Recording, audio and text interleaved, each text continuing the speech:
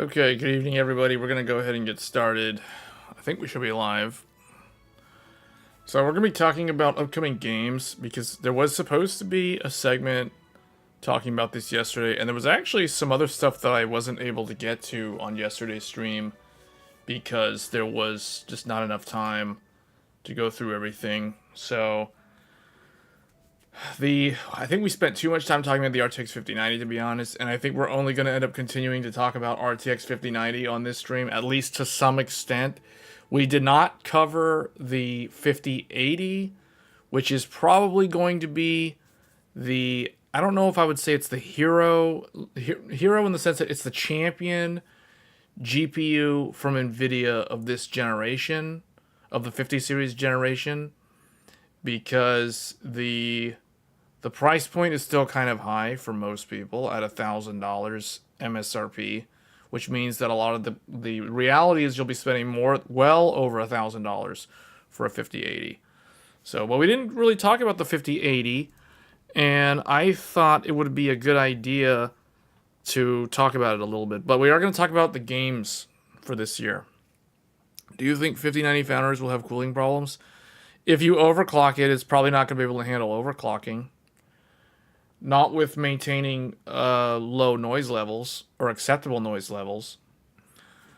It's just too small when you think about it. I think in reality, I'm going to guess that at stock, while gaming, it's probably going to be okay. Like, it's probably going to run at like anywhere from 1600 to 1800 RPM on the fans with the stock fan curve. That's what my assumption is. And because there's not a lot of impedance of the airflow, because it has that dual flow-through design, I think at stock settings for just gaming, the Founders Edition 5090 will probably be okay. So, because I think a lot of people misrepresented or misinterpreted what I said yesterday about that cooler. I think if you're going to run it stock and you're not going to overclock it, and it'll probably be okay.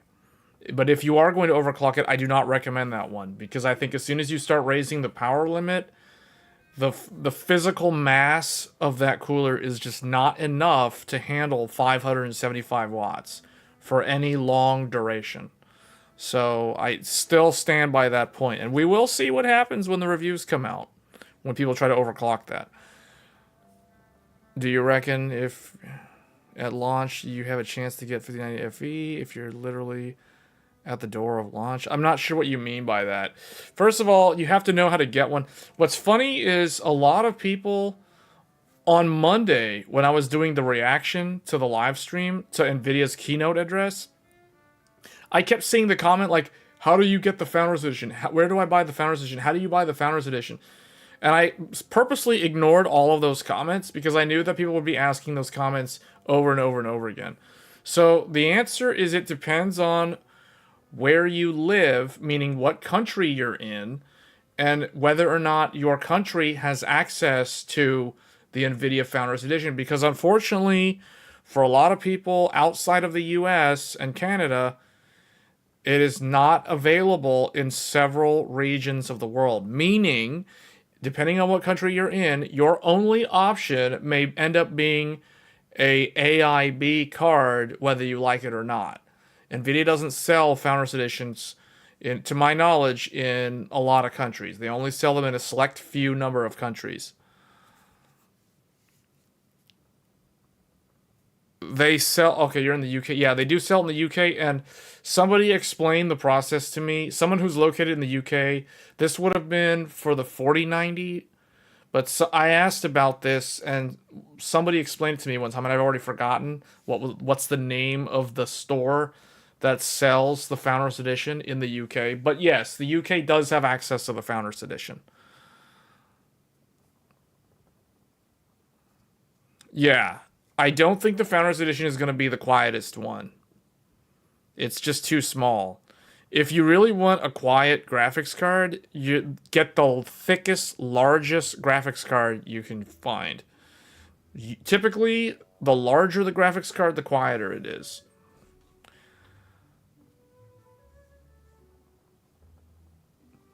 You won't be able to get one off of Nvidia's website. They don't sell them on their website at launch. So, no, that won't work. To my knowledge, that won't work.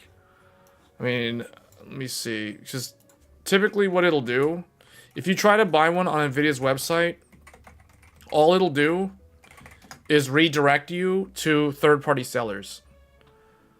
Like, literally right now, let me see. Let me try to go buy a 4090. Let's try to buy a 4090 Founders Edition on this website. See all buying options. Yeah, you can't buy one from Nvidia's website. And I expect that to be the same. Basically, it redirects you to partner sites. Marketplace, Nvidia.com. Blah, blah, blah. It's a bunch of like AIB stuff. 4060 Founders Edition. 4060 Ti. I mean, that's not even the one I'm looking for. But anyway, you've never seen a third-party seller sell FE, though? No, I thought in the UK there's a store. There's an e-tailer that sells them in the UK. Someone explained this to me more than a year ago, and I forgot the name of the store.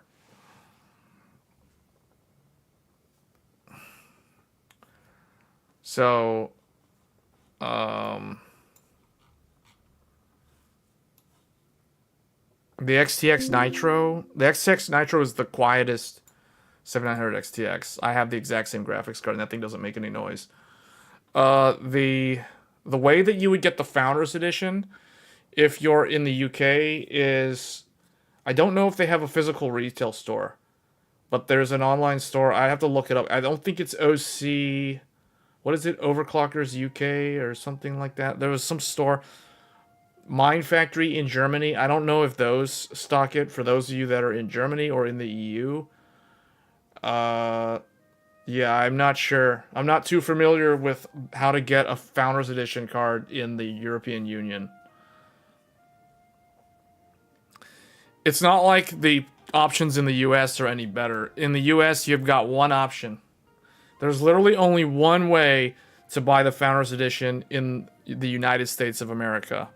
And it's one of the dumbest ways, too. It's so retarded. And I blame bots and scalpers from the RTX 3080 launch because that's what caused it. They're the ones who ruined it for everyone. It used to be that you could buy them directly off of Nvidia's site during launch, but after the bots and scalpers caused Nvidia's website to go down during the 3080 launch, they stopped selling them on their website. Eventually, I think they'll list a few of them, but like, if you're okay waiting like a year from now, like I'm talking like 2026, if you want to buy one of these in 2026, you might have a chance at buying one off of Nvidia.com. Otherwise, that's going to be impossible. That won't be an option.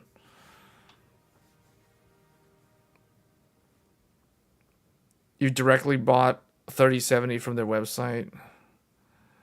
Yeah, 30 series. Okay. Yeah, for most people that are in the US, the process for AIB cards is pretty straightforward. You're most likely, the top choice is going to be Newegg.com. Newegg.com will have every single AIB available on day one.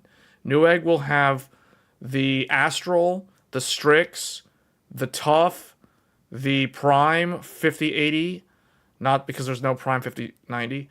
They will have the Supreme Liquid, the Astral Liquid, the Ventus, the Vanguard. Actually, I'm not sure about Vanguard because Vanguard might come a little bit later.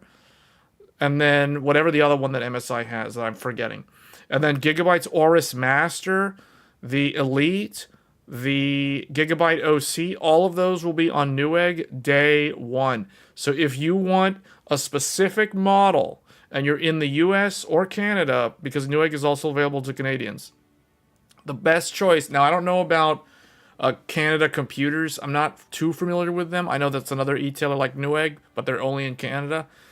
So Newegg is going to be the top choice for those of you who are in North America and you want a specific AIB. So if you're aiming, for example, if you want the Gigabyte Aorus Master, then let me pull these up. It's like we got Zhongli on the screen and like nothing's going on here. Hold on. MSI Supreme 5090. So let me open that website. Let's open up the Asus Astral 5090. And let's get this other one going.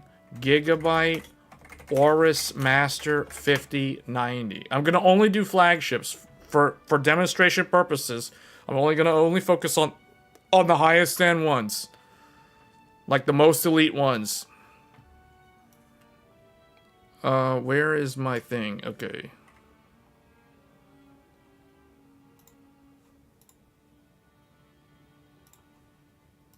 Okay.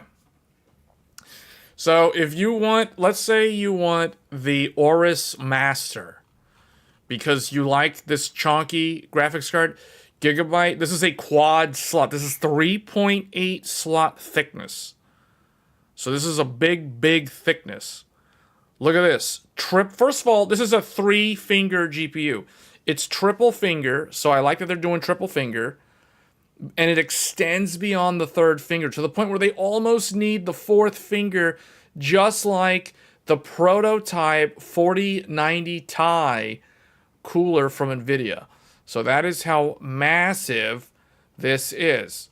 Similarly, Asus has the Astral, but Asus screwed up with the Astral because they only put 2 fingers on it. A GPU that's this thick really needs 3 fingers. 2 fingers is not enough, and they only put 2 fingers.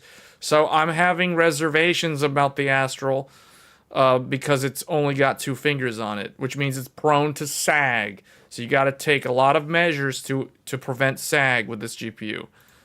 But Aorus put triple fingers. Supreme also with the stupid 2 fingers. I don't know why. This thing looks like they're trying to sell me a Mercedes. Like they're going for the super high-end, exclusive, elite audience with this style. But these are like the 3, what I'll call flagship of the flagship. So if the 5090 is a flagship, these are the flagships of the flagship. So, okay, these are like 3 examples. Now, obviously, there's also Zotac. So Zotac could be an option as well, and Newegg will have Zotac in large quantities. So if you want a Zotac, go to Newegg. If you want the Supreme, get one off of Newegg. Same thing with these other 2. So that's pretty much how it's going to go for most people in North America. They're going to buy these off of Newegg. Now, the other option, if you live near a micro center, or if you live close enough that you're willing to drive, like if it's an hour drive, 2-hour drive, 90-minute drive. The problem with people who live far away from micro center, but they're not like so far away, meaning they can get to one, you know, like within an hour or something, it is worth attempting the micro center option. However, I don't think, like, if you're too far away from a micro center, but you're not like so far away where it's impossible, meaning like if you're 90 minutes, let's say you live 90 minutes away from the closest micro center, I don't know if it's a good idea to focus on micro center, because micro center, what I can tell you, they will have a ton of these. Micro center will have Supreme, micro center will have Astral, they'll have Prime, they'll have Strix, they'll have Aorus, they'll have all of them except the Founders Edition. So Micro Center is a very, very good option for the AIB cards if you live near a Micro Center. If you live an hour away from a Micro Center, it's questionable unless you're willing to like camp outside a Micro Center. If you camp outside a Micro Center, you'll probably get one of these on launch day. And there's going to be a lot of scalpers. I can already tell you there's going to be a lot of scalpers that are going to camp outside. They're going to get word of this. Someone's going to, like, there's probably some scalper Reddit, subreddit somewhere, and people are, like, posting, you know, like, get yourself ready at that Micro Center camping day. It's going to be a camping party at Micro Center for 5090 launch. Like, I can see it now. 5090, 5080. People are going to try to bring their friend, and then they're going to bring their friend's cousin and their friend's cousin's third or second cousin, and they're all going to show up, and one of them's going to buy a 5090, and one of them's going to buy a 5080, and one of them's going to try to buy a 5090 and a 5080, then the other one's going to buy a 5080. So that's what's going to happen. That is exactly what's going to happen, guys. You're going to have all the scalpers bringing in all their family members, all their relatives, all their second cousins, all their third cousins, all their distant relatives. They're going to phone them up. Hey, you live near, like a micro center on the East Coast? Okay, you go to that one. Then I'm going to go to the West Coast one. I'm going to go to the Central one. Like, they're going to strategically, camp outside all the micro centers and just buy them all up. So micro center will most likely sell out of 5090s on the first day. Newegg will sell out of all the 5090s within the first 15 to 20 minutes. Maybe even faster than that. Okay? So if you live near a micro center, you have a good chance of getting one because you have the option to fall back on Newegg. And then otherwise you got to do like everyone else and just get one off of Newegg. And then the third and final option is going to be the secret option. This is the option that less people who live outside of the US don't know this method. But there's another method for those of you in North America, and that is Best Buy. Best Buy is the secret, well, okay, it's not really a secret method because most people know about Best Buy. Best Buy is for those of you like myself who want to buy the official Nvidia Founders Edition. Where did I get this? Best Buy. Where did I get my 4090 Founders Edition? Best Buy. Where did I get the 4080 Super a year ago? Best Buy. Where did I get my 3090 Ti discounted on clearance? Best Buy. So the secret option for those of you who want to copy my style, although it's like I'm literally like telling my method here, Best Buy. Because if you want Founders Edition, Best Buy is the only option for people in the US. That's it. That's literally it. So, for those of you who don't care about Founders Edition, Micro Center, Newegg. Those are the methods. Those are the primary methods to get 5090s at launch. Otherwise, you want Founders Edition? The only option is Best Buy. And I'll tell you something. Best Buy will sell out of 5090 Founders Editions within 2 minutes. Within 2 minutes. Maybe even like within less than 45 seconds. Nationwide, they will sell out probably within 15 to 45 seconds of being made available at launch. So Best Buy Founders Editions will sell out so fast that you don't even have a chance. It'll seem hopeless. It'll go so fast.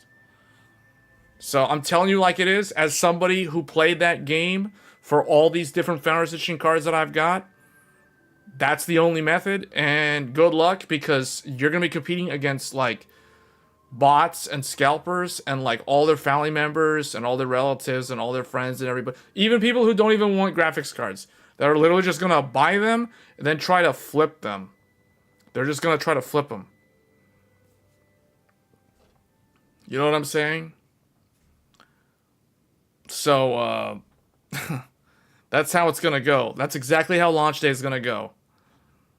Best Buy has listed it. Yes, they have listed it. It's already on their site. And I wish they would not have done that because there's already... See, the earlier Best Buy does this, the quicker they eliminate the chance for regular people who actually want the graphics card to get one.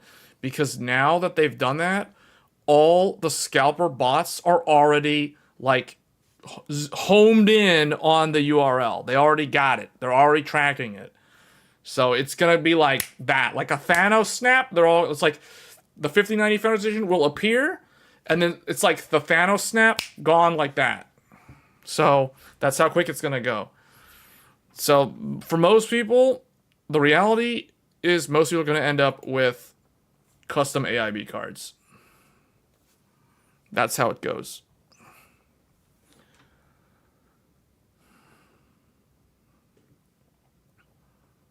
Oh, good question. I don't know. It depends on where you are in the world. So, yeah, if you're okay buying an AIB and you don't care about Founders Edition, you have a very good chance of getting one on launch day. Like any one of these other ones that you want.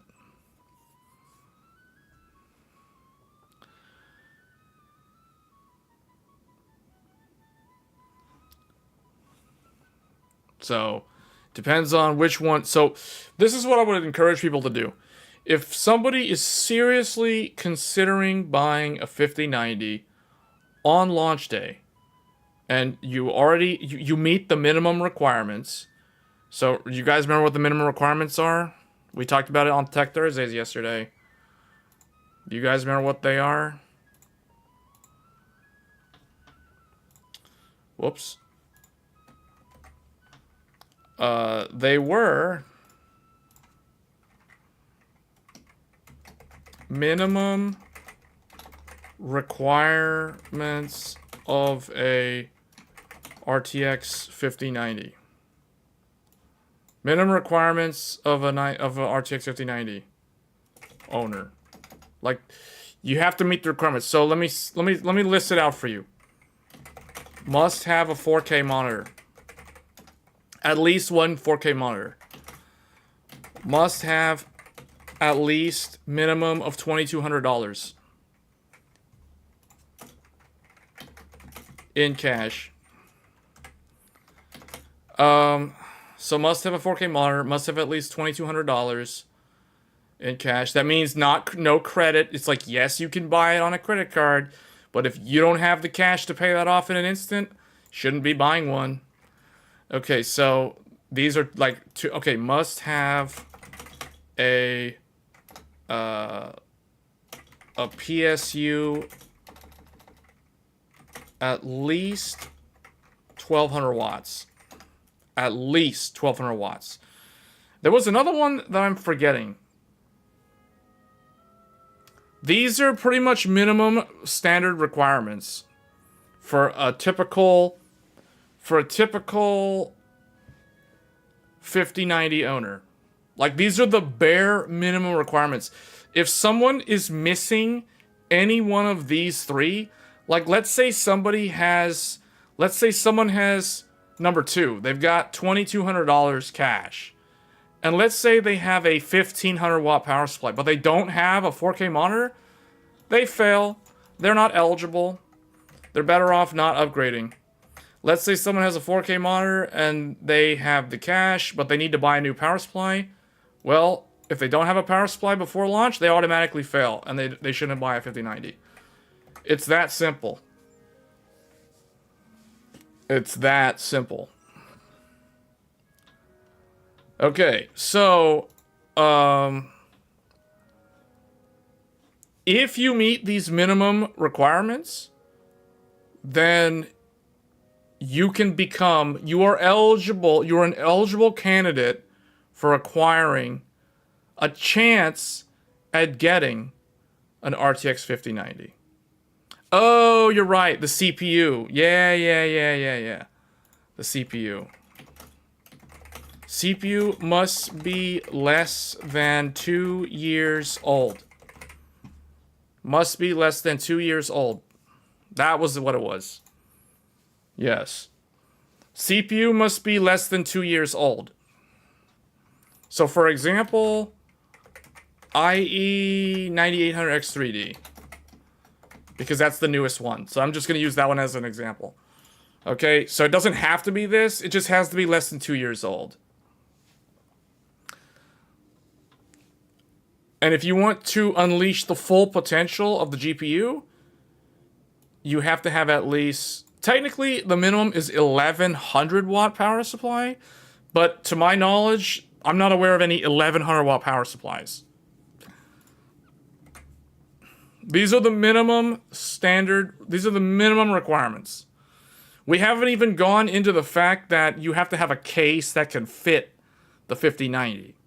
But I don't consider that a minimum requirement because you can make it work with a lot of different cases. You know what I'm saying? So, but yeah, I think these are a good minimum.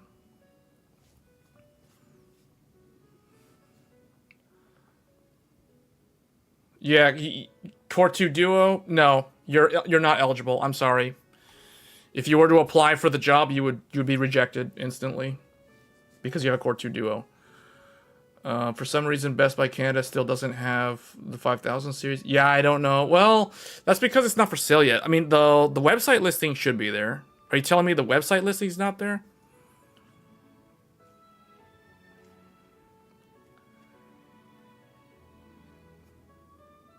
$4K on a 27-inch is going to look insane. Yeah, you're talking to someone who has a 4K 27-inch monitor. Is the 5090's AI top rating of any real value for AI workloads? I feel like we should be going by the number of SMs or tensors. Yeah, if you plan to do AI, the 5090 is a very good choice, and that's probably who the vast majority of the, not the scalpers, but the people who the gamers are going to be competing with are going to be what I call the AI bros. So here's the facts of reality. So who will be attempting to buy the 5090 on launch day? So let's look at the target demographic. Let's look at the demographic, the type of individuals. So you have, number one, probably the largest group, AI startups.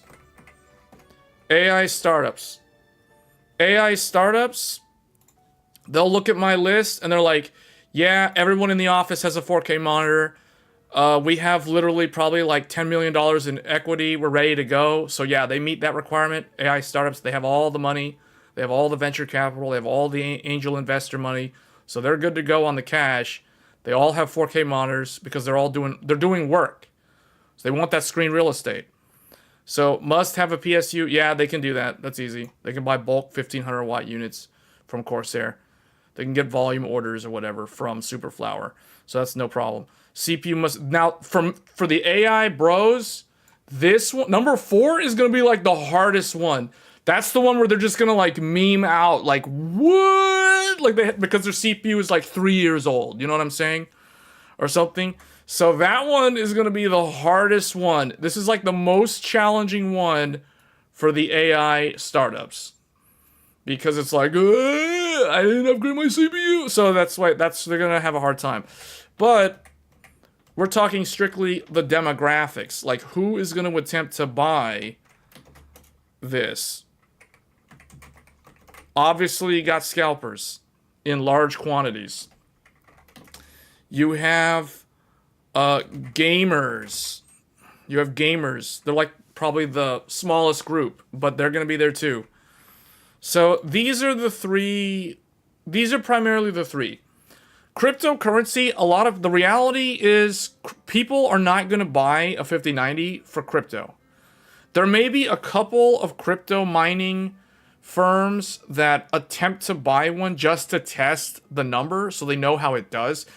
But I can pretty much guarantee you, anyone who's seriously doing crypto at scale is not going to be buying a bunch of 5090s for crypto. That is a stupid investment. That is a big waste of money. Because anyone who's serious about crypto knows that crypto is all about quick ROI and the least amount of power consumption with the highest mega hash per joule. So, or per energy. So typically that's going to be 60 Ti, 70, maybe 70 Ti at the highest. So crypto does still exist for mining, but that's not who will be attempting to buy 5090. Video editors, sort of, but not really. You'd be surprised. A lot of video editors are actually using Mac. And Mac doesn't use Nvidia. But yeah, some, I guess. I guess we can kind of include them, I guess. video editors, but in very low volume. Like, there are less video editors that will be attempting to buy this at launch compared to, like, the gamer crowd. Because you think about it, video editors are not... They're not in a rush to instantly try to upgrade. There's not much incentive for them to just quickly try to upgrade, especially at launch. Video editors are not going to stress out if they can't get one of these on launch day. So yeah, there'll be a few, like some that are tech enthusiasts that try, that will, they'll take part in the ritual of trying to buy a 5090. But if they don't get one, they don't care. It's not a big deal. They're not going to be like in a rush and like all hyped up on caffeine and anxiety ridden, ready to go, all twitching out on the Best Buy website, waiting for the Founders Edition to drop. They're not going to be in that group of people. That's not what the video editors are going to care about. You know what I'm saying? Like, they're not going to think about it like that. Okay, what about the B850 AI top? That is way off topic, but the motherboard. Wait, are you talking about the Intel? Wait, what? The what? There's an Intel AI top? Oh, you're talking about a motherboard. Wait, yeah, there's a motherboard, right? I got confused for a second. I'm like, are you talking about a motherboard or are you talking about Intel's graphics card? Oh, 580 is the GPU. Yeah. You're talking about the motherboard. Okay, yeah, that's what I thought the first time. I was like, wait, is that the Intel GPU? Yeah.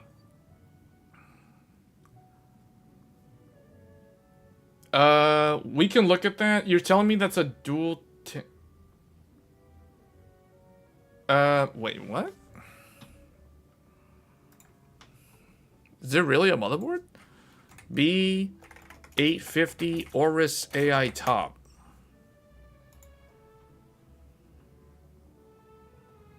Oh, wow.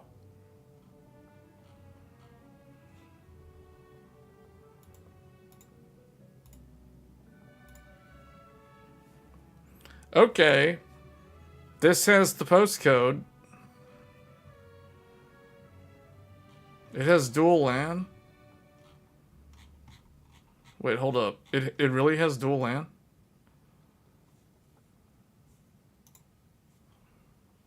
Well, it has dual 10 gig LAN? Okay, so how does that... So from a lane count, how does this work? Because they've got this one to the CPU. And then they've got those. What is this bottom? Is this an X4 or is this an X1? This is a very interesting motherboard. It's got a lot of USB-A. USB-C. So it does not have USB 4. That does free up lanes though. So that means they can offer 2 Gen 5 SSDs, or they can offer an X4 down here directly to the CPU. That's a very interesting board, actually. I want to see the block diagram.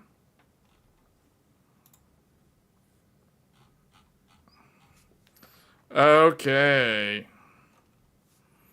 Yeah, this motherboard offers dual Gen 5 SSDs with no lane sharing. This motherboard has no lane sharing. 2 Gen 5 SSDs. And the reason why they can offer 2 Gen 5 SSDs with no lane sharing is because they don't have USB 4. And it's single chipset, and they've got a total of like 8 Gen 4 and 4 Gen 3. So they're doing 4 Gen 3 go to the SATA, so all of those are used up. They have 8 lanes.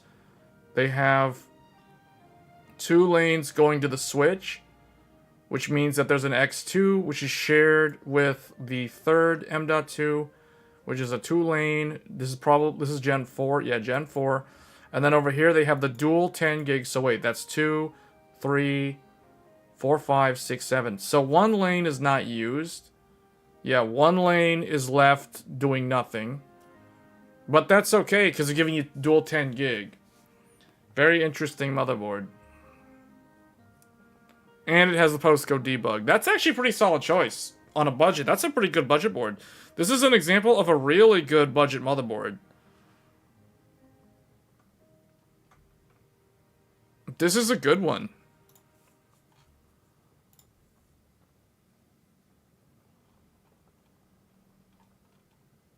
Yeah, the dual 10 gig is kind of insane.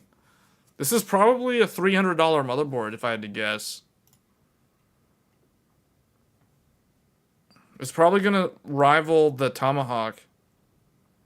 Well, okay, maybe. So it depends on what those hold on. Was that Gen 5 on those other things? Let me see. So Wi-Fi 7, Gen 5, Gen 5, Gen 4. Mark, thanks for the sub. Yeah, it looks like this one's pretty solid. They've got dual Gen 5 SSD and one Gen 4 SSD. Oops, FPV, just subscribe to the channel. So the chipset has the PCI 4X2 running at 4X4, or Gen 4. And then you have the by 8 slot, or a single 16. Yeah, this is actually pretty good. I like that it has the option for the dual graphics cards. You can literally run dual 5090s off of this motherboard. X8, X8, Gen 5. Full Gen 5 X8 on both slots. That's very good. That's a really good choice, actually.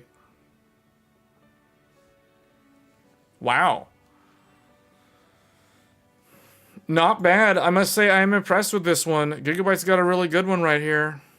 They're claiming DDR5 overclocking up to 8,600 megatransfers. Yeah, that's good. Wow. Wow.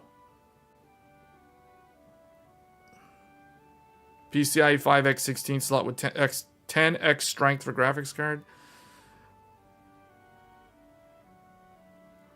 That's very impressive to see a B. I was not expecting to see any B580 motherboard offer 10 gigabit LAN, let alone dual 10 gig LAN like this one. So that is very impressive. Yeah, if it's AI top, we can assume that it's going to be an 8-layer PCB.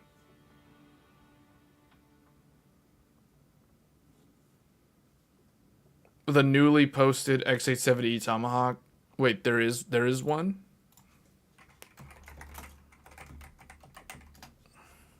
X870E Tomahawk? There's another Tomahawk. They've gone dual chipset on this Tomahawk. Which means this one is going to offer more. I mean, it simply means that it's going to offer more connectivity, probably. That's all. It looks like it's the same physically. Same postcode, same position, same heat sinks. 4 M.2s. It's, yeah. So, yeah, that's, I mean, Tomahawk was good as a single chipset, so now it has the dual. I'm guessing the second one is, like, under here. Like, where's the other one?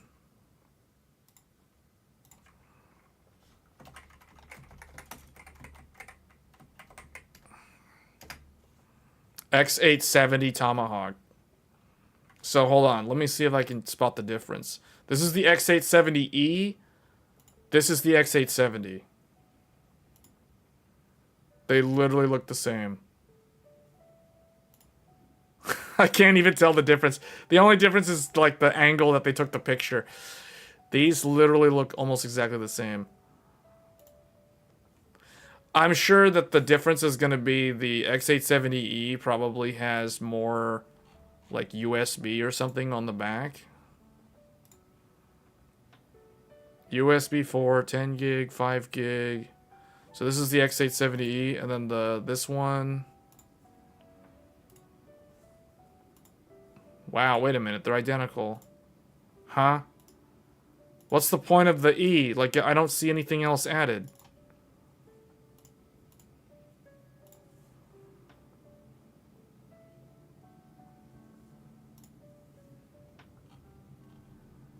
Let me see, look at the manual. Do they even have... They don't even have the manual up. It's too new. You can't look at the manual. Yeah, the documentation's not on the website yet. So, I don't know. Actually, okay, it should say in here. Okay, one Gen 5 X16, one Gen 3 X1, one Gen 4 X4, 4 M.2, 2 are Gen 5, 2 are Gen 4, 4 SATA.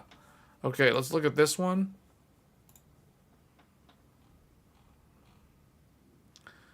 This looks exactly the same. This is exactly the same. What? Oh! I spotted the... I found it. Well, I found one of the differences. So, the X870E, the third M.2 off the chipset, offers full X4 Gen 4 bandwidth, whereas the Tomahawk with no E only has 2 lanes.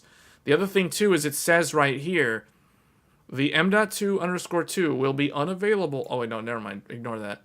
USB 40 gigabit Type-C ports on the back, and the second M.2 share Gen 5 X4 bandwidth. Does that happen on this one? No bandwidth sharing. No lane sharing. So the Dash E gets rid of the bandwidth sharing. It has fully independent bandwidth. That's the difference. So yeah, the E basically removes the potential bottleneck that the non-E had for data transfer, for basically the signaling. So basically, the 40 gigabit gets their own bandwidth. They're separate from the second M.2, and then the third PCIe slot doesn't share bandwidth with the third M.2. Everything is fully independent on the X870E version. That's the difference.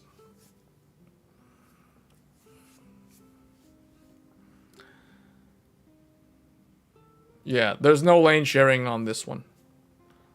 So this is another good one if you don't like lane sharing.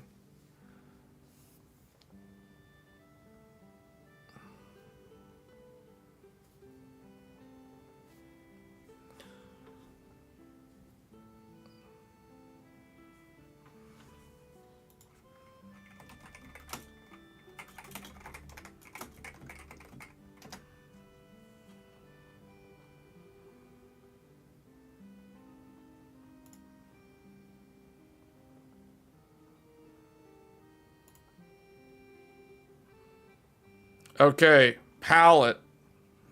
Palette RTX 5090. Game Rock OC. Wait, was Palette the one that was doing like Dark Power and Dark Rituals with the 4090 launch? Were they the ones that had all the like rock type themes and stuff? Was that Palette last time? Because I remember one of them was doing like Dark Rock Power or something. Was that Palette?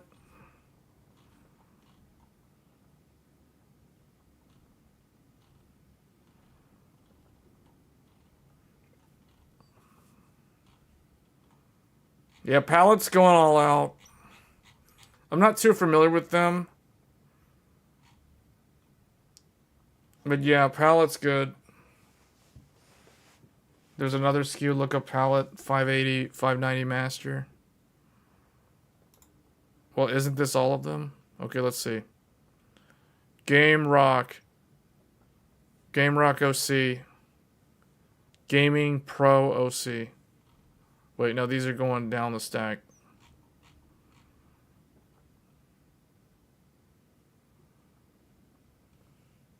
There's Game Rock and there's Game Rock OC. I think you're talking about everyone's favorite AIB. Zotac.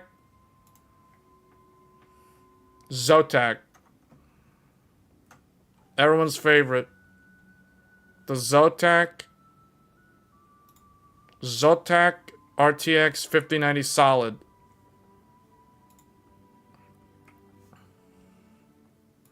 Are you sure you're not talking about Zotac? Hey, Zotac went triple finger.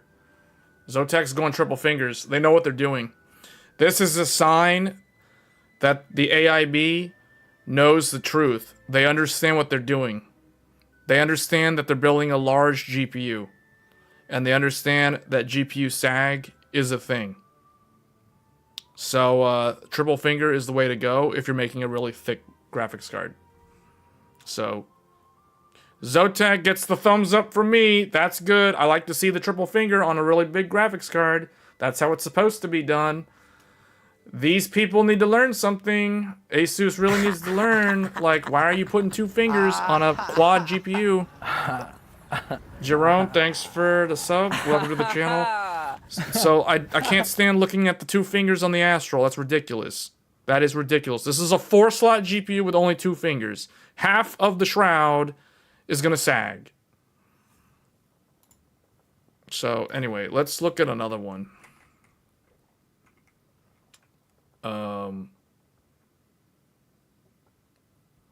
PNY. Paris, New York. Let's check out Paris, New York. Paris, New York's also really good. Paris, New York is probably one of Nvidia's favorites. Like, actually, their favorites. Because they've only ever been exclusive to Nvidia. They don't do, like, AMD cards.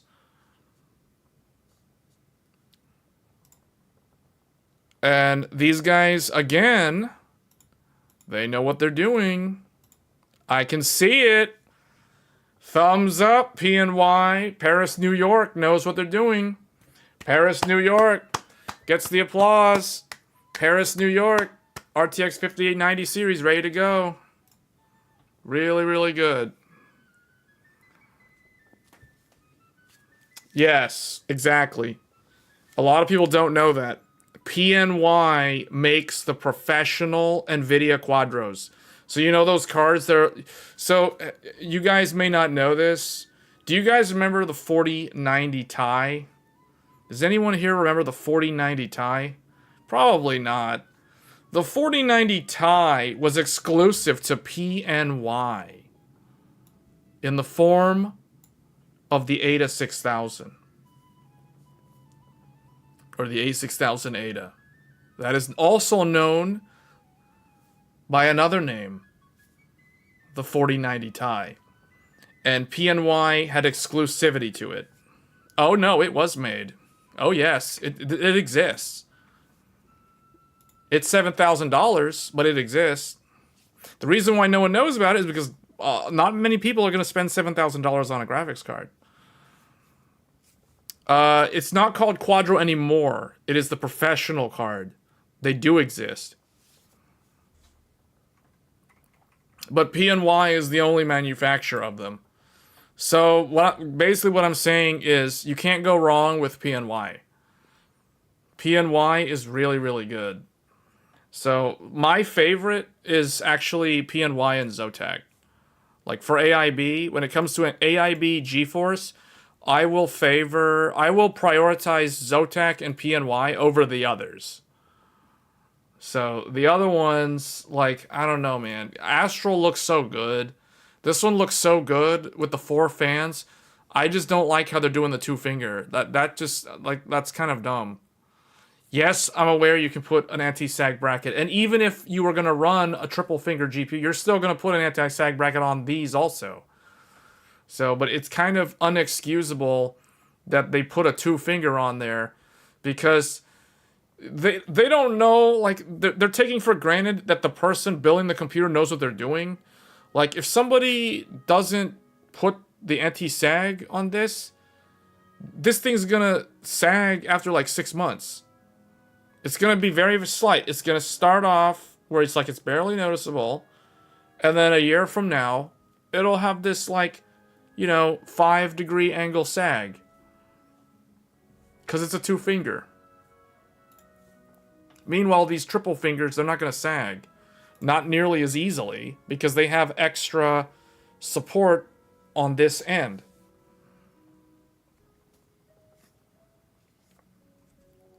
So yeah, PNY knows what they're doing. Zotack also knows what they're doing.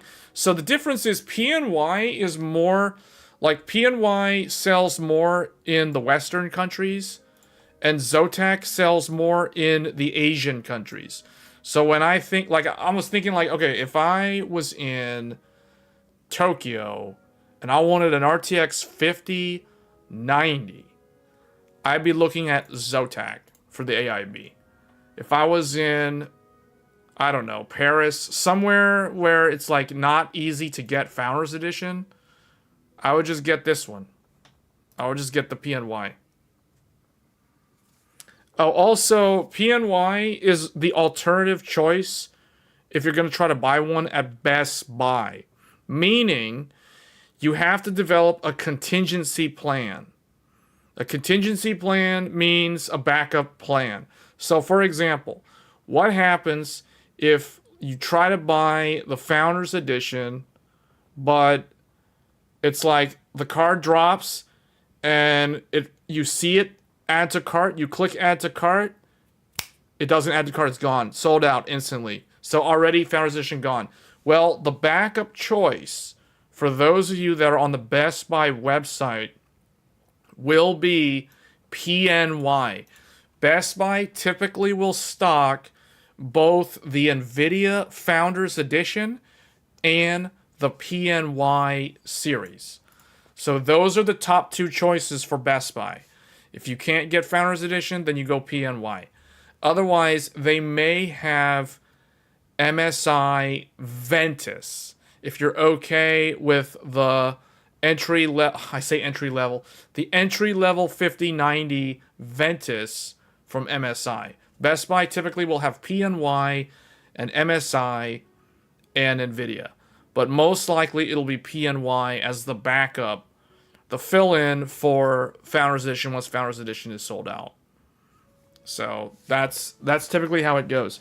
And if you want Zotac, get one off of Newegg. If you want Asus, get one off of Newegg or go to Micro Center. Best Buy will not have Asus at launch. They get them later. They typically don't stock them at launch. They will have Asus though, but not at launch. Aorus, you want one of these? Go to Micro Center. I would recommend Micro Center or Newegg if you want the Aorus Master. Yeah, there's a big asterisk. Good. If you live near Micro Center and you want either Gigabyte, Asus, or MSI or Zotac, go to Micro Center. If you don't live near Micro Center and you want Asus, Gigabyte, or MSI, go to Newegg.com. Zotac is also on Newegg.com. If you're going to go the Best Buy route and you're going to try to buy the Founders Edition, then your options are going to be Founders Edition or PNY. Obviously, this is for those of you in North America. I'm not super familiar with the retail outlets in the European market. I know like Mind Factory in Germany and then like Overclockers UK or something. I forget what the other one is that's in the UK, but UK has a couple of options. The UK also has access to the Founders Edition.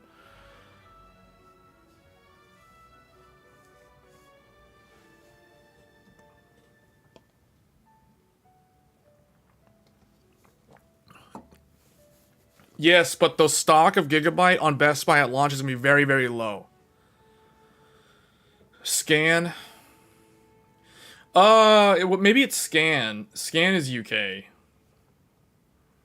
Zotac the only AIB with the LED power protection feature? I think Asus has something like that also.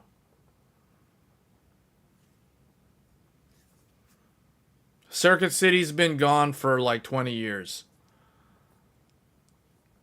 Amazon? Okay. Oh, somebody brought up Amazon. All right. So let's talk about Amazon. I'm glad you mentioned Amazon. Okay. Oh, Amazon. Ooh, this is going to be good. Okay. All right. So here's a word of advice.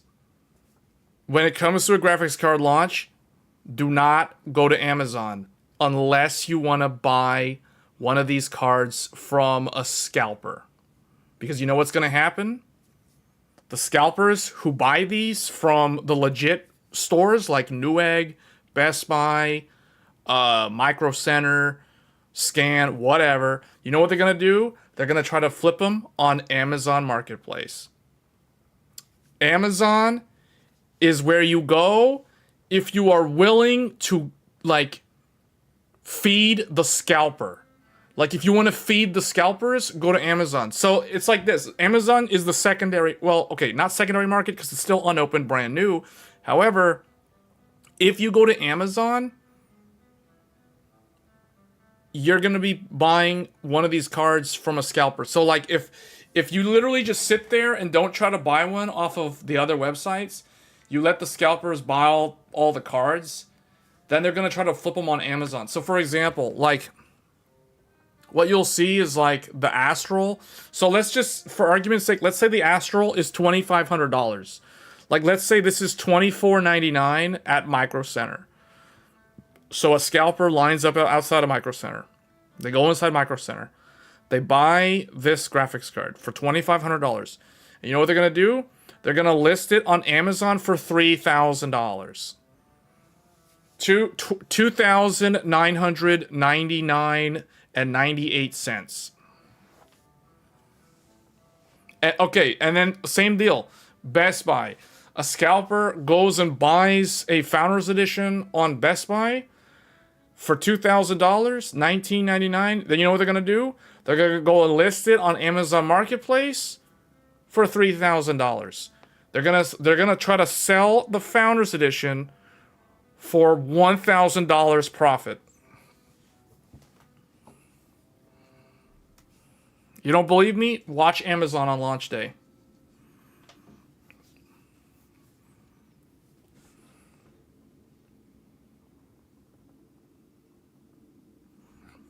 So, and Amazon typically doesn't stock these at launch. Eventually, Amazon will get them, but they're not going to be the choice for launch day. Like, if they'll get these cards legitimately, they'll sell these cards later on. Not at launch, though. So, meaning, the moral of the story is, don't go to Amazon if you want to buy a 5090 on launch day. That is not even the last choice. That isn't even a choice. I mean, you can check the site, but what you'll see is it's all like third-party resellers trying to like flip them on Amazon. Same thing with eBay. eBay and Amazon are basically they're like third-party sellers.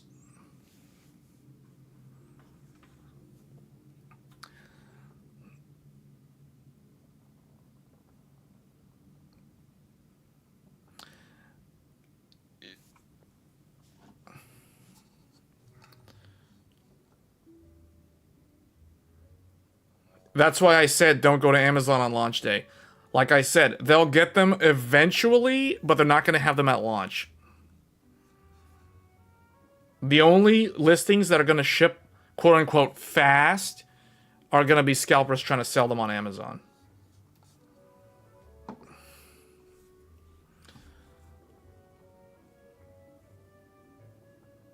So that's how that's going to work. A lot of warranties are not enforced if you don't buy. That's another good point. That's another reason why, like I said, avoid Amazon like the plague on launch day. It's no different from eBay. Amazon and eBay are basically the same when it comes to launch day of graphics cards.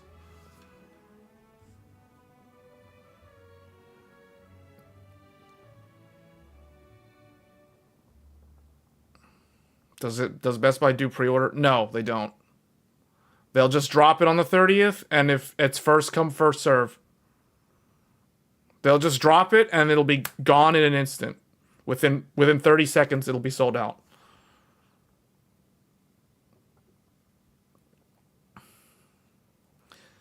There is a nice comparative on WCCF Tech with dimensions.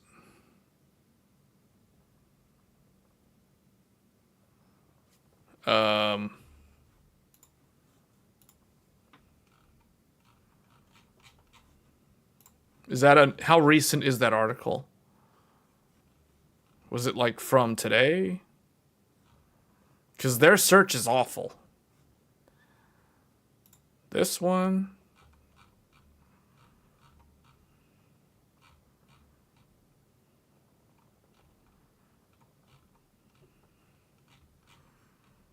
Best Buy needs to do what? Best Buy needs to do sell it only in person. Yes, I agree, man. I agree. Best Buy should be in-person pickup only. I agree. 100% I agree. They should also do what Micro Center does and check for ID. And then basically like limit the buyer for 30 days. Because that's exactly what Micro Center did during the pandemic to stop scalpers.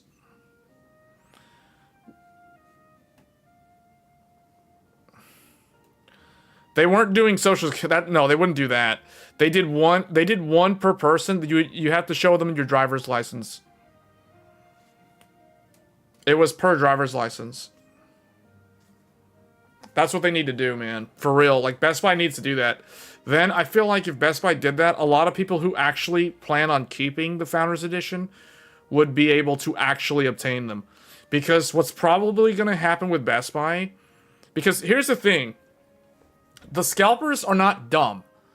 As much as we like to, like, hate on scalpers, scalpers are not stupid. They know what they're doing. Unless they're, like, buying PS5s and trying to flip them now. You know, that's dumb. But that's not going to work in today's market.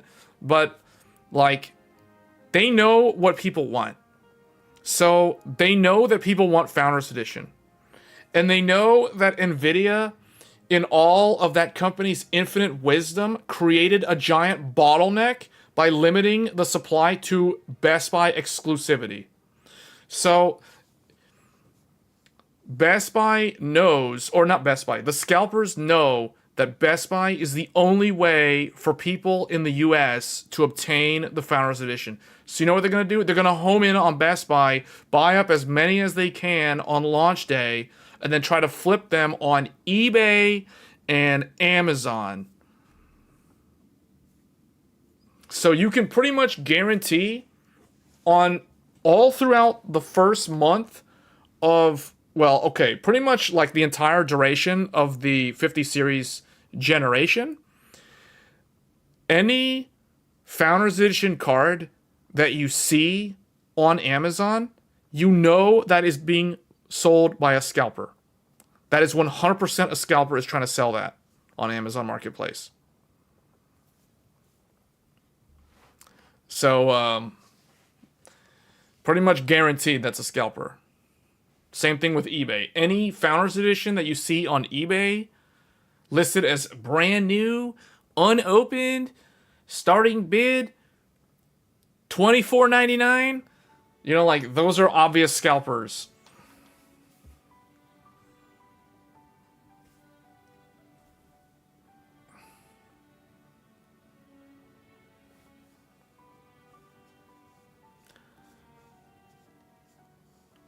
Gainward. Your 9800 X3D ordered last week showed March 30th. Wow, that's super long. Man, I feel sorry for the people who do not live near a micro center when it comes to like CPU launches. For me, it's so easy to get CPUs. Like, you just go to micro center and you just get like whatever the CPU is that you want. So it's like, I didn't have a problem getting this, the 9800 X3. This was like so easy. I literally just casually went into the micro center on the launch day, and they had like 25 plus of these. The sales guy told me that they literally had over it was like 300 something. I think they got a shipment on launch day of 400 9800 X3Ds. And that's just one micro center. So they had 400 on launch day in one store. And they sold out of them before the weekend ended. That first couple of days.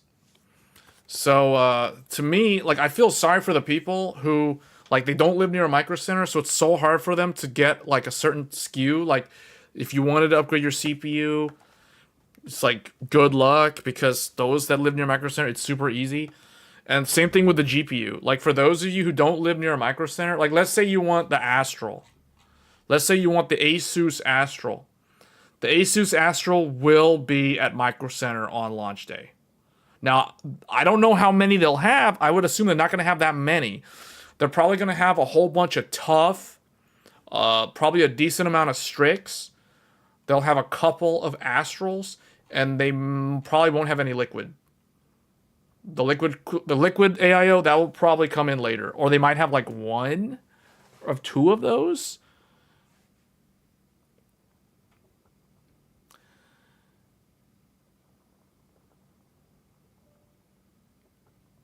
In Germany, they just got a big shipment of 9800X 3D at Mine Factory. All back orders got fulfilled now. Yeah, by the time it's like a month and a half from now, I'm pretty sure it won't be too hard to get a 5800X or a 9800X 3D. Astral will probably be 2500. 24.99. Astral will either be 23.99 or 24.99. Maybe the liquid cooled one is the 24.99. I don't know, and the 23.99 will be there.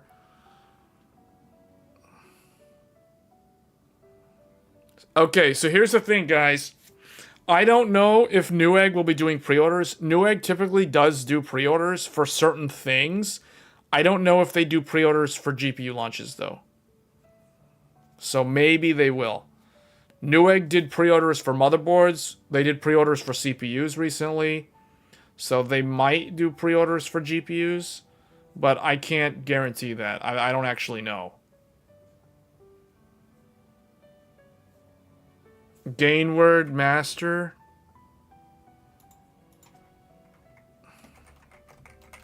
Gainward 59. Don't you mean the Oris?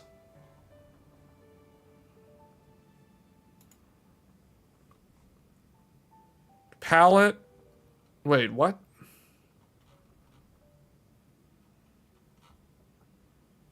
What is this? This is only 2 fans. What is this? This is like, what is this? Why is it only 2 fans?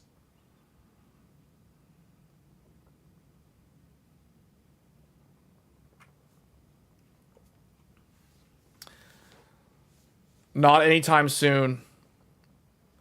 For basically, for the near future, if you want a good gaming CPU, AMD is really the only choice right now.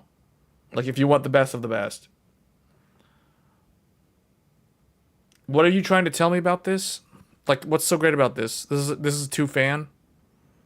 2 fan on a 575 watt GPU is not good.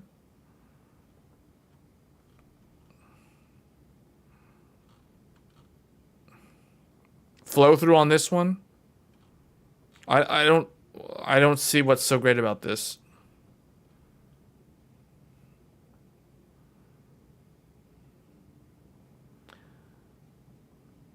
Three slots, 2 fans. Okay. I don't think 2 fans is a good idea with such a high wattage GPU. I guess it's like the old FE style. Because the old FE had 1 flow through, but not the other. So, I mean, I guess, I mean, I don't know. I probably would go with a triple fan. Personally, I think those are going to perform better. This is probably going to run really hot. This is kind of like the MSI Expert from last year. That was not a good performer. And that GPU wasn't even... That wasn't even like a good... it didn't have a good sound profile either.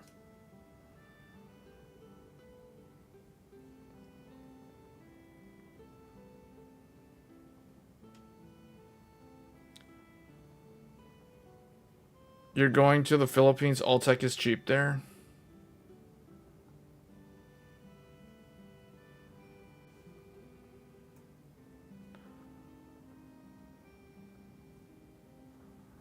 Also, DeBauer made a good point today that the 5090 may not run near the max. Yeah, I don't think it will. I said that yesterday.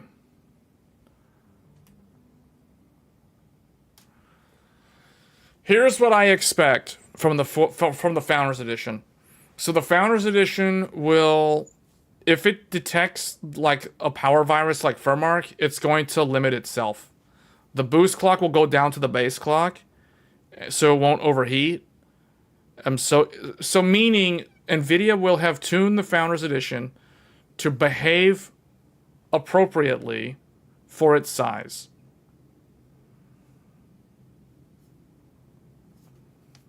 Now, if you try to overclock the Founders Edition, it's probably going to be ridiculously loud. Because that's just how the laws of thermodynamics work.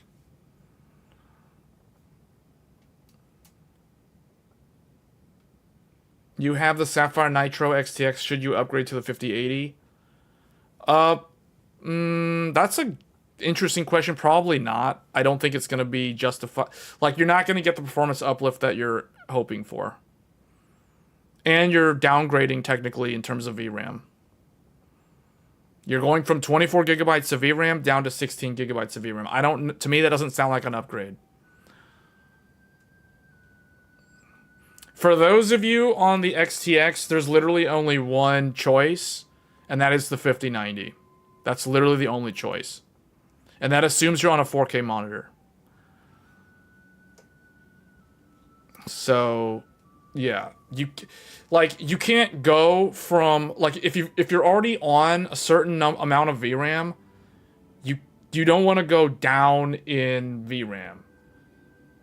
You know what I mean? Like, why would you like pay over $1,000 to downgrade your VRAM? You know what? Like, it doesn't make any sense. It sounds stupid. So the answer is no. You'll probably end up with a bad case of buyer's remorse.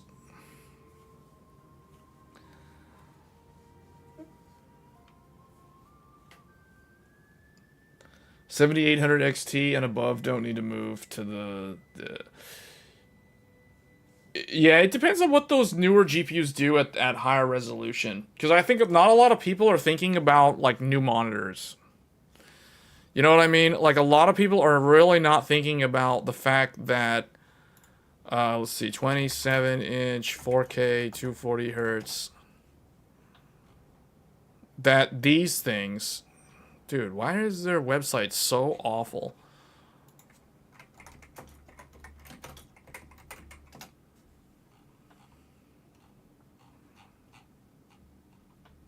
The new Alienware.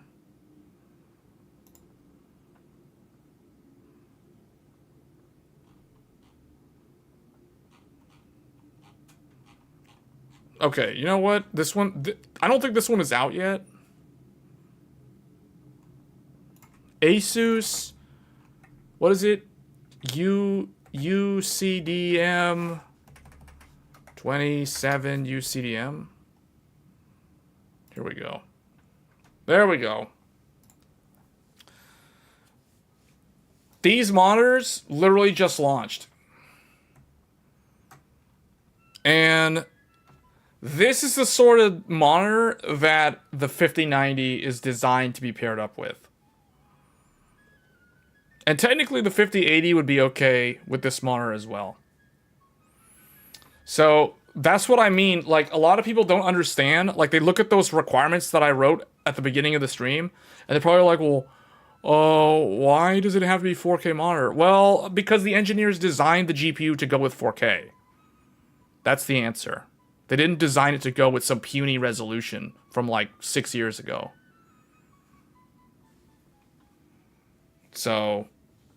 and if you don't like OLED for whatever reason, then get a mini LED.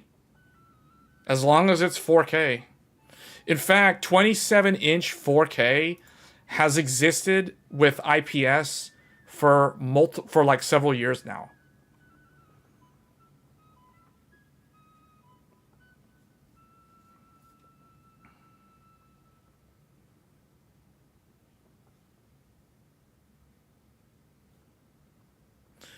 So these monitors are designed, like, look, DisplayPort 2.1a.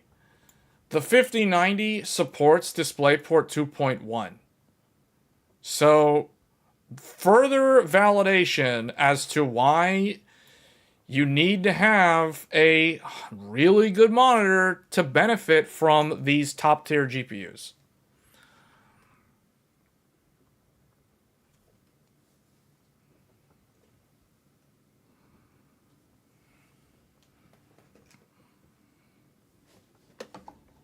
5080 with Samsung Odyssey Neo G7. You're going with the G7, or you have the G7?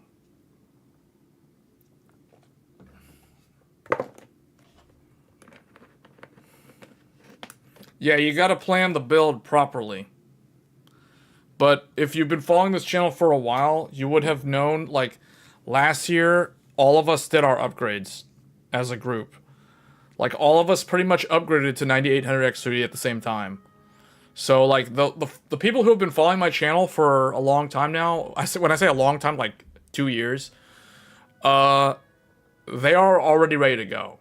They already all have the highest end CPU.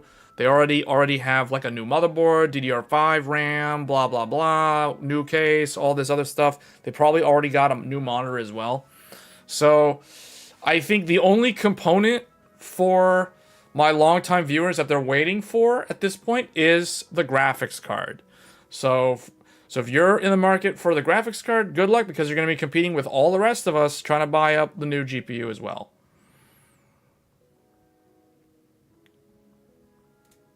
What do I think of what? Of a QD7 75 inch? 75 inch for a computer monitor?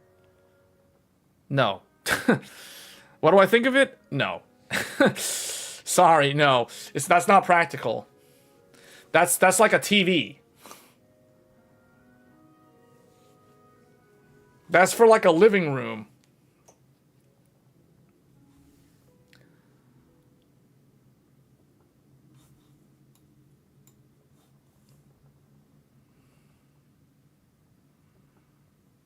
You're gonna go for 5080?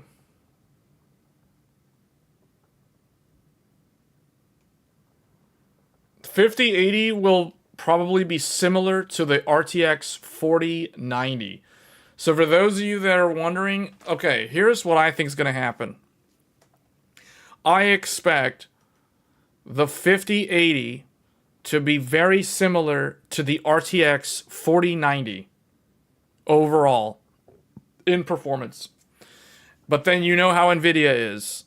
You know what they do. They always have their exclusive feature for their newest graphics card. So it's like, okay, the 5080 does, let's say for whatever, let's just say for argument's sake, in Black Ops 6, the 5080 at 4K native does 130 frames per second in Black Ops. In Black Ops 6. The 4090 does 134 FPS in Black Ops, or whatever. You know what I'm saying? So let's say the 4090 beats the 5080 by like 4 or 5 frames per second. At 4K, native resolution, maxed out in the Black Ops 6 benchmark. Whatever the numbers are, it's arbitrary numbers. It doesn't matter. Let's say the 4090 wins by like 4 or 5 frames per second at average. So it barely manages to win against the new 5080. But guess what? Guess what? The 5080 has that special technique, that Super Saiyan 3 technique. It can transform into multi-frame gen, and it can go all the way up to the GT mode. The GT mode. 4X.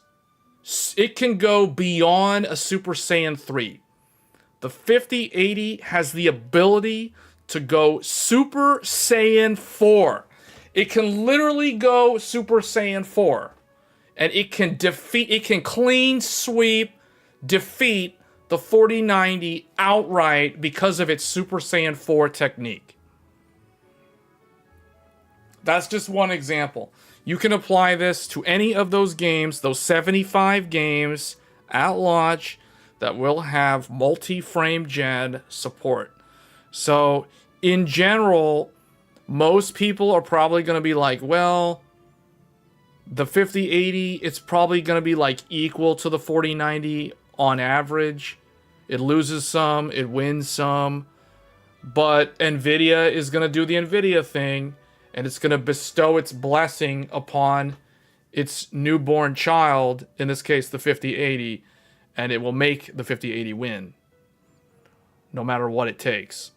So, yeah, that's how it's going to go. I expect that's what the results will be.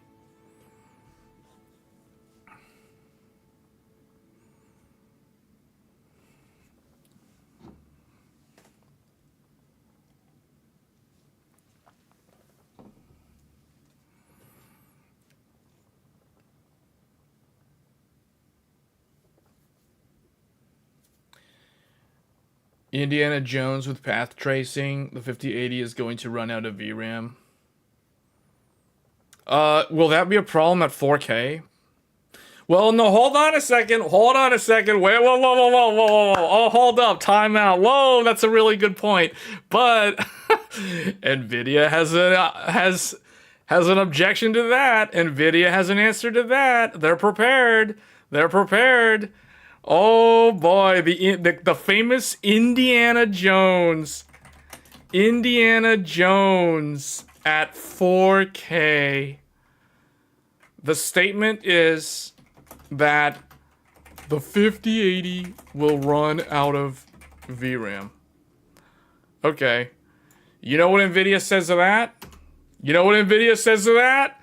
Nvidia activates the new technique, new Kinkai training. 50 series knows how to do the Kaioken attack up to ×4. It can go Super Saiyan 4. It has a lot of tricks. It's like a brand new.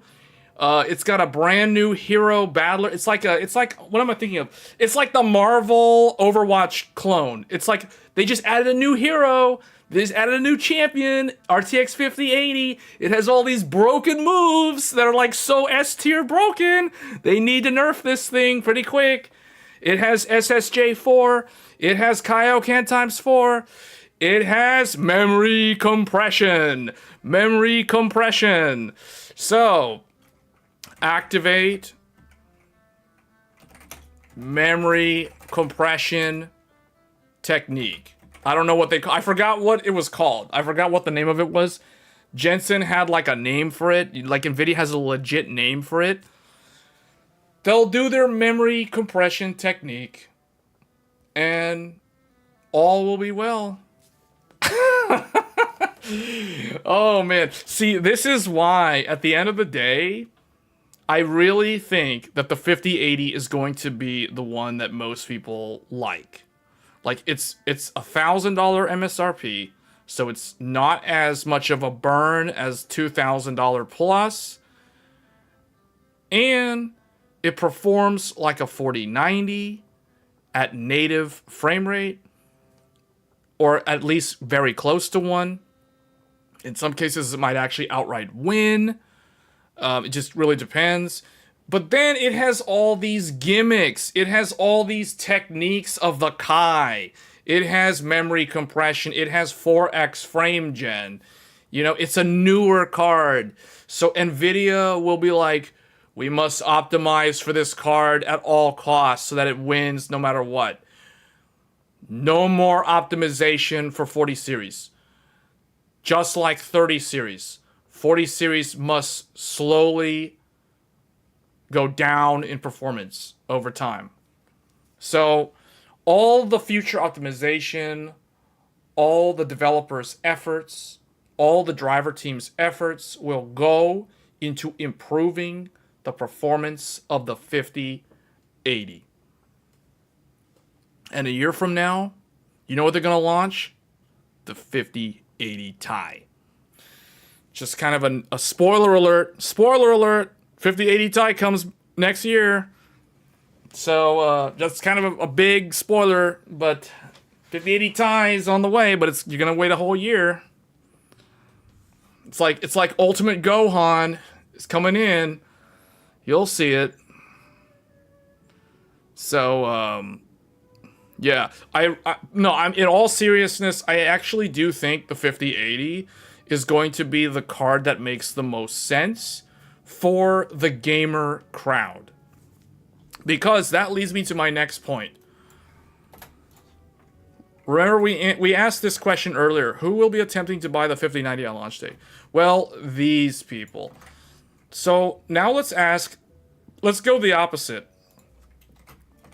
Who will be attempting to buy the 5080 on launch day, which just so happens to be the exact same launch day? So who is going to buy this card? Number one, no AI startup will be buying the 5080. None of them. They will ignore it. They will pretend that it doesn't exist. It's invisible to them. They don't even see it. It's literally transparent. They don't even know it exists. So, number one, people that missed their chance to buy 5090. Basically, people who will use the 5080 as a contingency plan. If they fail to get the 5090, they will try to get the 5080.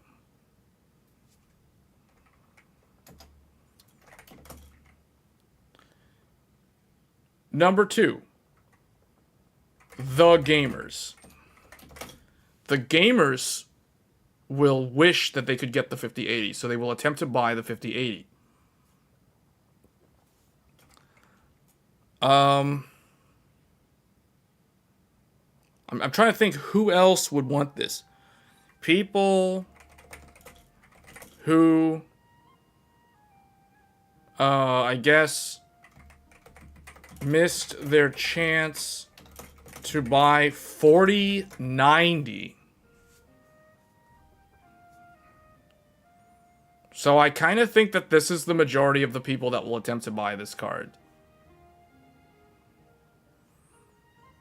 AI people aren't going to buy it.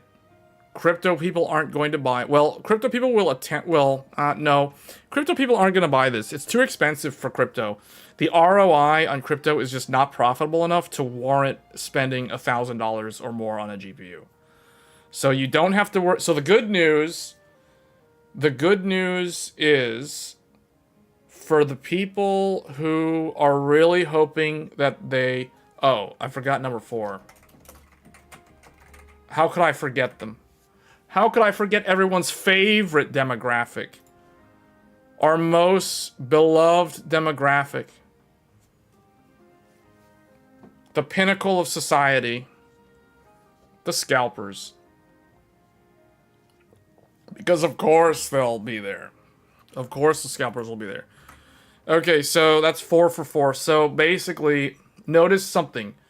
Notice that in group 1, in the 5090 group, scalpers and gamers are in that group. And in this one, gamers and scalpers. So these two cross over.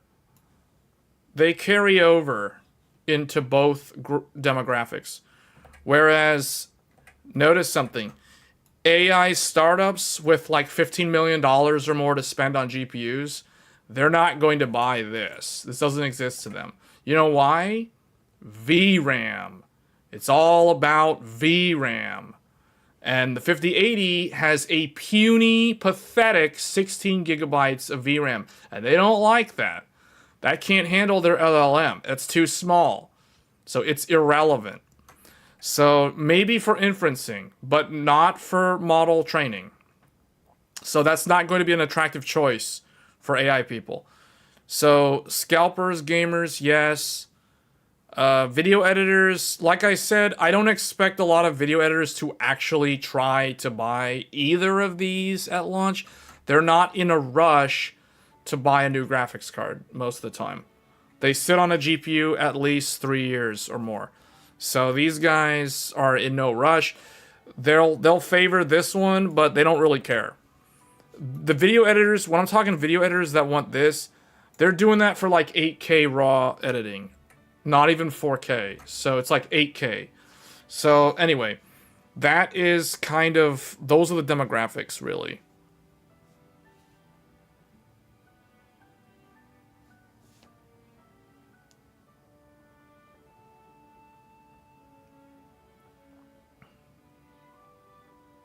Why would scalpers have a hard time? This is the best time for scalpers to be buying them, because this is when the demand is at its highest. Every good scalper knows that the best time to be in on scalping is when a new product launches. So no, the scalpers are going to be coming out in droves. All the scalpers are going to come out of the woodwork. It's like they all went away for the season, and then it's like, oh, on cue, 5090's launching in a couple days. You're going to see them crawling out of the woodwork like termites and ants, just all gathering up outside the micro centers, gathering up outside the Best Buys. They're going all over. They're setting up all their tents. They're going all over. So no, that's what's going to happen. You'll see. You will see.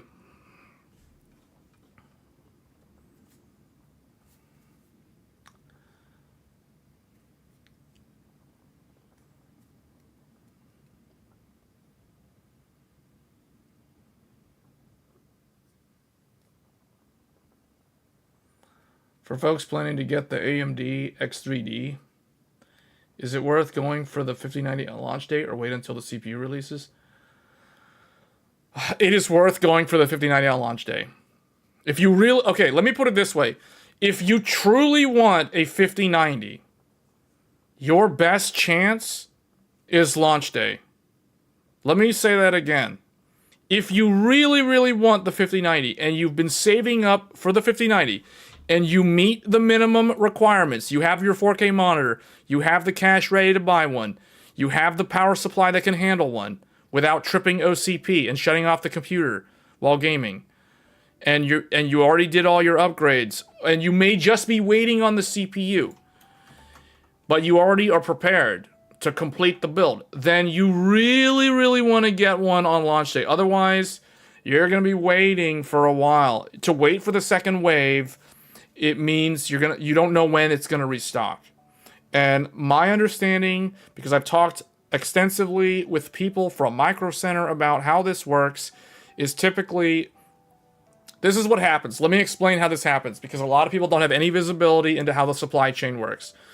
So when a new launch is going to come in, typically the initial launch will have the highest volume of cards available in that quarter. So let's talk about the quarter. Q1. January, February, March. This is Q1.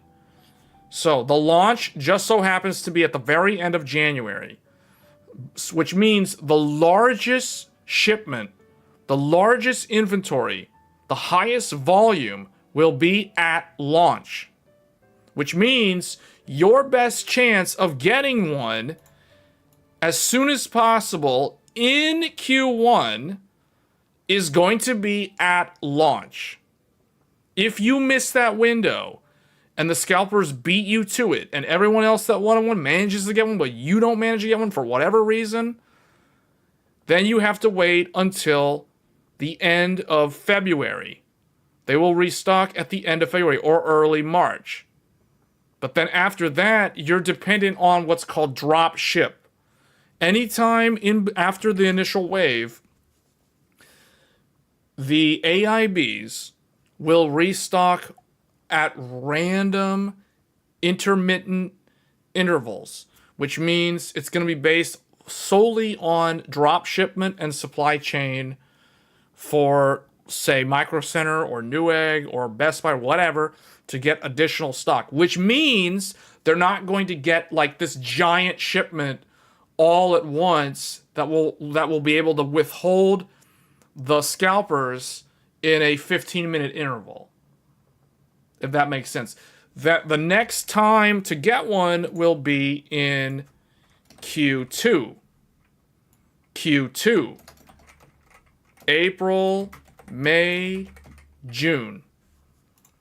So this will be probably you'll have an easier time getting one. If you miss the initial day, the launch day, it will be very hard to get one in Q1. But it will be easier to get one in Q2, and then it'll be even easier to get one in Q3 and Q4.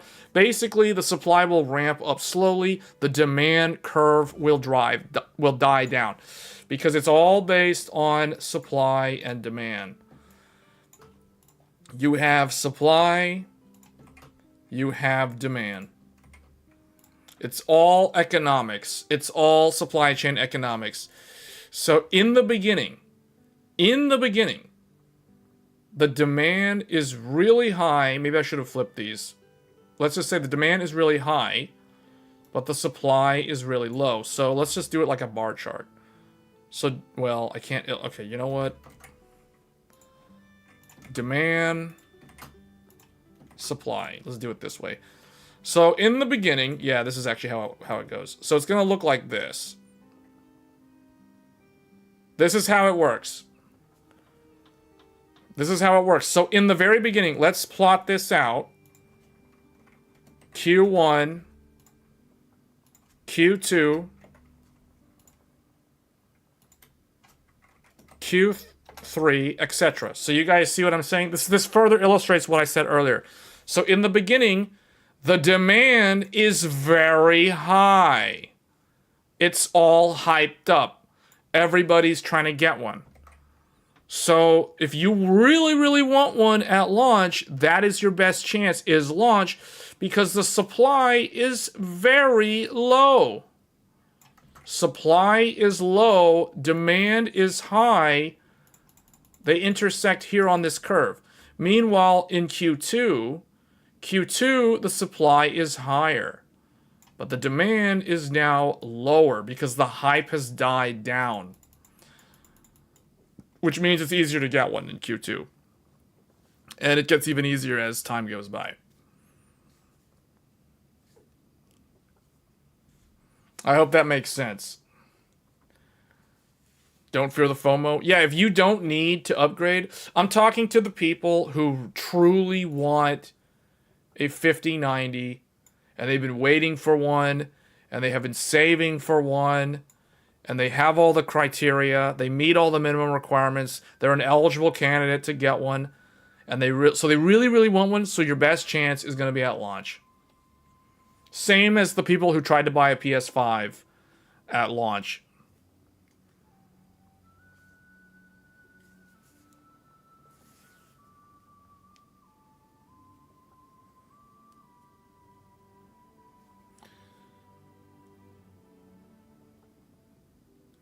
So, if you wait,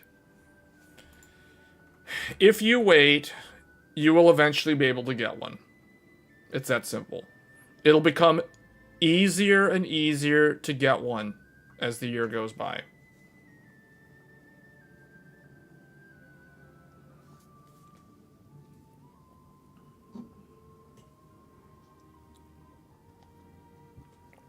If you're waiting on 9950 X3D, that won't be till March. Do we know that for a fact? All we know is that it's coming in Q1.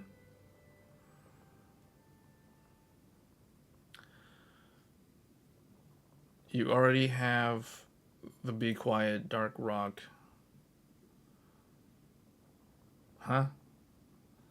If I were you, I'd get a 1200 watt or higher. I mean, that's my personal recommendation.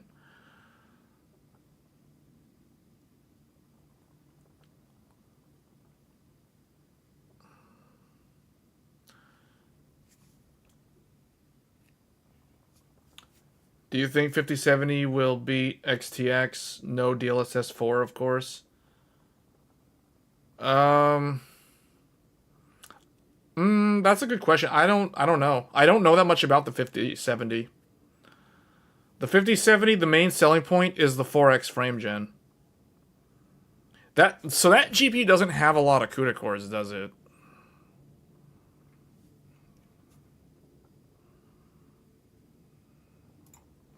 Honestly, I have no idea, because I really am not that interested in the RTX 5070.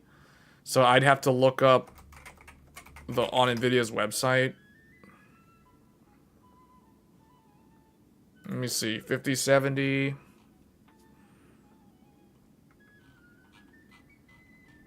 5070.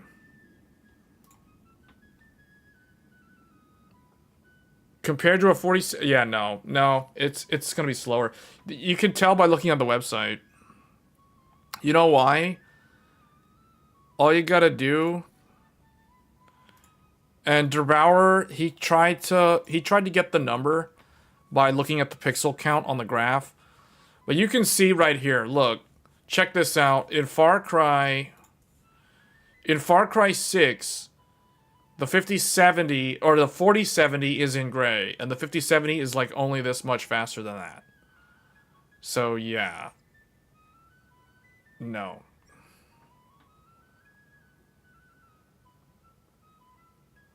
The Far Cry, realistically, Far Cry 6 and a Plague Tale Requiem, although Plague Tale Requiem, they're turning on DLSS, so it kind of like screws up the results. But Far Cry 6 benchmarks are really the only thing we have to go off right now in terms of like what is the performance uplift. So 4070 is here. This one looks like this is about, what is that, like 20%, 20-something percent faster. I'm going to go ahead and say that's about like 25% faster. So the 5070 is about 25% faster than the 4070. So how that stacks up to like 4080 and XTX, I don't know.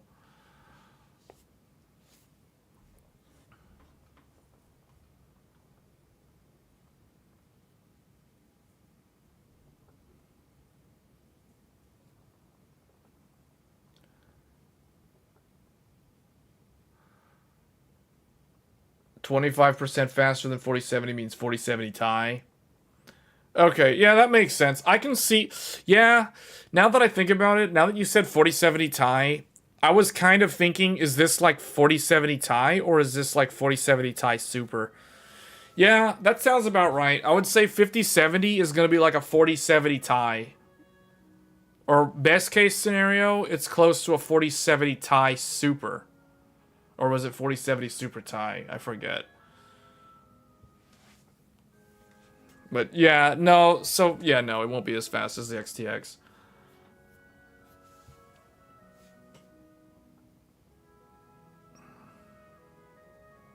I mean, you can tell just by looking at this. You can tell by looking at the Far Cry 6. The funny thing is a lot of these look very similar though. Like if you go look at the 5080, the 5080, which I think is the one that most people are going to actually end up getting, that actually are serious about getting a 50 series card. At least when I say most people, I'm referring to gamers. Yeah, see, again, this one actually looks like it's a wider gap. The 5080 here looks further ahead of the 4080 than the 5070 versus the 4070. This one looks like it's about 30% faster, which is why I'm telling you guys the 5080 is going to rival the 4090 in performance. In pure performance, the 5080 will be almost like its closest, the GPU that will perform the closest to the RTX 5080 will be the RTX 4090. So if you're okay with that and you really like 50 series and you really want the ability for your graphics card to activate Kaioken times 4, the 5080 is actually a pretty good choice. In fact, I'm going to go so far and to say, just by these results alone, and I know these are just NVIDIA's results, these aren't actual third-party results, but looking at this, the 5080 looks very similar to a 4090. Just by looking at the Far Cry 6 ray tracing number and the Plague Tale Requiem numbers.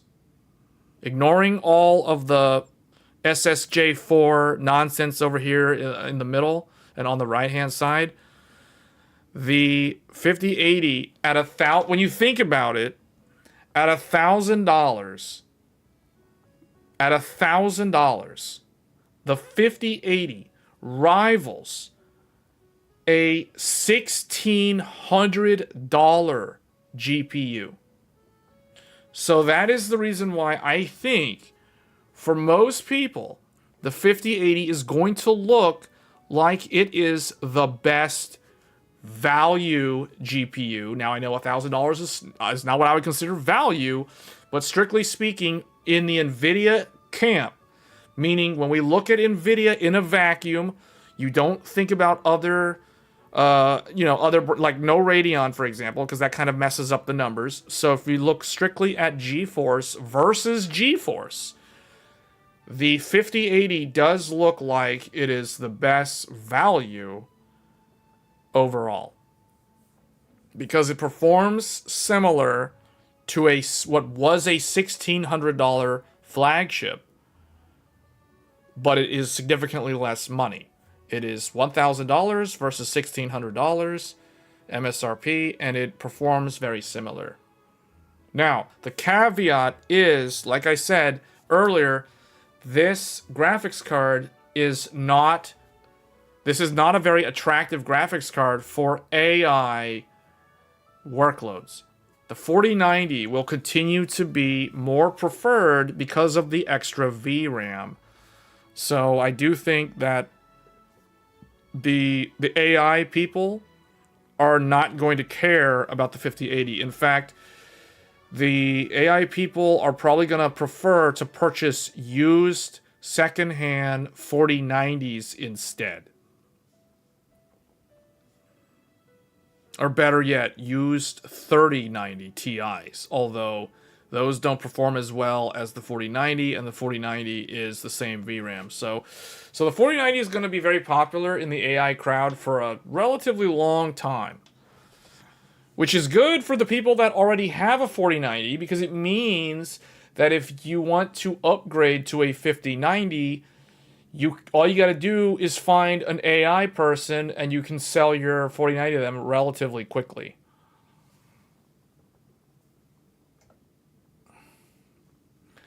So, okay, so that's my opinion on the 5080. I personally think for most gamers, the 5080 is going to be the most popular option because of that price.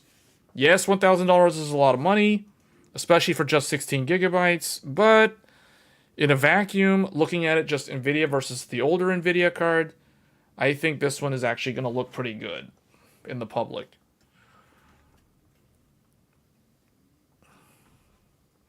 Now, when we go to 5090, yeah, what's weird here is this, yeah, this does look about like 30%. 30%. I think Derbauer, when he did he analyzed the pixel count, he came out to about like 27, or what did he say, like 30 something percent? I forgot what the exact number was. This looks like around 30% to me.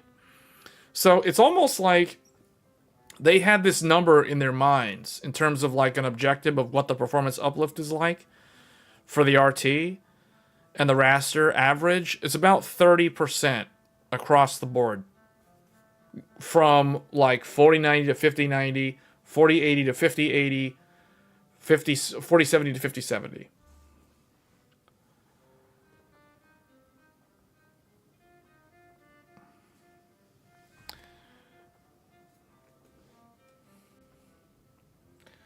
Okay, so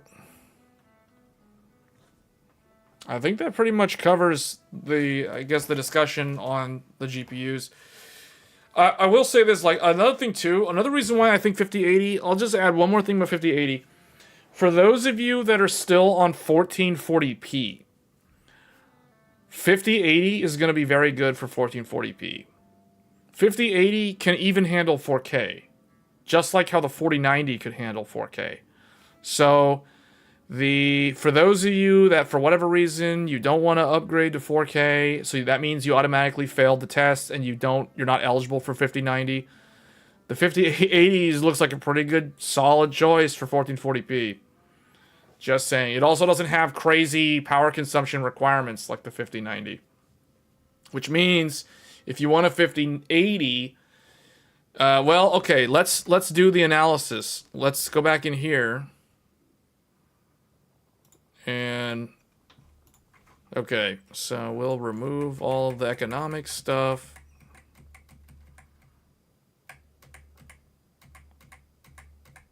Okay, minimum requirements for the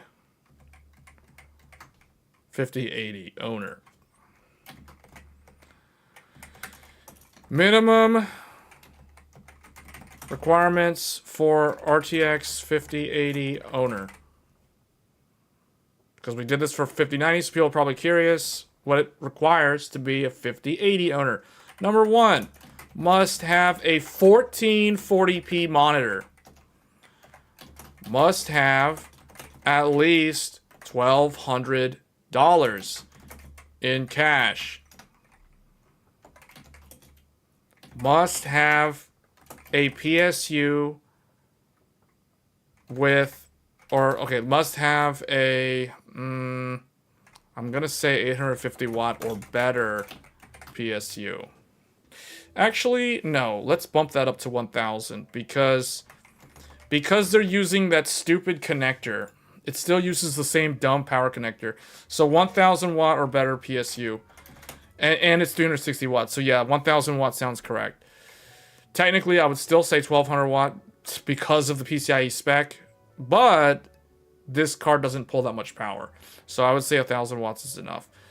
And I guess, yeah, CPU must be less than 3 years old. So notice the requirements are not as strict. It's easier to be a 5080 owner than to be a 5090 owner.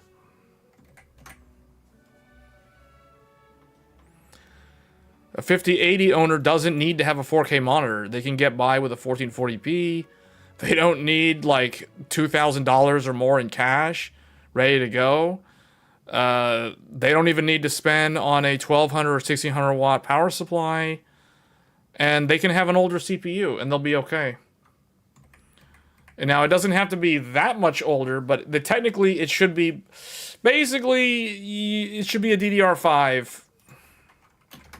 We'll say IE DDR5. It needs to be on DDR5. No, because that has DDR5. Basically, if you have DDR5, you meet this requirement. Congratulations.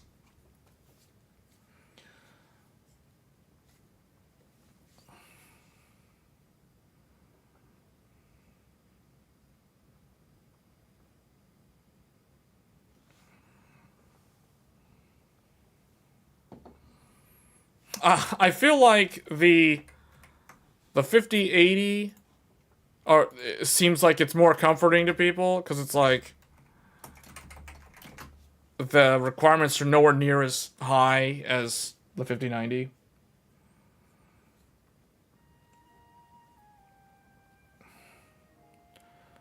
This is the reason why this one I think is going to be the really popular one.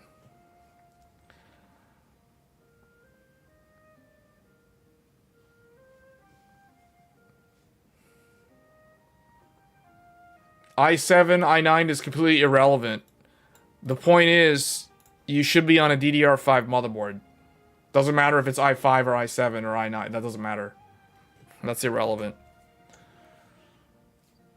Someone could have an i7 from like 11 years ago. That means that they're not eligible for a 5080. See what I'm saying? So it's like saying you have an i7 means absolutely nothing.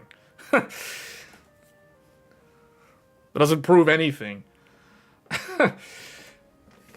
It's a simple task. You either have DDR5 or you don't.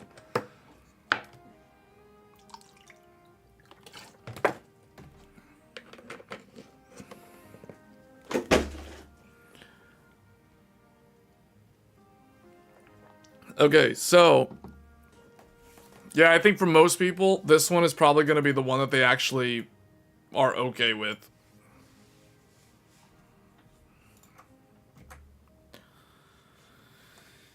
And you're not having to compete with AI people. So, first of all, it's like 5090 is going to be like super hard to get. I think the supply is going to be less, meaning there's going to be more 5080s than 5090s for sale at launch, like significantly more. And you don't. So first of all, the supply of 5080 will be higher. There'll be a higher volume of 5080 compared to 5090 at launch, meaning that automatically makes it easier.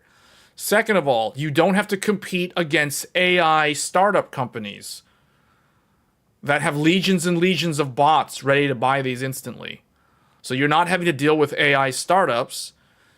Video editors, I don't really consider them much of a threat at attempting to buy 5090 in the first place. I just kind of put them here as kind of like a fourth option or a fourth demographic. I don't really see them as an actual issue. Scalpers are still going to be an issue in both camps. So basically, it's easier to get more supply and less people, less very well off competitors trying to buy the same GPU. So let's put it that way. And the requirements are easier. You don't need as high end of a power supply. It doesn't cost as much money. I mean, that automatically makes it significantly easier. And you don't need a 4K monitor. So, and you can technically have an older CPU.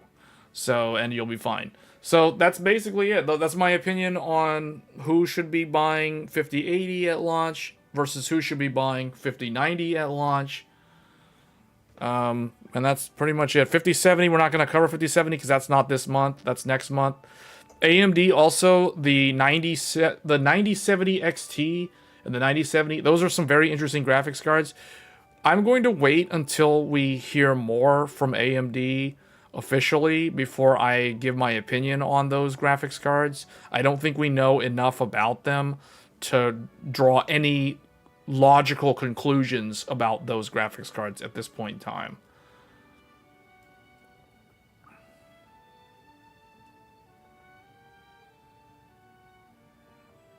Yeah, the 5080, so yeah, even if you're at 4K, you can use a 5080, you can use a 9070 XT at 4K, and you will be perfectly fine with a 4K OLED.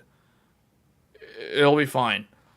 And that's the reason why the reason why this is here, because I have a feeling there's probably a bunch of people that are like, why do I have to have a 4K monitor for the 5090?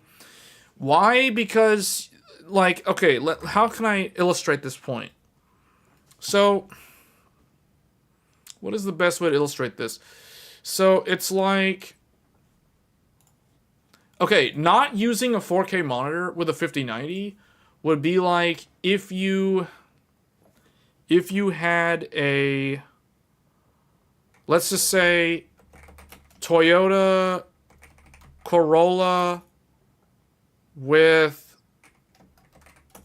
a 600 horsepower V8. Like, this is that correct? Or no, that's not a good comparison. Well, is that a good comparison? I guess I'm trying to think of like a better analogy. If you don't have a 4K monitor, it's like in this scenario, think of the engine as the graphics card. This is a graphics card. The car itself, the physical car, is the monitor in this scenario. You know what I mean? So if you have this rinky-dink, like, compact economy car, so like, okay, AKA 1080p monitor, or like 1440p, let's just say 1440p monitor. 1440p monitor, like the 1440p monitor is a Toyota Corolla.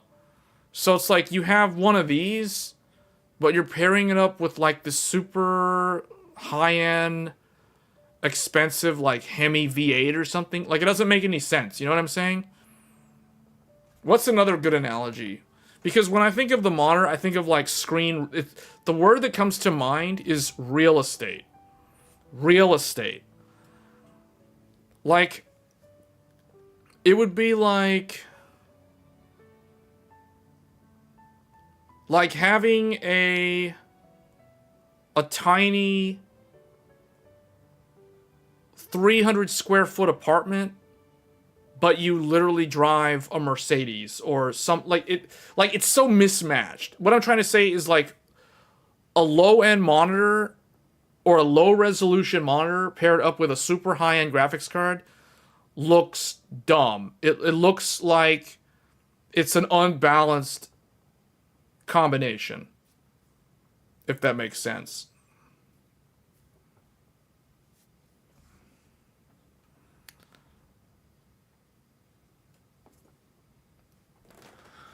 Parking a bicycle in an air hangar? What? The monitor is like a house. The monitor is like a house. Think of it like it's the space. It's the real estate. It's the size of the house. So if you have a 4K monitor, it's like saying you have a large house. If you have a 1440p, it's like you have a medium house. If you have a 1080p monitor, you have a small house. You know what I'm saying? E-spot game FPS. Okay, that's another hilarious argument that makes no sense. Because you don't need a high-end graphics card to play esports games at 1080p. So that is a complete irrelevant argument. That makes absolutely no sense. If I wanted to be a competitive gamer on a 1080p 540 hertz monitor or 440 hertz monitor, I don't need a 4090 for that. Just FYI. You don't. First of all, you'll be running the game on the lowest settings possible. The lowest graphics settings possible. So the GPU, any random GPU that exists today, a mid-range GPU, like a 7800 XT, or a 7900 GRE, or a 4070 Super, any of those GPUs will be more than enough for competitive gaming at 1080p lowest preset settings with a high-end CPU like a 9800 X3D. So that argument, when people mention like, oh, you need it for esports, that tells me that they don't actually play esports. Like they're literally not a competitive esports player. Or they're not a very good one. That's what that sounds like to me, okay? Because they don't need those type of graphics cards for 1080p. How was the gameplay on the 7900 XTX with the 9800 X3D? I mean, it's fine. Like, have you seen the previous live streams? Technically, we were supposed to be playing games this stream, but for some reason, we got bogged down talking about upcoming graphics cards.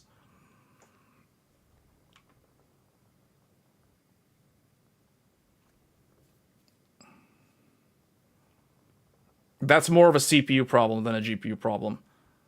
And are you running the graphics at the lowest settings? PUBG on the lowest settings is actually very easy to run. It's mostly a CPU limited game. Did you ever review most anticipated? Oh, that's what we were supposed to do this stream. Thank you for reminding me. We were supposed to be talking about upcoming games.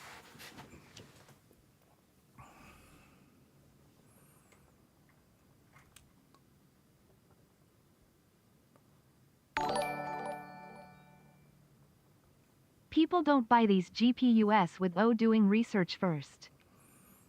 Exactly. That's how it should be. Especially if you're going to spend this much money. Even the $50, $80, and $1,000, that's still a whole lot of money for just a graphics card. Like, you could literally get a full... Like, you could get a decent laptop for the same amount of money as a 5080. You can get an entire laptop. That includes the screen, that includes the keyboard, that includes the storage, the RAM, the CPU, or the APU. All of it, battery, everything, for $1,000. So buying just a graphics card for $1,000, that is still a lot of money. So most people that are going to spend that much money on a single PC component are going to be doing the research. Or they, at very least, they should be doing the research.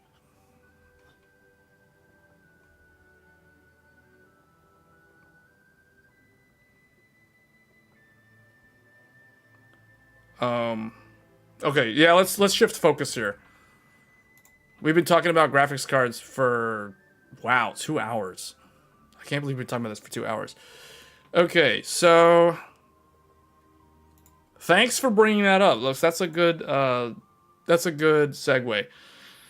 So upcoming games of this year. So number one, for those of you that are unaware, FromSoftware will be releasing Elden Ring Night Rain this year. It's coming in 2025. This game is probably going to be a candidate for Game of the Year. I'm not saying that just because it's a FromSoftware game, and FromSoftware games just, it seems like they always somehow get on Game of the Year lists no matter what. Like with last year, even though they even had a DLC somehow make it onto the list. Now, thankfully, the DLC did not win, but the fact that it managed to get on the list is kind of silly. So, Elden Ring Night Rain is coming out. This is one of my most anticipated games. It only recently I became aware of this game because I did not watch the Game Awards. So, I completely missed that. So, I didn't see any of the world premieres or the exclusive reveals and those sort of things as trailers. But this was one that people were talking about, and this is a very unique game. It's funny, we were talking about like PUBG earlier. This game literally borrows the Battle Royale bubble that closes in on a certain part of the map over time. It literally has that mechanic in a FromSoftware game. So this is probably going to be a very, very interesting game. It borrows mechanics from Fortnite. It borrows mechanics from like the typical dark fantasy survival genre. The survival genre itself, co-op gameplay, squad-based gameplay like Apex Legends, although this is not a PvP game. So this game is going to be a co-op based game. So think of it kind of like the best game that I can think of as a comparison would be Helldivers 2. This is going to be a lot like Helldivers 2. It's like a survival, like you have to survive against waves of enemies, and you try to just find the objective. The objective in this case is typically going to be a boss that you and your friends team up to defeat. And then it's typically played in 10 to 15 minute intervals, and there are 3 rounds. So, and in the game, those function as a day. So one day in the game is like a 15 minute or I think it's like 10 to 15. I don't know the exact time, but in real time, it's about 10 to 15 minutes. We'll say 12 minutes of gameplay. So every 12 minutes is one day in the game. And from what I understand, you have 3 days to clear that map. So, for example, if you guys remember in Battle Royale games, let's say you get like the desert map, or you get the snow map, or you get the forest or the jungle. You know what I'm saying? Like this has that same style where you get a random map. It like chooses one, and you literally fly in on a glider, very much like Fortnite in that regard. And you land, and then it's like you and your squad basically have to survive and explore, and it's like you're incentivized to play at a very fast pace, which is very different from the traditional Elden Ring and Dark Souls gameplay. So I think this one is going to be extremely fun, at least initially. My main thing about this game is like, is it going to get stale after you've experienced every single map, you know, like a dozen times, and you've seen all the bosses, and you've come across whatever this stuff that you can explore and you can keep on your character. So that's what's unique about it. And my only thing is like, is it gonna get boring after a while? Because it seems like it's I don't know if it does random generated maps or stuff like that keeps it fresh, or maybe they're gonna have that as a game mode. But yeah, I think Elden Ring Night Rain is going to be one of the more interesting games. There's Bandai themselves. Bandai Namco is calling this. They're labeling the genre as co-op action survival. That's what they've called this. So co-op action survival. So kind of like Helldivers 2. And they're also saying that unlike Helldivers 2, this is not going to be a live service game, meaning it's a one-time purchase. You get access to all the content, everything's there, and it's a done deal. So it's a complete game. You buy it once, and that's it. There's no microtransactions. There's no like season pass, battle pass, all that typical live service stuff. So it doesn't have any of that. I myself will definitely be playing Elden Ring Night Rain. So you will see me be playing this. I guess my guess is this is coming out in around May, anywhere from like April to August. So basically in the spring to summer is when I expect this game to launch. Typically with FromSoftware, they do a network test.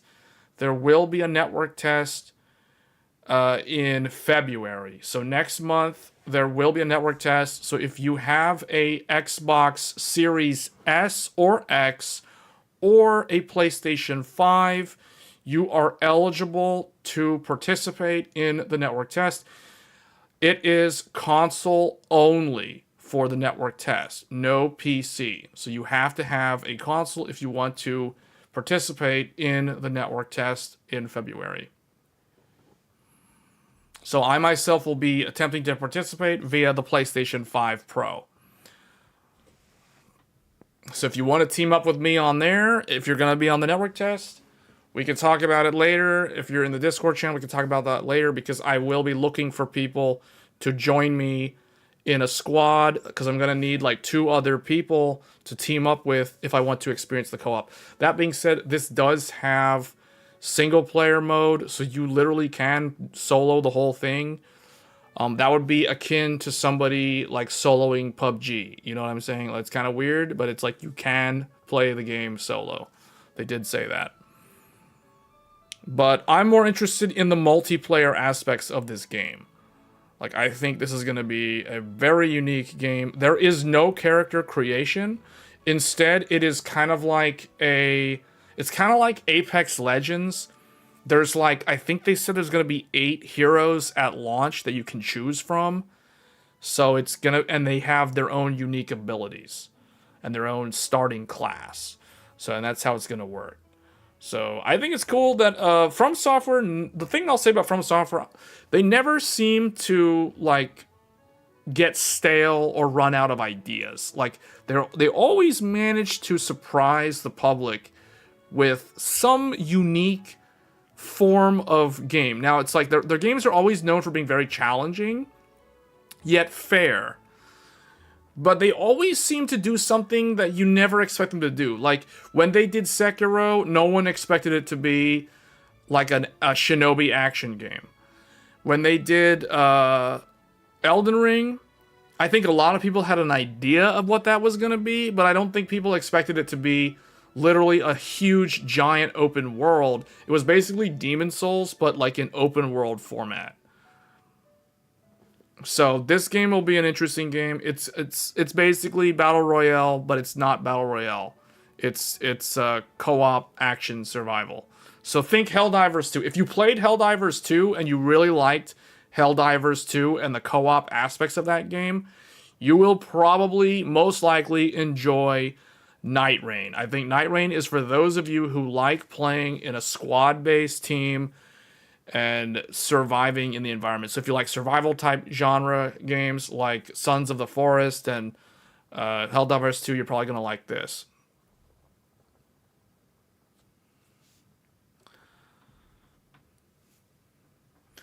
Okay, the other one, and then we can talk about games that people are talking about in the chat, because I see some other games are being mentioned.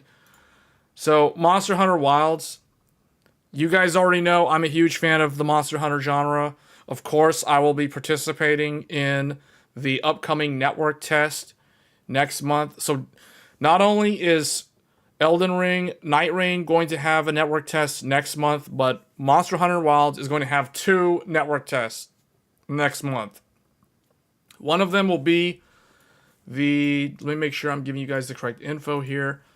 So from Friday the 7th through Sunday the 9th, the network test will be open, and then there'll be a second one from Friday Or no, I take that back. I gave the wrong day. So it depends on where you are in the world. For those of you that are like in Asia or that are further ahead in time, like meaning you're positive UTC as opposed to negative UTC, it will be Friday. But for the people on negative UTC, it will be Thursday the 6th up to Sunday the 9th. And then the second one will be Thursday the 13th, so literally a week after the first one, from Thursday the 13th to Sunday the 16th. And I believe the Elden Ring Night Rain test, the open beta test, will be on the 14th. I think it'll be on the 13th or the 14th. So that basically the third weekend in February will be Night Rain. And then which overlaps with Monster Hunter. But Monster Hunter has two. Monster Hunter has one on the 8th and then one on the 15th. But yeah, I will be participating in that. We'll be testing a bunch of different computers because this one, you can play this one on PC, whereas the FromSoftware one is exclusive to console. So I'll be testing multiple different PCs just like I did last time. So you can expect to see the 9800X3D playing this game. You can expect to see Threadripper playing this game. The Intel Core Ultra will also be participating in this network test, and so will the 9900X and possibly the 9950. Did I say 9900X? 9950X, and possibly the 9950X3D if that CPU is out by the time this network test is available. So otherwise, that's going to be it for Monster Hunter Wilds. And then I will also be playing the game post-launch, but that will be further out. That will be in March. And that's pretty much going to be the only game that you'll see on this channel throughout the vast majority of March.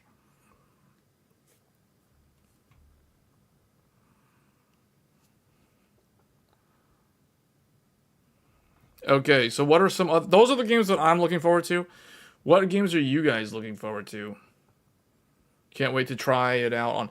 Yeah, because the first network test for Monster Hunter was the week before the 9800X3D launched.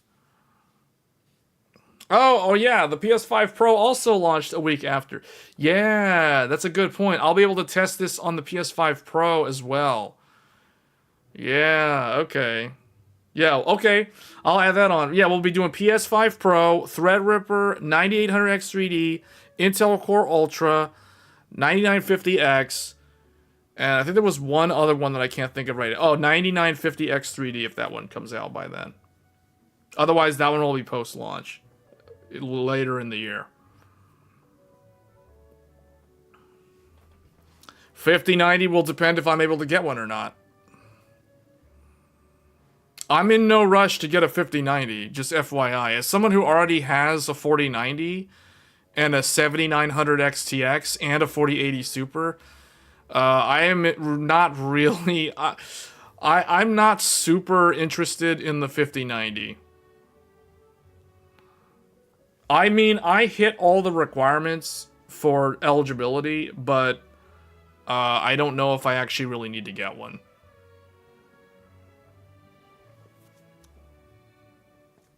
Kingdom Come Deliverance 2. I may end up skipping the 50 series. Kingdom Come Deliverance 2? What is that?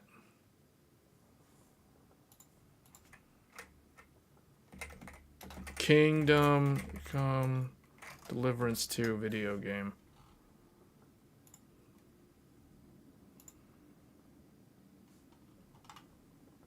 How do I bypass that? Let me see here. Oh, someone told me about this game. Is this a Korean game? Is this that Korean action game that takes place in like the medieval times? Kingdom Come Deliverance 2. So what is this game going to have, guys? Like, I've heard a lot of people mention this game. Like, what is this style of game? Can someone explain it to me in an easy to understand manner without having to write an essay?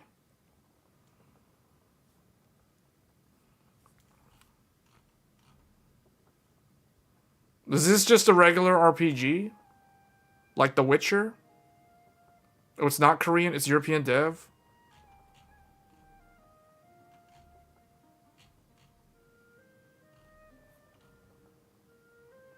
RPG based in realism? Crusades in medieval? This is the Crusades? Let's see.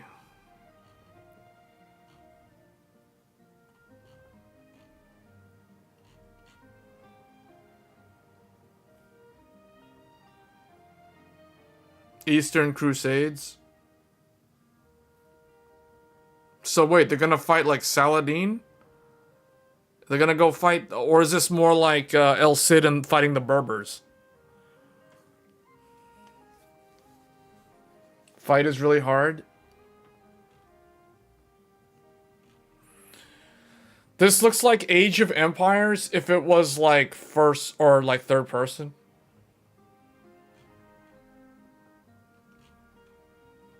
"20 hours in, Kingdom Come Deliverance 2 is a mad systems-driven sandbox that captures some of the best parts of games like Stalker. No one warned me my actions would have consequences." Oh, they're doing the Souls style, like where you can screw up quest lines if you don't make the right choice, if you're doing something wrong. I don't want to watch the trailer because most likely it'll have some kind of music that demonetizes the video. I mean, it looks cool, but I'll be honest with you guys, this isn't my style of game, so I probably won't play this. Is this a multiplayer game or is this a single player game?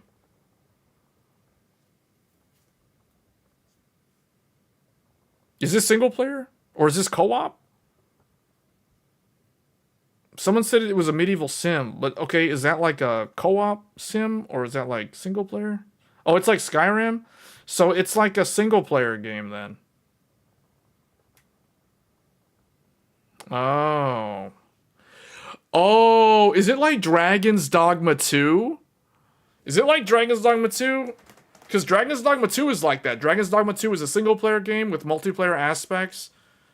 Hence the pawn system that it has. And your decisions, your choices have consequences. You hope they have a third person mode? Yeah, I was gonna say, like, if this... Well, isn't this the guy's character? Oh, wait, is it first person? See, I don't know. I'm not a huge fan of first person, like, single player RPGs. I really want a third person view. Because, like, especially if it's a game where you create your own character.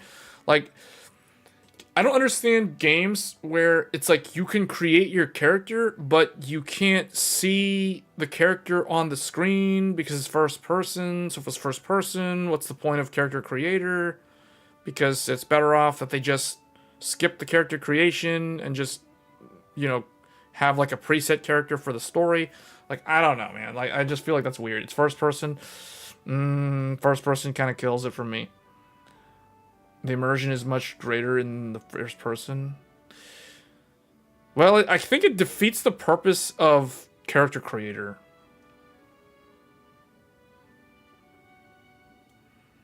I don't know. This one, I'm gonna have to do my own research on this. I don't know enough about it, but so far, this one looks like it's not gonna be a game that I play.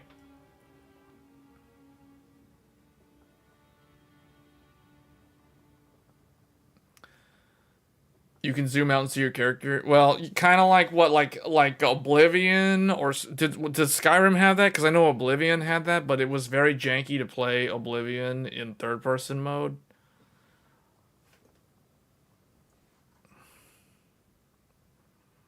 When is this game coming out?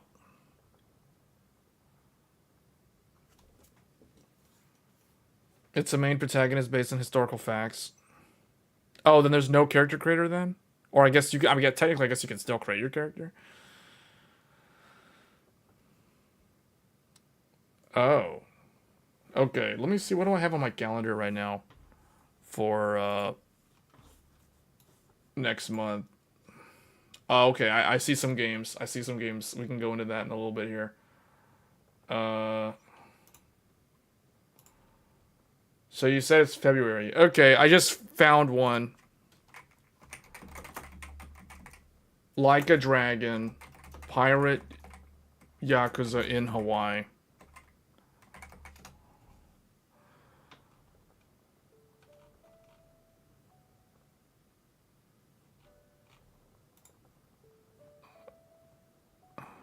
Actually, you know what? Let's just go to the WCCF Tech article. Like a Dragon, Pirate Yakuza in Hawaii. If you're a fan of the Like a Dragon series, which is the more recent rebranded name of the Yakuza game series. Like, if you're a fan of this, you're probably gonna want to get this game. This game, from what I've seen, looks like it's gonna be super over the top, like all of the recent Like a Dragon games. This one, to my knowledge, is not turn-based. So if you like the turn-based format of the previous two Like a Dragon games, this you're gonna have to probably reacclimate to the older style games where it was more like real-time action. But this game is definitely next month. Like a Dragon, Pirate Yakuza. I will be getting this game. I don't know if I'm going to be able to complete this game anytime soon after getting it. But this is one that is kind of over the top crazy. Like, this is basically, for those that don't know much about what this genre is basically, imagine if GTA was made by a Japanese developer. That's all I'll say. This is basically a Japanese Grand Theft Auto. Like, sort of. Like, that's the closest comparison that I can make. It's kind of like GTA, except it's a Japanese developer. So I will be getting Pirate Yakuza in Hawaii. I think this game is going to be so over the top hilarious and fun and entertaining at the same time. So I saw so many comments that the combat, the what do they call it? The pirate, the at sea, the water combat, or the naval combat. The naval combat in this game is better than Skull and Bones. It reminds me of Saints Row. Yeah, that's another good example of a comparison. Yeah, it's kind of like Saints Row. Yeah. It's like if Saints Row was made by a Japanese developer. So this one I will be getting. So that one for sure. That one I actually have written down on the calendar. So that one definitely will be shown off on the channel at some point.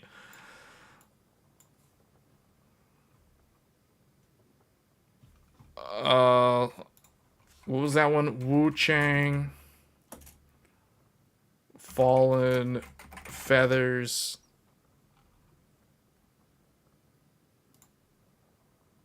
Wu Chang, Fallen... Oh, this is like from 3 years ago. Is this coming out this year? I think I saw something about this recently. This is a Chinese developed game. Yeah, this is gonna be like this year's Black Myth Wukong. Like, it seems like as long as we get like one of those type of games every year. When is this coming out? Does it have a release date?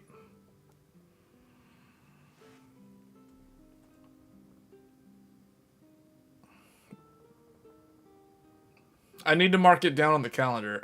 That's why, like, when is this game coming out? I've already marked Pirate Yakuza because I know it only says 20. Oh.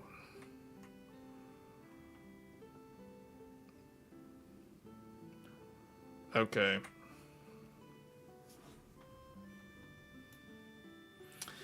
In other news, Final Fantasy VII.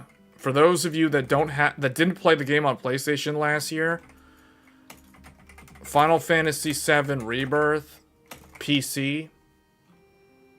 This is coming to the PC this month.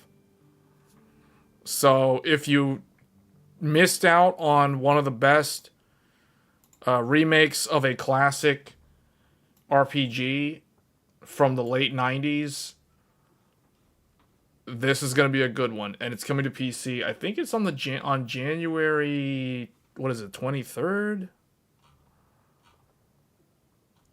Here are the system requirements.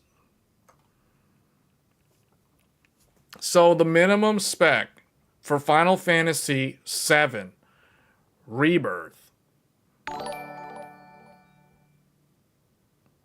FromSoftware should have something cooking other than co-op Elden Ring. I will just keep playing MH Wilds until that comes out. You're talking about the game that comes out after co-op Elden Ring or co-op Elden Ring? Co-op Elden Ring is going to launch in the summer or late spring, meaning Night Rain.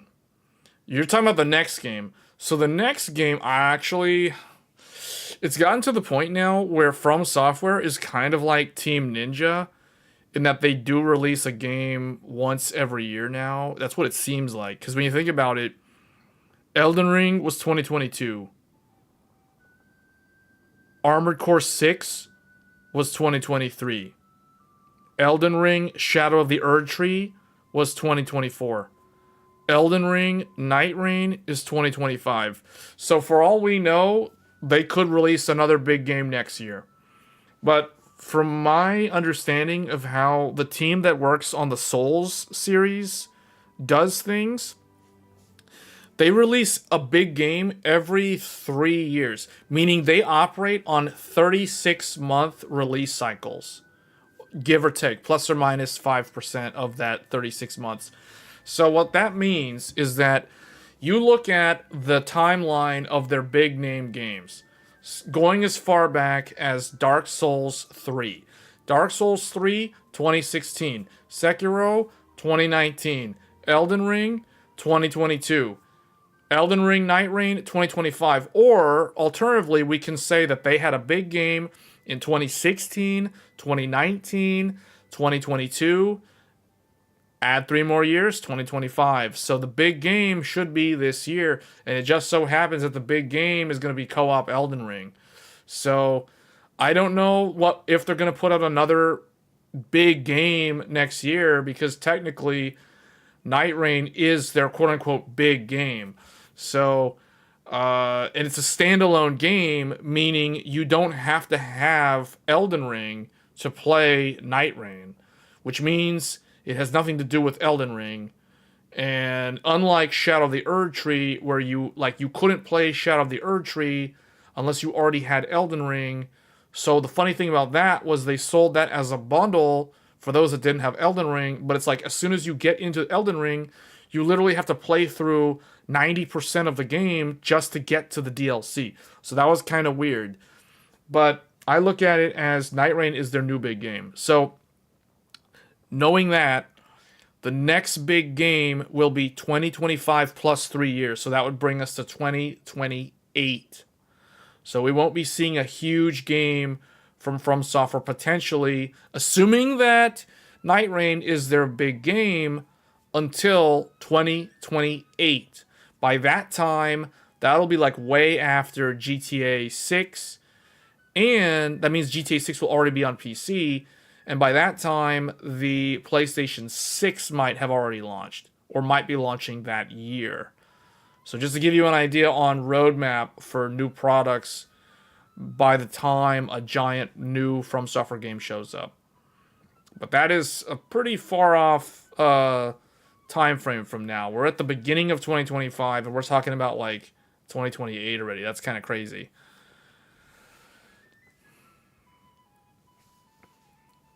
But yeah, I agree in the sense that I'll be playing a ton of Monster Hunter Wilds while waiting for some whatever to come out. But I think the Elden Ring game, Night Rain, is probably going to be a really good game. I think it's probably going to be their most creative game that they've done in a while. Because I don't think they've ever focused primarily on co-op as a core aspect of the gameplay. It was always kind of like an afterthought that they just kind of bolted on to their Souls games. Whereas this time, the focus is actually going to be like the co-op. Yes, you can play the game solo, but I think that if you want the best experience, you're going to want to play the game with 2 other people. It's almost like they were trying to go for a hybrid approach to what you get with Fortnite. It's like, how am I going to describe that? It's like Dark Souls meets Fortnite maybe not Fortnite. Dark Souls meets Helldivers 2 and well, Helldivers 2 doesn't have that bubble system, does it? Does it have the bubble? No, it doesn't have the bubble. You just have to get out in time. So it's kind of like Helldivers 2 meets PUBG or Apex. No, not PUBG. It's like Apex Legends plus Helldivers 2 plus Dark Souls. Like, that's basically what Night Rain is. It has aspects of all of those games. Okay, so Final Fantasy VII Rebirth. The minimum spec is 30 frames per second at low preset, 1080p, Windows 10. You need to have either a first-gen Ryzen 5 or an Intel Core i3-8100, GPU RX 6600, or an Intel Arc A580, or GeForce 2060. It's basically saying that the minimum spec requires a graphics card that supports ray tracing. That is very interesting because they're saying RTX, which is ray tracing. It's like synonymous with kind of like a GPU from Nvidia that has ray tracing. So you have to have a ray tracing Nvidia card required, an AMD ray tracing card required. So that is minimum. 16 gigabytes of memory, 155 gigabytes of storage. I'm surprised it's that low. GPU memory of 12 gigabyte or greater recommended if a 4K monitor is used. Graphics card supporting shader model, blah, blah, blah. Okay. DirectX 12 Ultimate is required for minimum spec. Recommended spec 1080p 60 at medium quality. It requires Windows 11, 64-bit. The Ryzen 5 5600 or the Ryzen 7 37... What? i7 8th gen or i5 10th gen. That's weird. Okay, and then for the graphics card, 6700 XT or 2070. The 6700 XT is like way faster than a 2070. That's bizarre. The Nvidia cards are kind of all over the place on this one. The CPUs don't make any sense. Why is this a distinction here? And then for the Ultra, remember what I said? Developers don't care about 1440p gamers. They don't even like mention 1440p. It's like 1080p low, 30 FPS is what they consider minimum. Then it's 60 FPS 1080p medium preset. And then the next one, Ultra, they automatically jump all the way to 60 FPS 4K. Like all of a sudden it goes from 1080p to 4K. Just, okay, yeah, let's pretend that 1440p doesn't exist. Graphics quality high. Windows 11. Ryzen 7 5700X or i7-10700. Radeon 7900 XTX or RTX 4080. What's hilarious is that the system memory is still at 16 gigabytes. GPU memory 16 gigabyte or greater recommended if a 4K monitor is used. This is why I tell people that 4K demands at minimum a graphics card with 16 gigabytes of VRAM. Because that's what... How am I drawing this conclusion? Because I'm looking at a lot of system requirements for games. And I see the pattern. It just looks kind of weird that the system memory is equal to the GPU VRAM. That is... wow. Okay. So that's for those of you... So January 23rd will be Final Fantasy VII. Final Fantasy VII Rebirth on PC.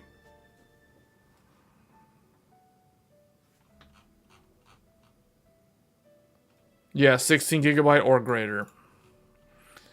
Well, they have to put or great. Well, it says here on this one, greater recommended if a 4K is used.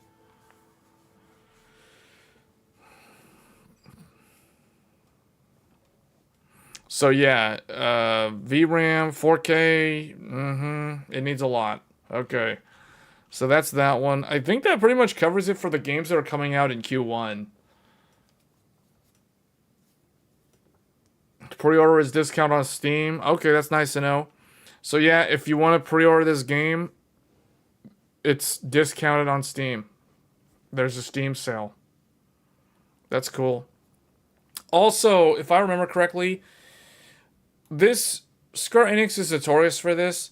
Like they do things like they give you FOMO items that you can only get if you pre-order the game.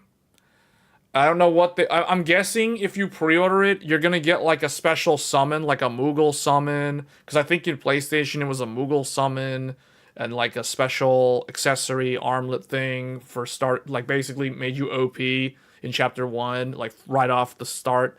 So, I mean, they do stuff like that. So if you pre-order it, you get like special things, FOMO things that you can't get if you don't pre-order the game. Like, they do this, Koei Tecmo does this. This is like a very Japanese developer thing to do.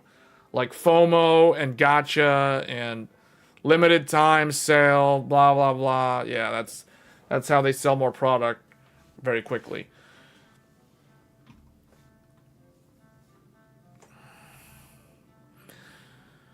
Okay. So I guess that covers it for this stream. I wasn't expecting to talk about GPUs the whole time. I think we covered most of the games. For Q1 at least.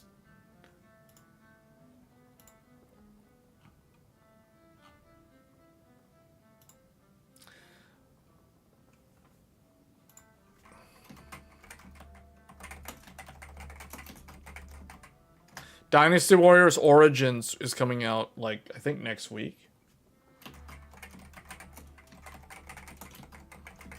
I don't know. I played the demo. The demo is free to play. You can just download the demo and play the demo. I played it. I don't know, man. I haven't played Dynasty Warriors in a long time, and what I played from this was kind of disappointing. It felt very much like all the other Dynasty Warriors games, but it just didn't really seem that cool to me. For the last 2 years, Game of the Year is not a game as anticipated as others in the beginning of the year. Yeah, that's a good observation. I would tend to agree with that. Because the games that came out in the first half of last year were largely ones that, except for Final Fantasy VII Rebirth, and maybe Dragon's Dogma 2, which didn't really get nominated for anything really, except like RPG. I mean, I can't think of any other. Do you guys recall games that came out in the first half of last year that were really, really good besides Final Fantasy VII? And I guess Like a Dragon. I mean, if we're talking like remakes, remasters, yeah, Persona 3 Reload also counts, I guess.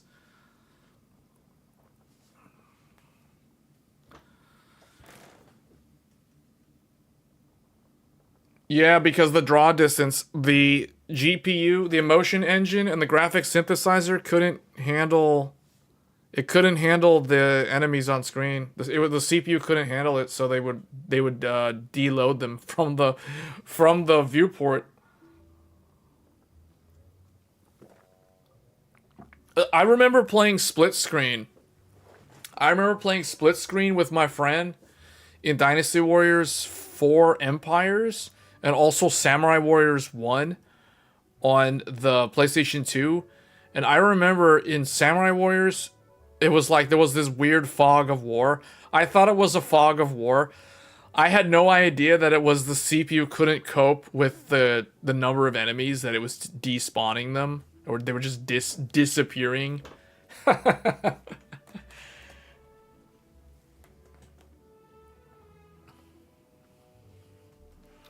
Yeah, I don't know if I'm gonna get this. I honestly, I don't know. Like, I played the demo and I was not that impressed with the game. I really want to like the Dynasty Warriors genre, the hack and slash genre, whatever they call this genre. I guess it's hack and slash. I don't know what to call this. It's kind of a one of a kind. There's like no other game that does what Dynasty Warriors does, where you literally just slaughter hundreds and hundreds of enemies on the screen all at once. It's literally just a power trip game. Like, that's basically what it is. You get to feel all powerful, but I don't know, man. It just doesn't have the same appeal to me as it did when I was younger. Like, it just seems, I don't know. Maybe the game is more interesting to play on higher difficulty levels, but see, it seems kind of repetitive and grindy to me. Like, I don't know.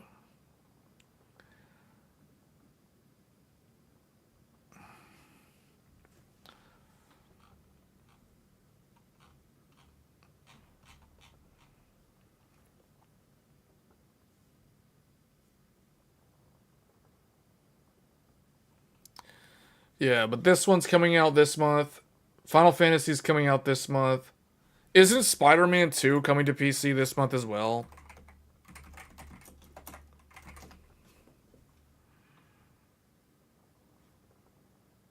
Yeah, it is. Marvel's Spider-Man 2 PC launch slated for January 30th. So this one will launch at the end of the month. Spider-Man 2 PC. I don't know if I'll get this either. Like, those are two games that I'm probably not going to get.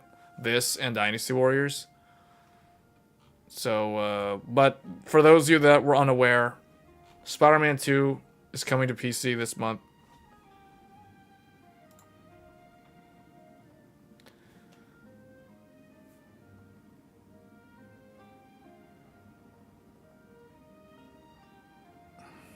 So I guess this one, for those of you that like action games, the Spider-Man games are very good games.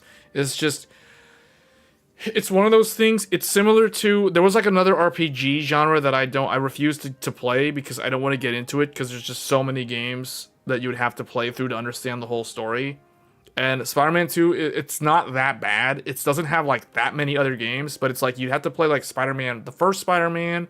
You have to play Miles Morales. So, you know, like to get a full understanding of all the characters and all that stuff. So, I don't know. It's, if I had more time, I would probably play this, but I've never played Spider-Man 1 or Miles Morales. So, it's probably going to be a skip for me. And then I guess the other one, The Last of Us Part 2 on PC, I think is also coming to... well, I thought it was.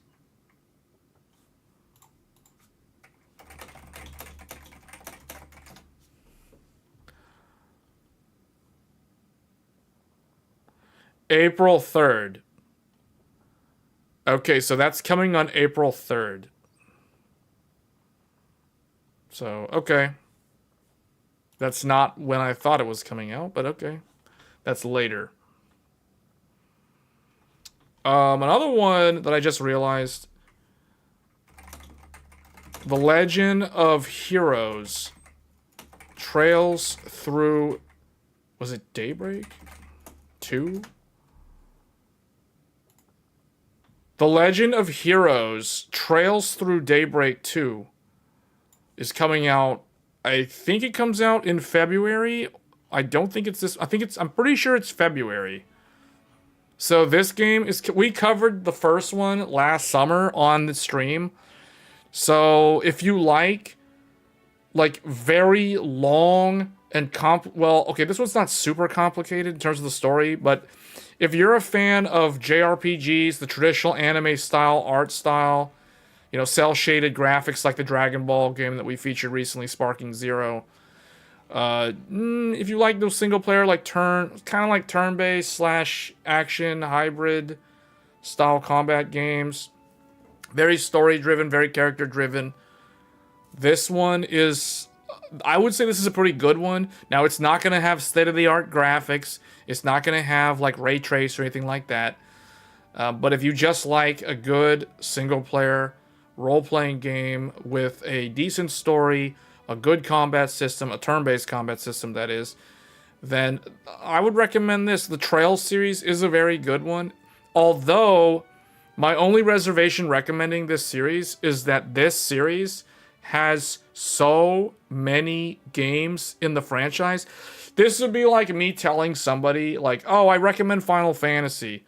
Go play Final Fantasy 16 or start with Final Fantasy, 7 or something.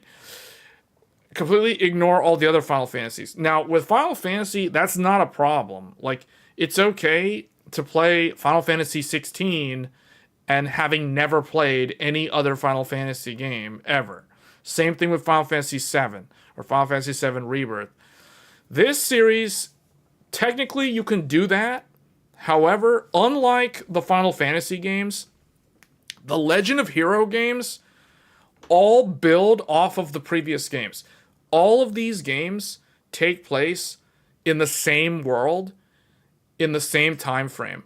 So if you only start playing the newest game in the series, you're going to have no idea what's going on in the character conversations, because they're going to be referencing things from like 3 games back, 4 games back, 6 games back, or maybe the previous game. Like, you'll be so lost that unless you don't care about that and you just want to play the game for the gameplay, then it's fine in that regard. But then you're really missing out on a lot of the core experience of the game, because you don't have the investment into the game world, into the lore, into all that kind of stuff. So that's why The Legend of Heroes is a difficult game. It's a difficult franchise to recommend to someone looking for a good RPG series, unless they're willing to either like overlook the fact that they're not going to understand what's going on, or they're just going to watch like a bunch of YouTube video essays explaining the previous games or summarizing the previous games.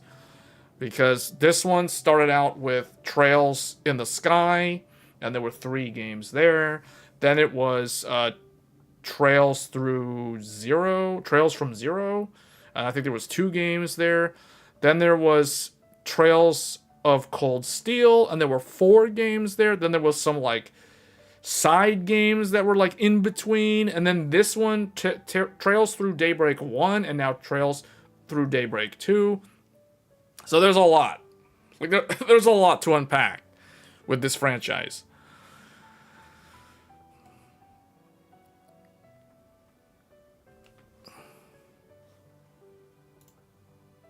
But yeah, this one comes out in February. So it's going to be pretty packed. February, I know, has a lot of games compared to this month. March, I don't know of any game that comes out in March that I'm aware of. February has Trails, Like a Dragon, and Monster Hunter. Hell Is Us also looks very interesting.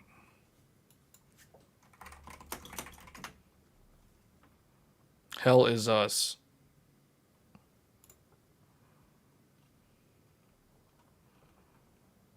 A game that was announced during Sony's State of Play in September. Got a 15-minute extended video gameplay on YouTube. Okay. This does look good too.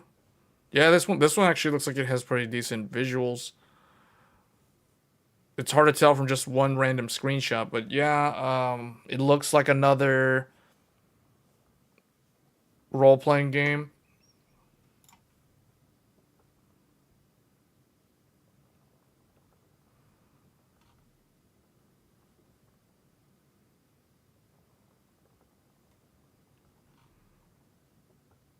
It's set to release on Steam and PS5 and Xbox in 2025. There's no specific release date. Oh, there's another one, Claire Obscure. I think we talked about this one previously. Yeah, this one. Yeah, Expedition 33. This one also looks really good. This one, it looks very promising if you like turn-based role-playing games. This one by far has the best looking graphics of any turn-based role-playing game that I've ever seen in recent history. So this one, I don't know if this is coming out this year. It says launches next spring with an incredible voice cast. But this was October? The game will be released in spring of 2025 for PC, PS5, Xbox, becoming available on launch day via the Game Pass. So it's going to be on Microsoft's Game Pass at launch. Wow. The last time I saw such a good deal was Lies of P. That was on Game Pass when it launched.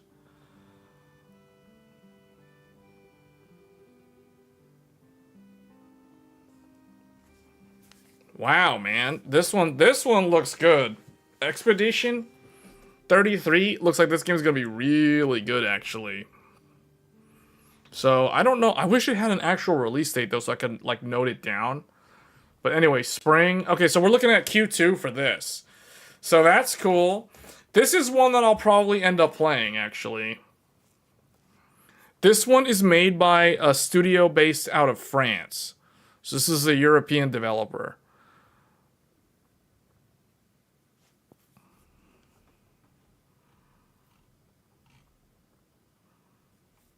And then, what is that other one? There's like, I know there's like a bunch of Chinese gacha games that are coming out this year as well.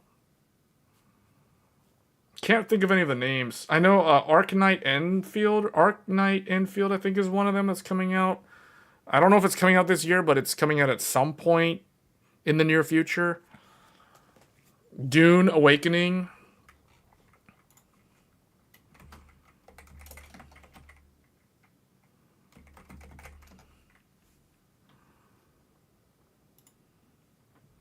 Dune Awakening. Survive, expand, control. Wait a minute, hold on a second. Is this one where you can play as the different factions? So can you play, not only can you play as the Fremen, I would assume you can play as the Fremen. Can you also play as the Harkonnen? That would be sick if you could play like different factions. You could see like different points of view and different technology. House Atreides, maybe, also, like, when they were still a thing. It's third person too. Oh, yeah, okay, that automatically is a plus. Yeah, I'm pretty sure if I play this video, I'm gonna get demonetized, so we won't play the trailer, but, yeah, man, when is this coming out? It won't be long until I stumble on NPC, blah, blah, blah, Arrakis. What? Okay, yeah... DLSS. Oh man, depending on the graphics quality of the Dune game, this could be so hard to run, or it could be like super easy to run, or it could be like super hard to run. Like, and when I say super hard to run, I'm saying like harder than Indiana Jones, but like slightly easier than Black Myth Wukong. Yeah, man, Dune Awakening. Ooh, this game looks like it's gonna be good. If you like survival games. And if Elden Ring, if co-op Elden Ring is not your thing, maybe Dune Awakening. Dune Awakening. I gotta note this one down. This one and Claire Obscure. And Pirate Yakuza.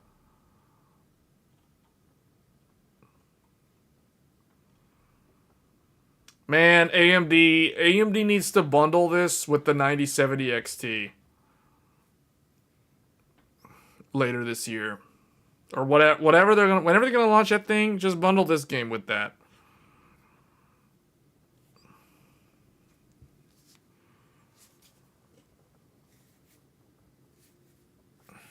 Wow.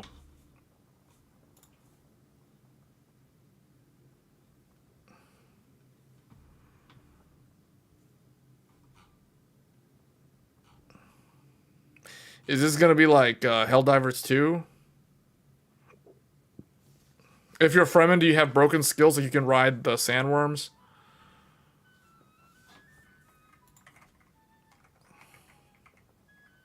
It is wild that Marvel Rivals, which is hugely successful, is made by China. Yeah. Yeah, I played that when it was new, but I'm not a huge fan of those hero shooters. I just didn't stick around very long to play it, but I did play it. The first Berserker. Oh, yeah, I think I saw a trailer of this recently. Someone showed me a trailer of this.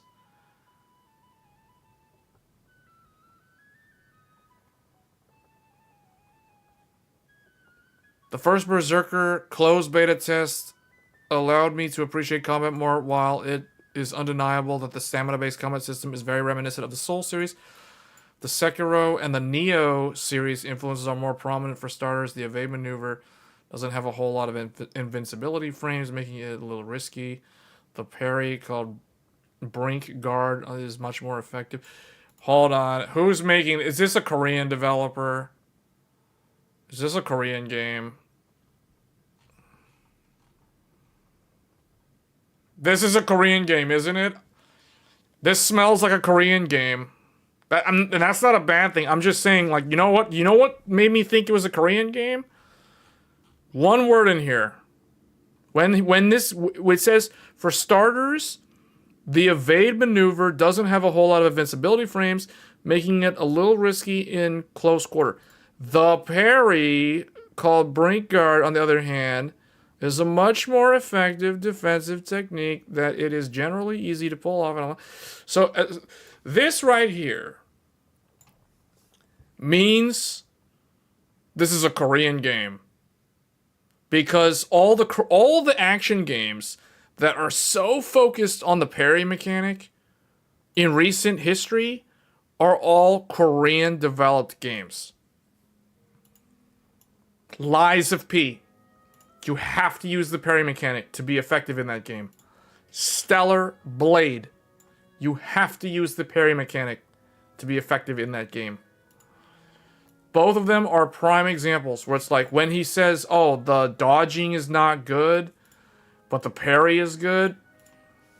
That gave me PTSD of playing Lies of P on New Game Plus. Literally Lies of P. Lies of P's dodge was so terrible, but the parry was so overpowered. And the parry was hard to pull off, though. Until they nerfed it a little bit. But, man. Oh, boy. This is gonna be Lies of P. Suffering from a heavy dose of FOMO. Help. Heavy dose of... For what? For this game? Or are you talking about RTX 50 series? Are you afraid of the launch day? Are you afraid of January 30th? I don't think anyone would have FOMO for these video games, so I assume you're referring to the RTX 50 series launch.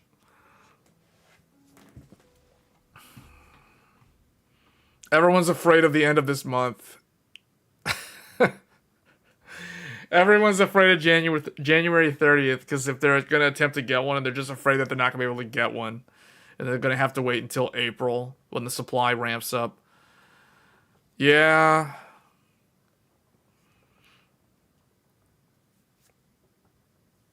Star Citizen? What does Star Citizen have to do with this? Star Citizen? That's the most random comment.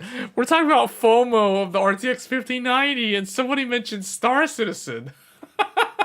Star Citizen? Where'd that come from?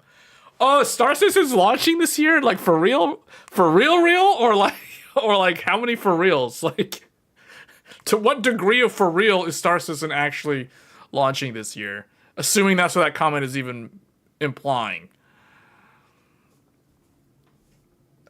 Star Citizen. Oh, what? That just came out of nowhere. The FOMO of missing out on a 5090, and then, like, someone mentioned Star Citizen. Was that supposed to be like a, you know, like, oh, rats, I can't get a 5090. Oh, Star Citizen, I can't get a 5090. Is that what that's supposed to be used as?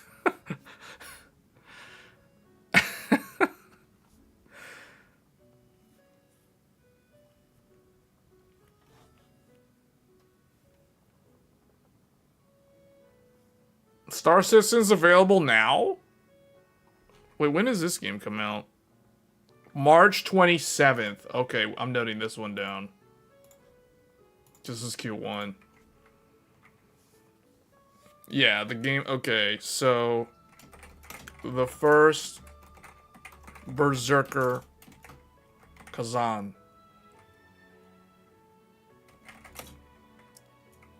Kazan. March 27th. Cancel Chinese New Year and force the factories open to make our video cards. Well, that's the reason why if you miss your chance on January 30th, you're going to have to wait probably until April. Because February is going to constantly be sold out.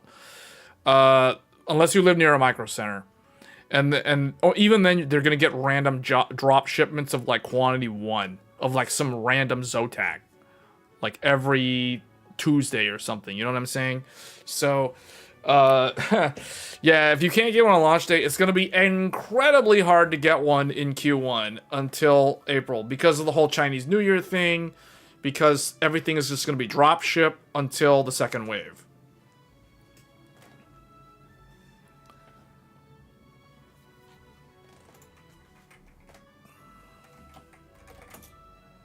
Mafia Old Country.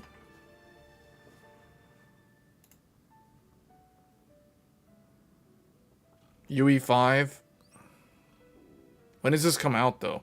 See, like I always want to know when the games come out because if summer, okay.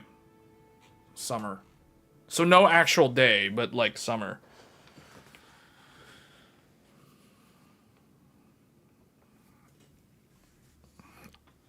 All right, I'm going to take a quick break, but then I'll come back and then we can keep talking about upcoming games.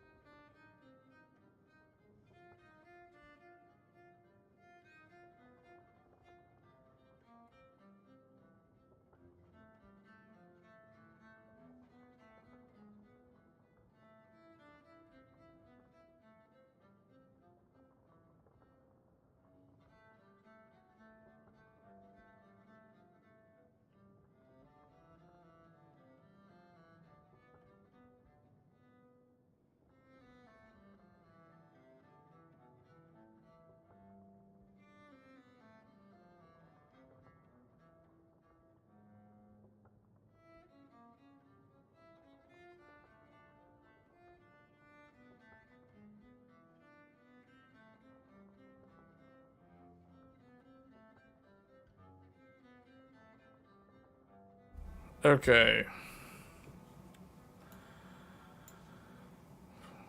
What were we talking about?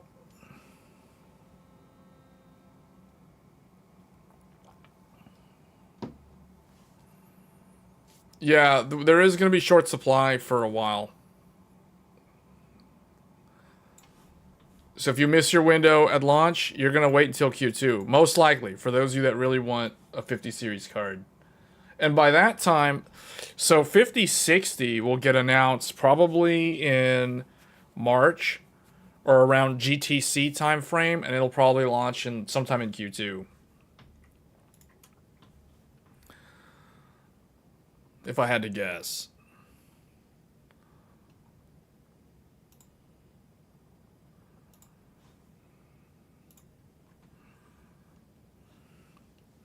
Any word on AMD talking about... That's supposed to happen later this month. Am I getting any new GPU? That's a good question. I actually don't know if I'm going to get a GPU, to be honest, because I personally don't really need one. Like, the only game that I can think of that's limiting me is, because of my hardware, is Black Myth Wukong. That's really the only one that I can think of that I can't run. I can't run Black Myth Wukong at native 4K without upscaling. Like, that's one game that sticks out in my mind. Ananta is a gacha. Oh yeah, we didn't even talk about the upcoming gacha games.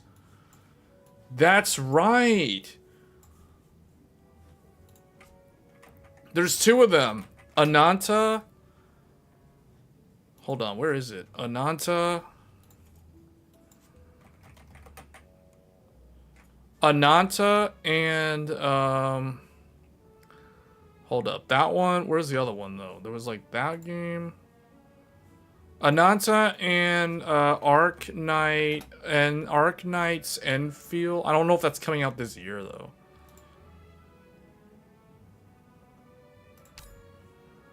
Okay, oh, I'm not even sharing it. Where's the thing? Everyone is scratching their arms jonesing. Lol. For real?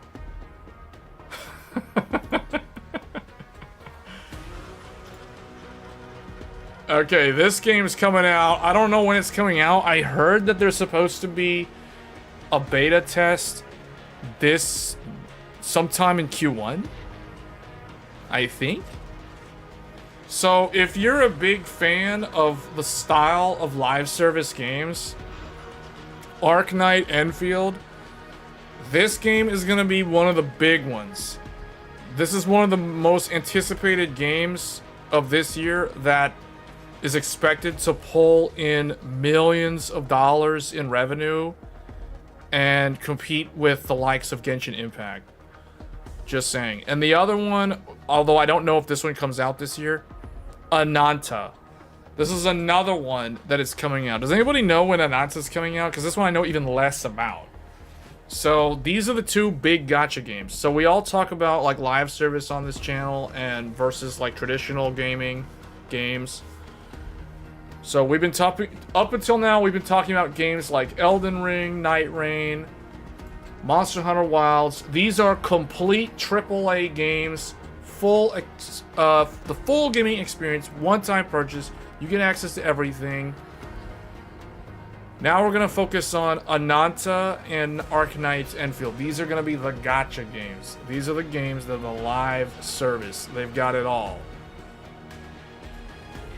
So this one's got that almost like it's got ray tracing turned on, cell shaded graphics. They're going for the super high-end look.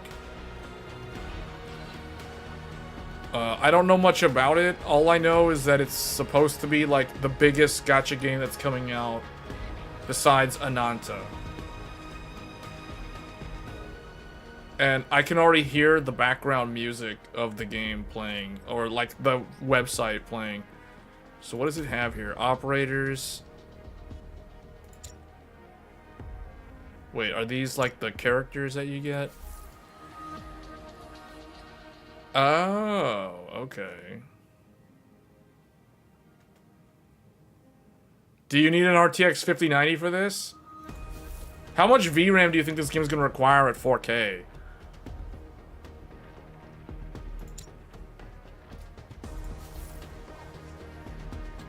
These are the characters. These are like the launch characters.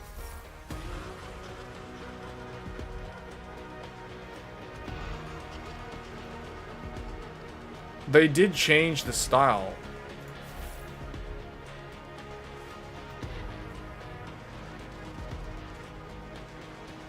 I like how he uses the chopsticks to put on his sunglasses. That's what I mean by the creativity and the attention to detail in these live service games coming out of the Chinese development studios is off the charts. Like, this, it's no surprise to me that the Marvel Rivals game was a massive success because it was made by a Chinese developer. The Chinese developers are now becoming like top tier. Like, they are instantly rivaling the Western and the Japanese developers from a purely creative standpoint, from an artistic standpoint, from a visual style standpoint. Like, for some reason, these developers, they know how to make the motion capture look cool. They know how to make it look hype without even trying to, like, market. Like, you just look at the product and you automatically know this is the real deal. You know what I'm saying? Like, you automatically see it and you believe it. It's that simple. It's just that high quality.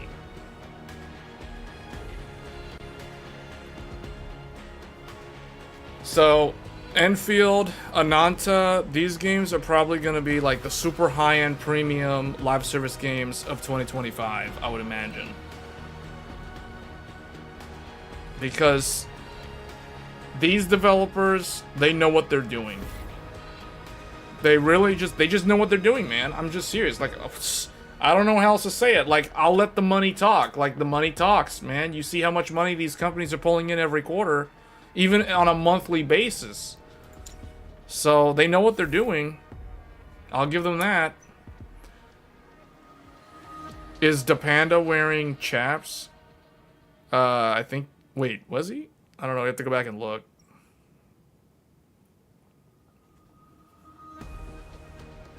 What's W China? W China? What's W China? What's the W? China and Koreans teaching Western devs a lesson. For real, straight up. I mean, dude, they're teaching the Japanese developers a lesson. Like, we said this in a previous stream. Like, the problem with Western developers have their own set of problems. Japanese developers also have their own set of problems. Both have some setbacks that are like causing problems for them to be successful. Except for the most successful studios from those markets. Meanwhile, you got like Chinese developers just springing up out of nowhere, man. They're just coming out of China with like all these super high-end games that people just want to play.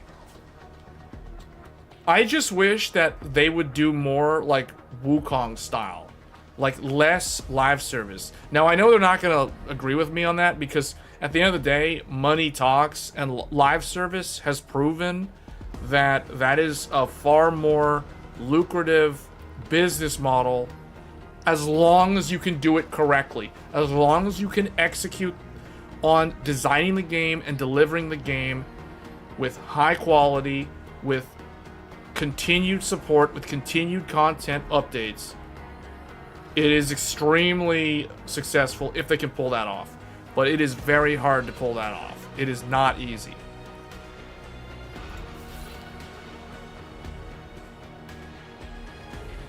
But I'm not surprised that Marvel Rivals was a very commercially successful game. Because you look at Concord, and then you look at like Marvel Rivals. Concord flopped. Marvel Rivals succeeded. And even if the Marvel Rivals game didn't feature the Marvel IP, I think it probably would have still been a well-received game. Meaning, imagine if it was not Marvel heroes, and instead it was some other heroes that were just like new original heroes. I think it would still have done better than Concord. Man, they have like a super long list of characters. I'm just trying to get through the base character roster. There are so many characters in this game. I don't think that's appropriate clothing for like snowboarding. Just saying. Like, she's gonna be freezing.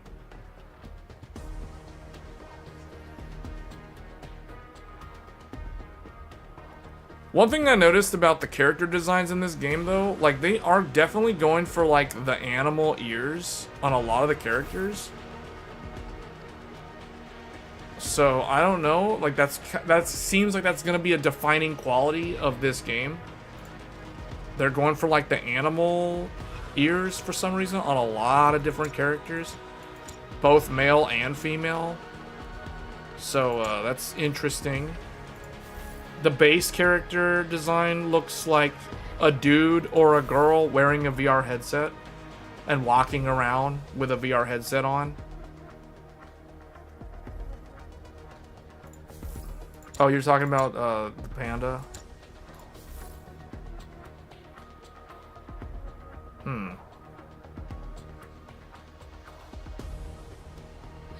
Yeah.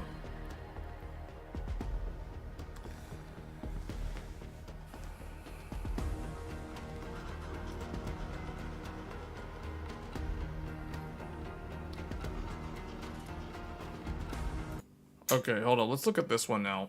So, Ananta.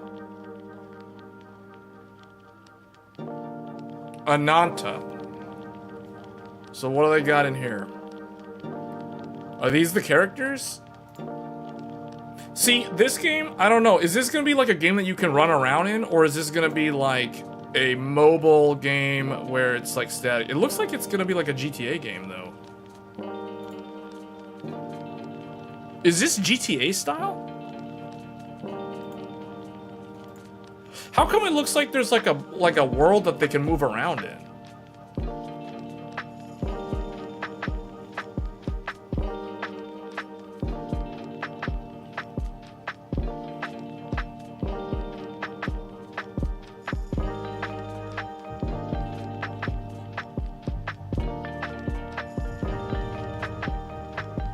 This looks like, I don't know, this looks like the older style gacha games. Like a Honkai Impact. You know what I'm saying? Like Honkai Impact the Third.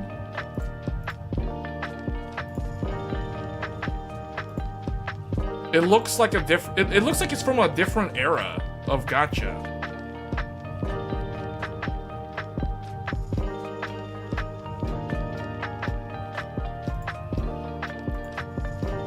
But see, this is what I mean. Like they know what they're doing in terms of how to make it look stylish. Vibrant color palettes, big open environments, cool characters, the clothing on the characters, the accessories on the characters. Why does every game try to look like Genshin? I don't think this doesn't look like Genshin to me. I wouldn't say this looks like Genshin. Does this look like Genshin to you? This looks like Grand Theft Auto if Grand Theft Auto was made by the Chinese developers. Doesn't this look like Grand Theft Auto to you? Does this not look like GTA? Am I the only one that thinks this looks like GTA? Like, this is so GTA, man. Have you looked at GTA?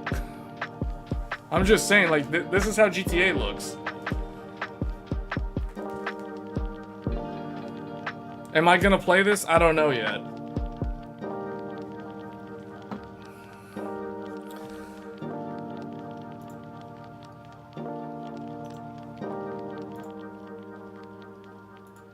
But these are the two big games that are coming out. Ananta and Arknight Enfield.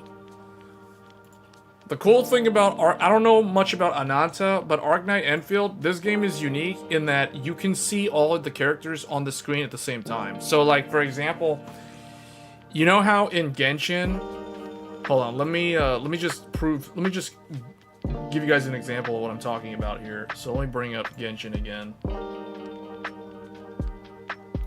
Where is Genshin at? Oh, right here. So the thing with Genshin, so Genshin, you see how you have 4 characters. So I got 1, 2, 3, 4. So you got 4 characters on the screen, or in the party, I should say. but you can only see one of them on the screen at any given time. You're controlling one character in the game world. You know what I'm saying? So you can't control all the characters in... Man, I don't know if I should like mute this tab because this background music is like...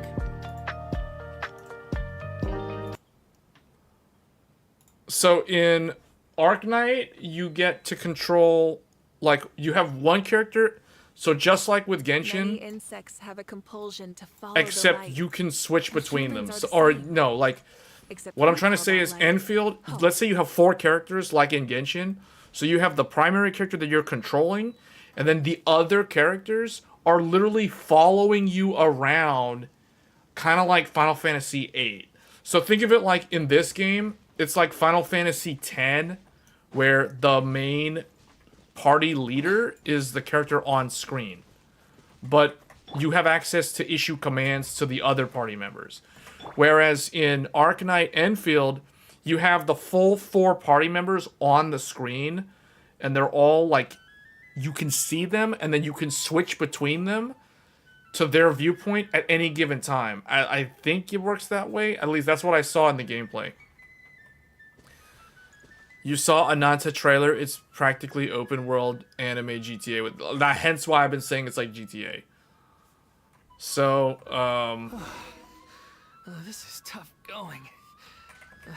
Delphi, are you sure you can manage in your condition? who's talking? I could ask you the same question. Try to keep up. What was that? Like some random NPCs started talking.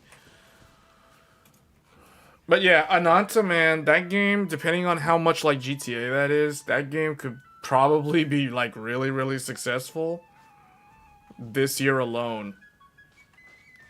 It's kind of sad that live service is taking over the game industry, though, when you think about it, because I feel like... Or, okay, let me put this another way. It seems to me like there's less and less incentive to make traditional AAA games.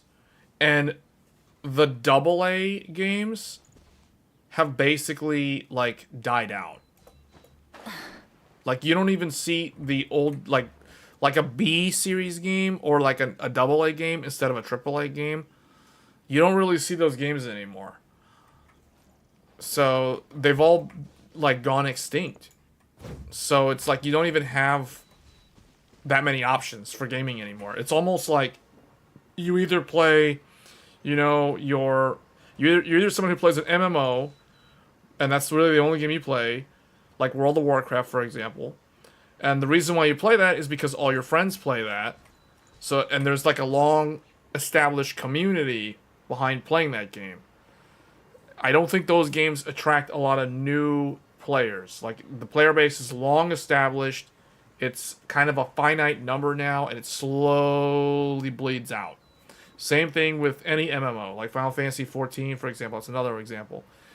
Whereas I think the AAA games are just kind of there, but there's less and less incentive to make them, and they're much higher risk from a revenue standpoint. Because if a AAA game bombs, there's no way to like recoup it because it's a done deal. On the flip side, if a live service game fails, like for example, if Genshin Impact did not succeed, if this game was a commercial failure, and they had to pull the plug on it, then the bad thing is because it's free to play, if nobody cares about it, they're not making any money. Like, at least with a AAA game, the initial sales, even if they don't hit their on-target sales target, like let's say, like, for example, Final Fantasy VII, like, let's say they wanted to sell 10 million copies of the game last year, but they only sold, like, 7 million. So they fell 3 million short of their sales target. It's bad, but it's okay. It's okay because at least they made the money from the 7 million sales.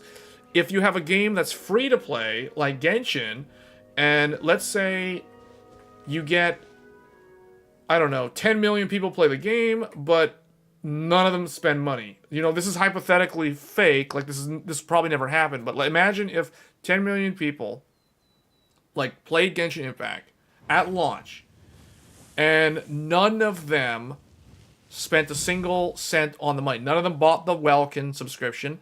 None of them bought the Battle Pass. No one tried to buy like Primo gems, for example, so they could get characters, like they can guarantee themselves characters.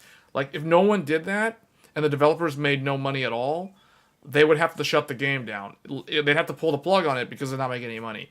So they could try to sustain it for a while, but it would not be feasible because they can't pay their server uptime costs, their electrical utility costs, the data center, etc.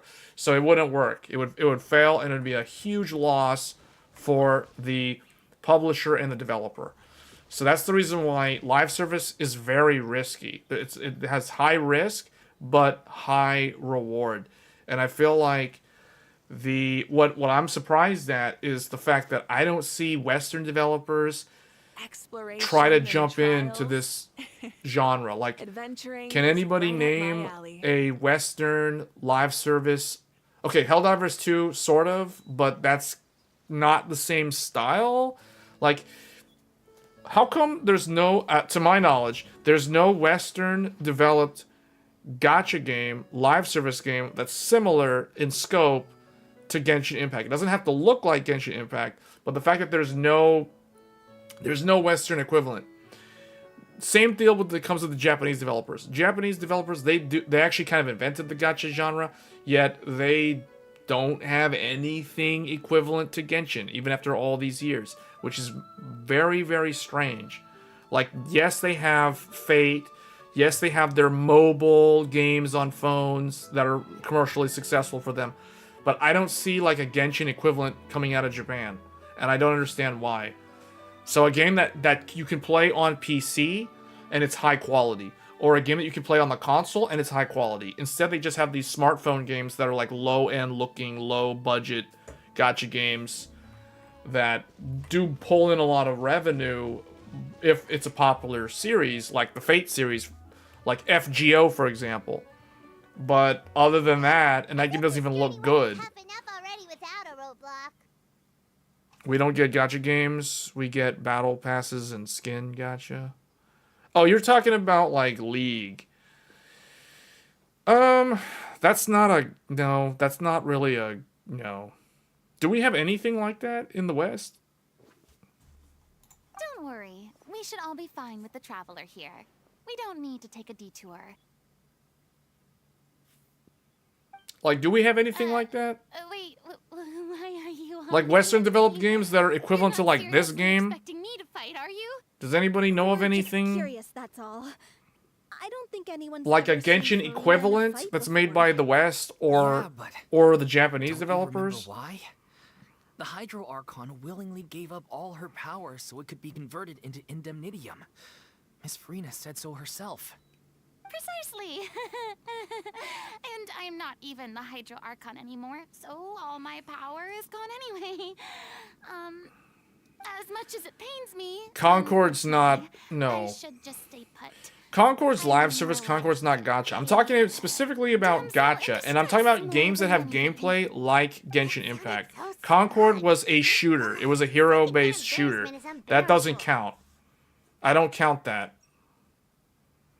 C'est la vie, indeed.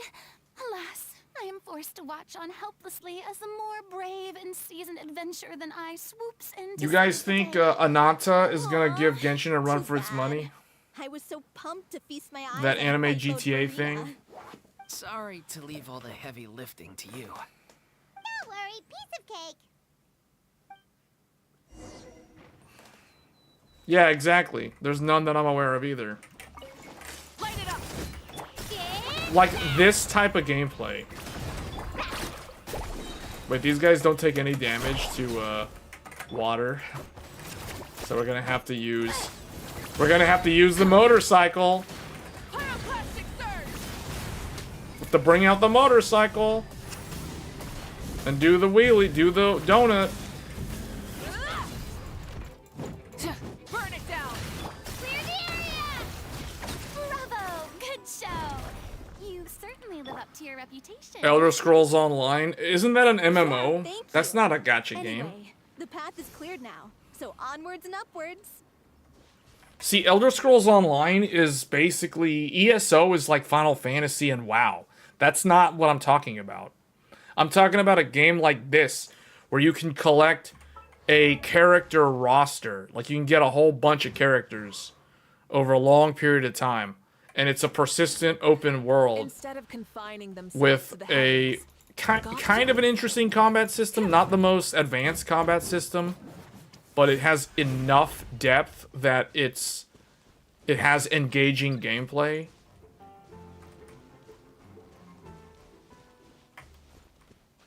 Where am I supposed to... Oh. I'm supposed to use this thing? Why am I using the Natlan? I need to switch over to a different cast of characters.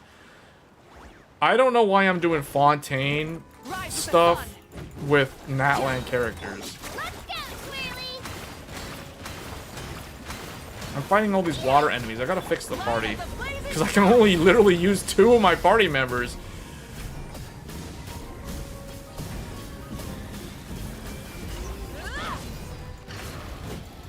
Burn it down.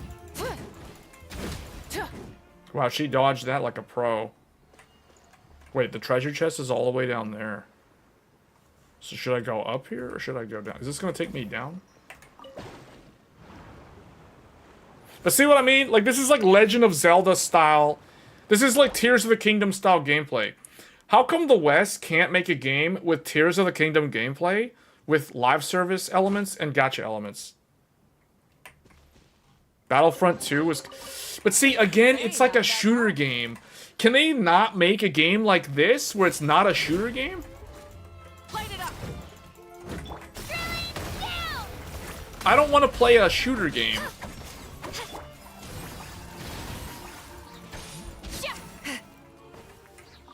That's like my least favorite genre. That's like my least favorite genre. I'd rather play like rhythm and music games compared to that. Or I'd rather play like sports games like Madden. Okay, well, that's going a little bit too far. Maybe I'd rather play Marvel Rivals than Madden, but still. Nintendo patents. Well, that didn't stop these guys. The Nintendo patents didn't stop these. Hold on, I need to swap these characters out because none of these characters are effective in this place. Or at least, okay, she is, but still, we should probably bring, like... I knew you'd miss me. Instead of messing up my Natlan team, Archon reporting for I should probably use, yeah, I should probably use some broken team like this for Fontaine. Let's bring in Nouvelle. He's good. He's got the Super Soaker. What do people hate about Battlefront 2's gacha system? Wasn't it just loot boxes though? Vilma, are you there? Huh? Oh, it's you guys. Wait, what's Lady But see, Frozen doing here? the thing is, not only is this a gacha game, this is like a full-featured We've been rounding up a whole RPG. troop. It has a Now continuous everyone's story but you. that continues to evolve and continues to add more content over a long period of time. You think knowing the Fully truth about voiced Berserker's disappearance will Cutscenes, fully help you write an voiced ending to the script that pleases you? NPCs. Like most care just as much most as single player everyone else games about don't even making have it a these many super voice success. actors. That's why. And they can I afford it wanted because to of all the wait until revenue they're after bringing in the every show. month. If I open this can of worms now, I just don't want to make things difficult. I mean, FIFA is an incredibly successful, commercially successful franchise. I don't understand why they can't just make like this type of game. I don't want to talk about it. You don't have to spend any money to get into I this used to game. think that my love for Aurelie was a point of shame. This game is free to play, and you have experience. You can experience the entire story, all this My content mind for to put it free. all on the table. I'm prepared to face everything, to sacrifice everything for the sake of the show. The little Oceanid cannot be complete unless we do justice to Aurelie on an emotional level. This is why people think of you as not being the smart one. As you all know, FIFA's pretty already, much a gacha the game. troop was kept afloat not from ticket sales, but donations. FIFA's like the from one lives. franchise. Of course, that was nowhere near enough. we took on side jobs. I don't understand why the Japanese developers haven't made a game like this though. Like, okay, I've been like bashing Western developers the whole time. Man, the Japanese developers haven't even made anything equivalent to this either. Not at this quality level. Came to me and offered us a huge sponsorship. In return, we just had to provide the audience with their drinks during performances. It seemed like a win-win. I think the answer is pure incompetence I said for yes to it both. on the spot. Western without consulting the developers, director. I don't know what the problem is. They've got certain levels of incompetency when it comes to figuring out how to make these type of games. Japanese developers are incompetent in the sense that they can't keep up with the growing trends in technology. Like, they're still using game engines from like 15 years ago. And they barely understand how to use like modern rendering techniques. But their games are still good though. Their games have very good gameplay, and that's ultimately what counts. I freaked out when I saw the boxes. And I told the director... I don't really right think away. it has anything to do She with the was West. I think it's completely more of shocked like a as skill issue. But she didn't Like, they're reprimand not me really for adept making a at decision without using consulting her. modern rendering techniques, Instead, modern engines. she They prefer to contacted write the their merchant own and engines, stated that the which is truth fine, could but that's not going to take a agree long to this time to do. collaboration. And I feel like there's a Merchant resource was shortage over there. There's a furious, labor shortage over berated there. us for going back on our word and threatened to sue us for damages. As to my knowledge, Japan is one of the few countries There was no that way we'd you be able to can pay. graduate from college with a degree in journalism, and then a Japanese company will hire you to be a computer programmer, and you literally have no idea how to program anything. And they're okay with doing that because they'll mold you. You're expected to learn on the job, and they'll invest in training you. But there's a lag time involved with bringing new hires up to speed. I knew then that things must have reached a So boiling point. that's a separate problem. That's not really the core I reason didn't dare why tell I anyone feel the like truth they're back then, and after the struggling director with disappeared, technology. I think was it's more even of the more fact afraid to that say anything. the average development company and dev studio in Japan, they have had the same employees that have been there for like 25 years, 30 plus years. So their knowledge and skills at developing a game is so set in stone based off of their crystallized memory that there's a lot of resistance to learning how to use, like, or I guess I should say, like, they don't really want to license out a Western engine like UE5, for example, or even Unity. They would rather do it in-house. And they can do that, but the thing is, what we're seeing is that's causing them to fall behind from a technology standpoint. That's why you don't see games that look like Black Myth Wukong coming from Japan. Heck, you don't even see games like Genshin Impact coming out of Japan. Genshin Impact doesn't look that good in terms of the graphics quality because it's designed to scale all the way down to a mobile phone. That's one of the reasons. And it's a relatively old game now. It came out in 2020, which means it was developed like before 2020. That being said, like you look at games from a Japanese development studio that has anime graphics like this, and then you look at Genshin, the games are very similar, but at the end of the day, I think like most of the Chinese games with cel-shaded anime style graphics looks more fluid and sharper and better than like a Japanese game, which is where that initial art style was popularized from. So it's kind of like the Chinese developers took the best aspects of what the Japanese developers can produce, and they combine that with the most modern rendering engines and technologies from the Western studios. So they took the best of both worlds. They just use that to scale and get a game off the ground relatively quickly and just get it playing really good. Hence, you're seeing Genshin Impact. This game is literally made in Unity. This game is made in Unity. When I heard it was made in Unity, I was like, and this isn't even the most modern Unity. This is like the old Unity. And I was like, dang, this is Unity? What? It looks this good?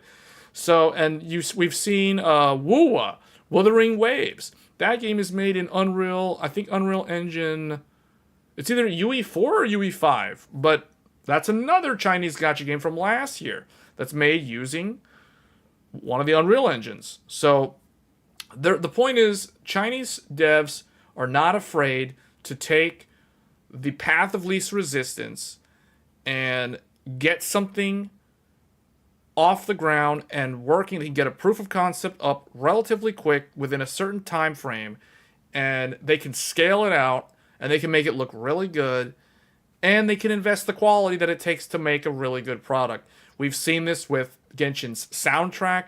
We've seen basically all the music that HoYoverse produces.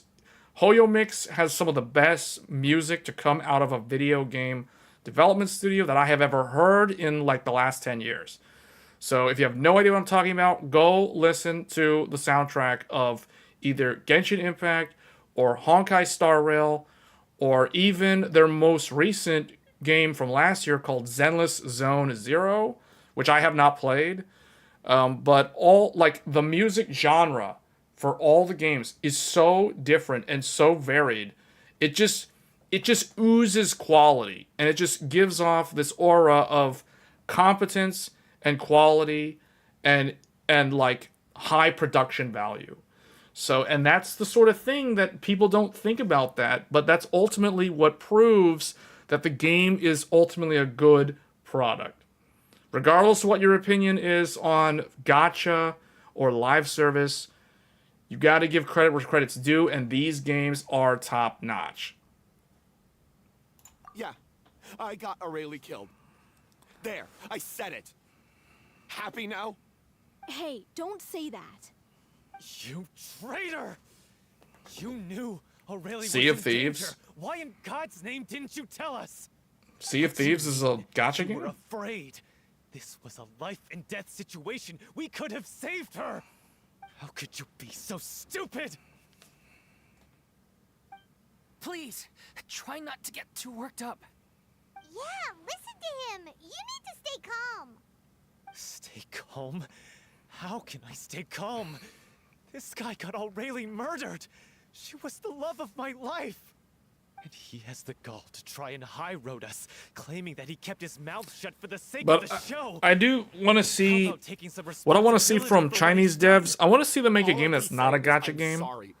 Truly. Doesn't have to be like Black Myth Wukong. I wanted to apologize. It could be like this, but it could be like a everyone. standalone single-player RPG. I don't think they're gonna do it because I don't think there's enough. They see the amount of money that they're able to make from live service, so I just don't. They just don't see it as optimal or efficient to make a single-player, like fully encompassed game that doesn't require live service or a gacha I can component. meet the director and apologize to her in person. I just don't know why the West and Japan don't Don't learn get from them lost. and try to do their I own. don't ever want to equivalent see of your this. face again. Because it's not like other studios in China aren't trying to do that. Now pipe down. I mean, we both just of you. looked at Ananta Will you and stop conflating Arc Knight the show Enfield. on stage with your real life relationships in the troupe? You keep They're not saying that you afraid. want to use this final performance to Western pay tribute studios to your director and Need to stop celebrate being her life. afraid. How Same, can you and the do that Japanese if you're studios just need to using learn it how as an to excuse get with vent all times emotions? and level up their knowledge base. You're right. I'm sorry. On stage, the lead role is the focal point of the audience's attention. And you're all used to seeing the director as the heart of the troupe. But in her own life, her greatest desire wasn't to be the center of attention. I can tell how much she loved The only you game to all, not cap and at how 60. much she loved the troupe. What she wanted was to build a warm home. Yeah, because for it was all built of on a her newer brothers and platform. sisters, to shield you all from the storms that rage in the world outside. That's how you should remember her. See, what these guys could And do, that's what you should be celebrating. I they could, understand why you're trying to make her they the could hero port the of game to a newer story, platform, like a newer rendering she your platform hero or a newer already? engine, but after and then it could everything she did run for you. at like 120 or plus. But So think I think it's hard just too about much what work. that means. It's And just then too much think effort. again And the about thing what you is, you hope gotta to you gotta achieve keep in by mind that working these together. If you the dev really studio is constantly having to come out with new can't content. reconcile your differences, So they're so then busy you with just call it content, quits like now. roadmap Why content, bother with new the final nation, performance if this the year, group is already Snezhnaya. fractured? Like, there's just too much stuff, You man. can't That's why they bring don't do yourself it. to do that, can you? You care too much about director Aurelie and the home she built you all to let go. Who here is gonna play Ananta? What are you laughing see what's so funny. Sorry, I didn't mean it that way. Or Arc Knight It's just Enfield. that for a moment there, it felt like our director was back with us again. If she'd seen I mean, those Paul games are and like Paul free to and play, Jace so it's, before it's that, like you she don't would have to, you're not gonna have to spoken spend any exactly money. like you did, in that same stern voice. Really? But she sounded like such a gentle person. Of course she was. Even her harshest lectures came from a place of kindness, and it showed. She really was a truly outstanding person. What you said, it really puts everything into perspective. I'm truly sorry. I really meant for this to be a genuine apology, but I ended up making it all about me and my self-pity. It's all right. Well, okay, I Let's guess save all nobody this wants to play those games. performance. Does anybody here play Genshin Impact? The ending. What are we gonna do about Or did at one point? Clearly, everyone Maybe they needs to quit? take a step back for now and reflect on what really matters. When emotions are running high, things get lost in the fray. The end of the story needs to focus back on Aurelie herself. She's the true star of the show. What do you mean? The Traveler is right. You once investigated that underwater synth base and recovered items belonging to the victims. If you could find anything that Aurelie left behind, perhaps we can get a better sense of what she went through in her final days. You really think that's possible? I trust that nobody would object to the ending of the story being based on Aurelie's true feelings. No. Well, we'll leave this in your capable hands. Come. Man, you let's mentioned pay a fried visit to chicken. the I'm getting Palais hungry Harmonia. because you said that. The rest of you, head back to the rehearsal location for now and wait for our I'm getting game. hungry. You said fried chicken. The quest location is currently what? The quest location is currently involved in a certain stamp.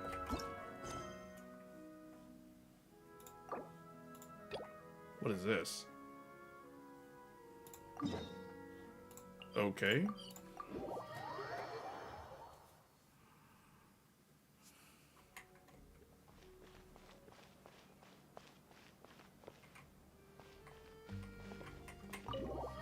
They pay us to stay. Oh, what? One thing you're surprised about Genshin is how easy it is to explore despite the areas getting bigger. Yeah. Yeah, and the cool thing too is like the diversity of the different biomes, like the different areas.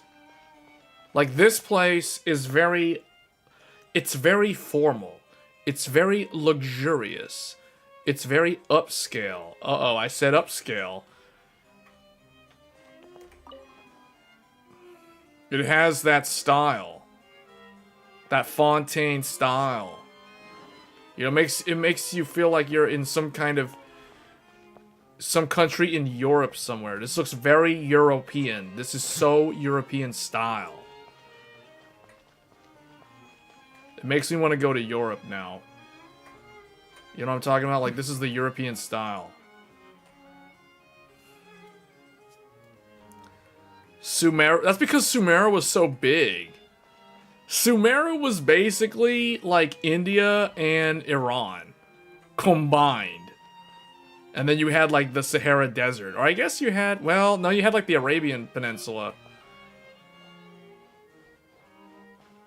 Sumeru, man, dude. You need, like, Sumeru has some of the most unique music. I don't know if I'm going to get demonetized if I start playing that music. So I'm probably not going to do it. But man, Sumeru's OST was probably one of my favorite OSTs in all of Genshin.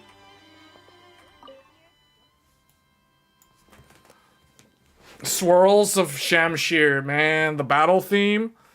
The battle theme from Sumeru. You know what? I'm probably just gonna let's teleport over to Sumeru and just listen to the battle theme. just teleport in. Don't fight the enemy. Just go find those mushrooms. Just go find the magic mushrooms. Don't kill them. Just let them sit there. Because it cues the music the whole time. You're just sitting there and then the mushroom music starts playing.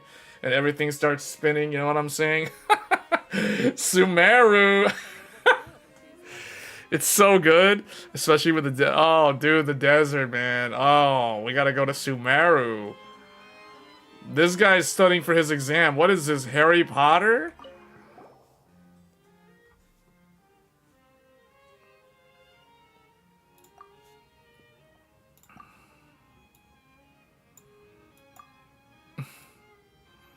Man.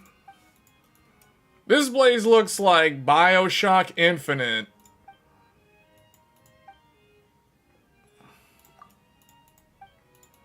It even has the underwater, like, exploration piece to it. Get the stamp.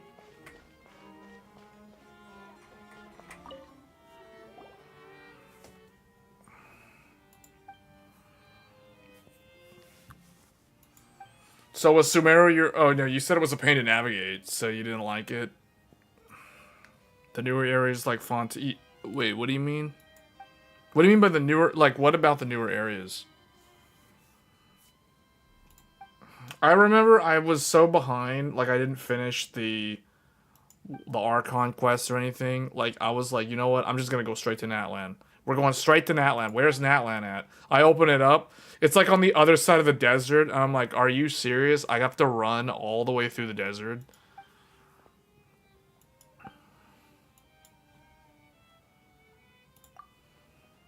It made me feel like I was playing the game Journey from like 2012 on the PS3. That game was like Game of the Year in 2012.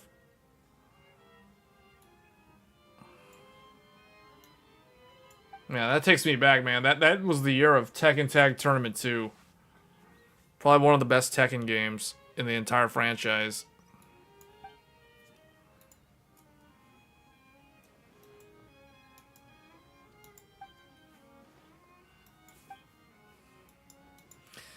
This is some side quest. I don't know. There's so much into this side quest about some stamp. More info coming out of CES for 9070 XT.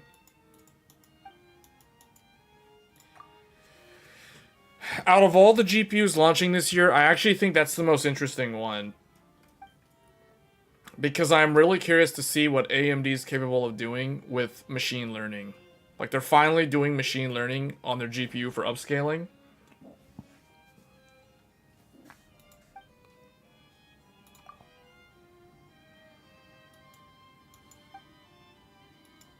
And it's probably also going to be good for ML at that price point. Smack it so hard that its later iterations will feel it. Wait, what? The machine seems like it's too lazy to even care about your efforts. The machine breaks in silence and lets out a rusty, annoyed sound as though a very sleepy person just fell out of bed. What? It was just posted on YouTube. Wait, what? Like an AMD video? Hold up, like an actual AMD video.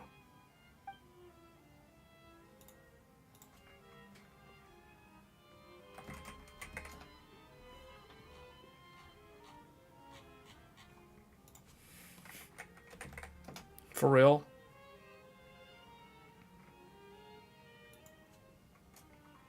What's the name of the video? Oh, PC World. PC World. AMD explains the plan for the Radeon.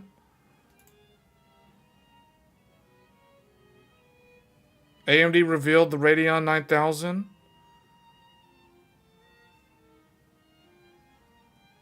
AMD explains the plan for the Radeon. Oh. Okay, hold on. Wait, why is it? Oh, because the tab's muted. Hold on. Okay, let's go to that. How long is this video? This video is 30 minutes long. I don't know if we're going to cover the whole thing. You're talking about this video. Or of AMD. Frank, tell the fine folks at home what your role is at AMD. Hey everyone, I'm Frank Azor and I run consumer and gaming marketing for AMD. Nice, okay. You're here for the gaming product. Specifically, we're going to talk about RDNA 4 and Z2. Okay. So, stuff close to my heart, and I think close to the fans out there. So much so that they were a little bummed that something didn't show up. I'm not quite sure. Anyway, sorry, I'm starting off with the serious stuff, but yeah, people are excited for the next generation of Radeon. I mean, we got some cards here. Can you just walk through the process of why it wasn't really kind of fully unveiled on stage at CES? Well, first of all, I'll tell you that the cards are performing great, meeting and exceeding our expectations. There's no schedule delays, so we're on schedule. Those were not any factors as to why we did not bring RDNA 4 to our press conference on Monday. Look, it's primarily two things, real simply. One, we had an opportunity to wait and see what was going to happen from our competitors and to be able to respond to that, so we took advantage of the opportunity. And honestly, that's going to be good for the entire industry because it means that we're going to get more competitive products and we're going to get more value out there for gamers. So it's a win-win for everybody except maybe the competition, which that's okay. And then number two, and this is one of those behind-the-scenes types of things that it's maybe hard for a lot of people to understand, but we spend months preparing for these shows.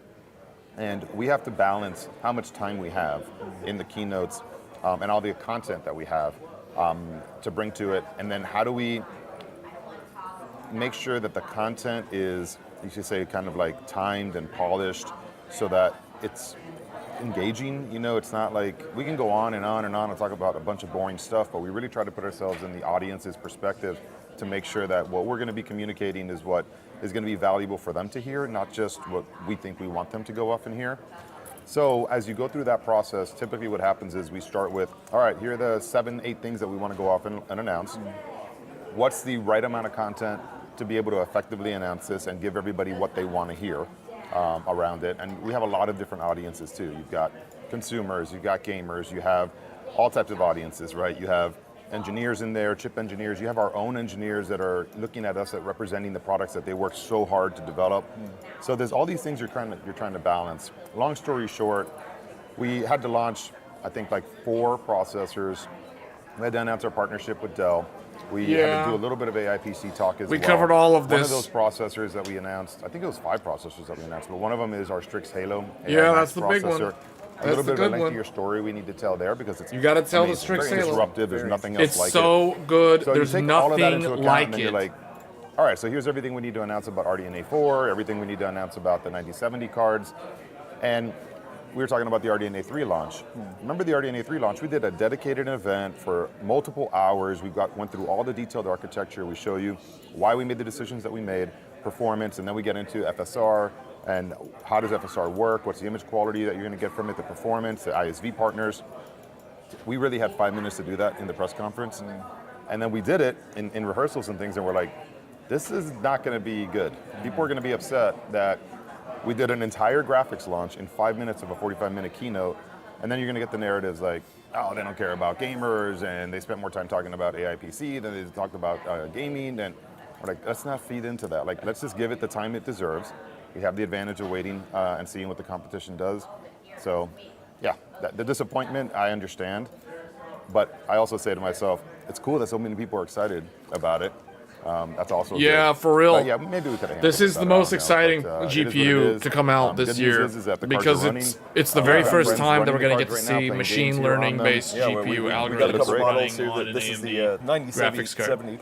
Sapphire Pure XFX magnetic. Wait, are those the magnetic air fans? Those look like magnetic air. That is XFX. Yeah, you've got multiple partner cards. I mean, I guess. Whoa, that's XFX. It almost XFX. feels like it's a preview. Like, oh, hey, we didn't talk about it at the keynote. We're going to have a dedicated event, but we still have the cards here. We still have them running. I think that was the. It was important part. for us to let people know that there aren't delays. It's looking great. Sapphire Pure. This is what you're going to be able to expect. So we tried to find a balance of. Sapphire Pure is always the white card. A little bit of confidence that things are going well and we're making progress and they're coming very soon. But how do we save a fair amount of news for the main event? Okay. And that main event's going to come soon. This is not like you're gonna have to wait 6 months or 9 months. It's coming in weeks. The main event. It's coming in weeks. Okay, It's well, coming in weeks. The we'll event. have to The wait for event. that then. The unveiling Just event. Just, you know what I mean? Be a little patient, I guess. Yeah. AMD Frank Azor says, be a little patient. No, I'm just kidding. The most impatient man in the world says be a little bit patient. No, I appreciate that. Okay. All right. I understand. Well, moving on to the goals of RDNA 4, can you tell me, like, from a high level, like, what are the goals that you're trying to achieve? So what you can expect from the first 2 cards that we're going to announce in the RDNA 4 portfolio is you're going to see a little bit of improvement in rasterization, as you would expect, right? You're going to see a lot of improvement in ray tracing. Oh, whoa. He just confirmed like everything that we have been talking about all throughout for the last 6 months. He said you're going to see a little bit of improvement in rasterization, and you're going to see a lot of improvement in ray tracing. This is exactly what they need to do. AMD is on fire. They are like announcing product after product, and they are delivering on all these amazing products. So they got Zen 5 X3D. They innovated with X3D. They flipped the Vcache underneath and got the surprising uplift that no one expected out of the 9800 X3D. Then they did Strix Halo. There is literally zero competition. It is an uncontested product. Strix Halo is the same as the 5090 in the sense that Nvidia is uncontested with the 5090 at the highest end of the GPU. AMD is now uncontested with Strix Halo at the highest end of the CPU. So they've basically done the impossible and have done all these things. And on top of that, now they've got the machine learning. They have the actual RT uplifts that people have been waiting for such a long time. An enormous amount of improvement in AI compute capability.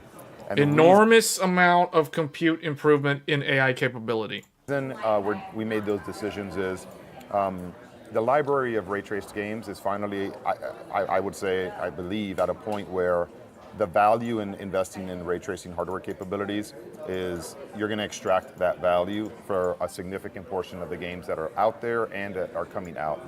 We're starting to see games that are turning ray tracing on by default. So ray tracing's evolved in the last few years. Like Avatar. Avatar had ray tracing on by default. From being like a technology demo thing that you show off and you play at 30 frames per second to something that you may leave on all the time in a lot of games now.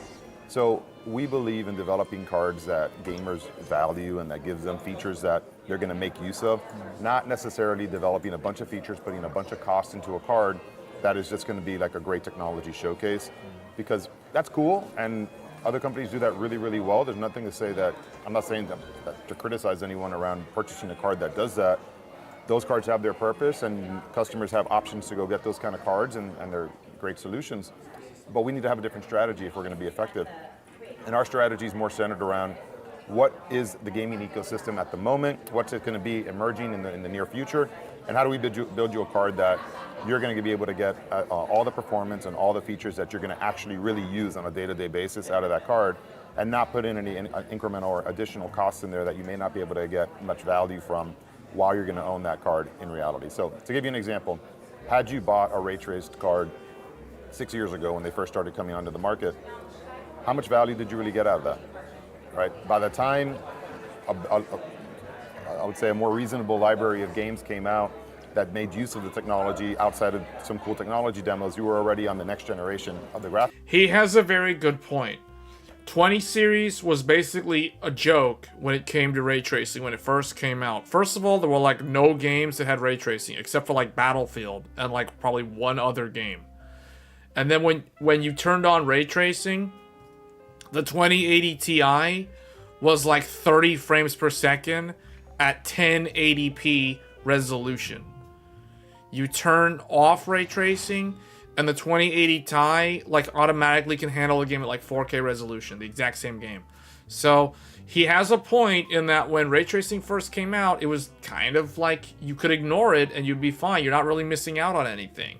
Melusines are So beautiful now creatures. the technology has Pride of Fontaine. matured, Be and sure to befriend them. compute horsepower with them no GPUs have harm. gotten stronger and stronger with multiple generations now, that now ray tracing is at a point where it is actually a legitimate component of the conversation when it comes to like how developers construct the 3D environments, the lighting in their games, all these sort of things. The game world assets now can really benefit from ray tracing in a tangible way because the hardware is capable of supporting that environment. I see the value That was in my not the home, case but with I the also 20 see the series, meaning in and that all also the to an endeavors extent of was the also people not the Fontaine. case with the 30 series. I believe I will Graphics continue card. So to take pride. all that money you spent on that first card, you didn't really get a lot of value out of it, from my perspective. And this is going to be a similar thing with the 50 series, because the 50 series is not going to have a huge uplift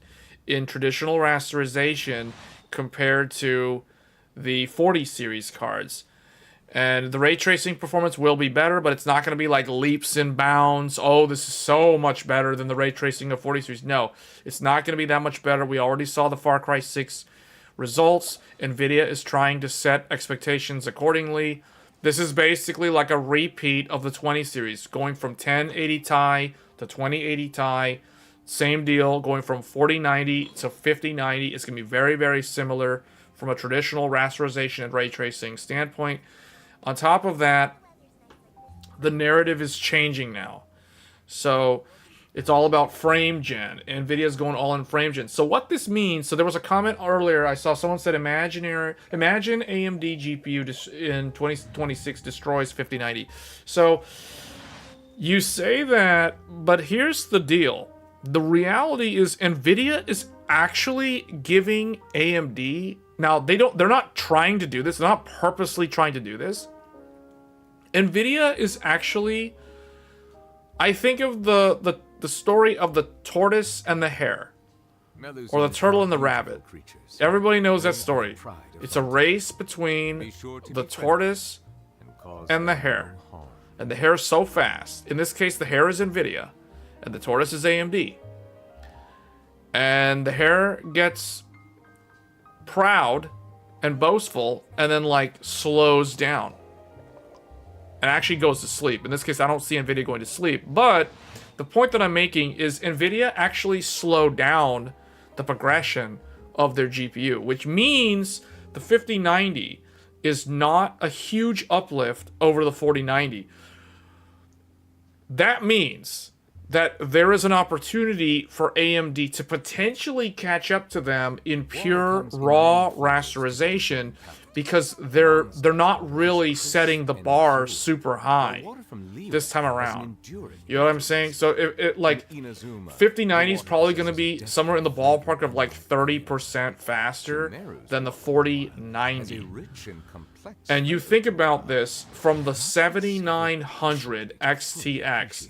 The 7900 XTX is about 20% slower. It's about, it depends on the game, but if we're talking 4K resolution, it's about 21% slower. Or, well, let's put it, no, that's not right. The other way to look at it is the 4090 today is about 21. In fact, we can look at it here. Let's go to this. Let's go to Tech Power Up real quick to make this point. So GPU database.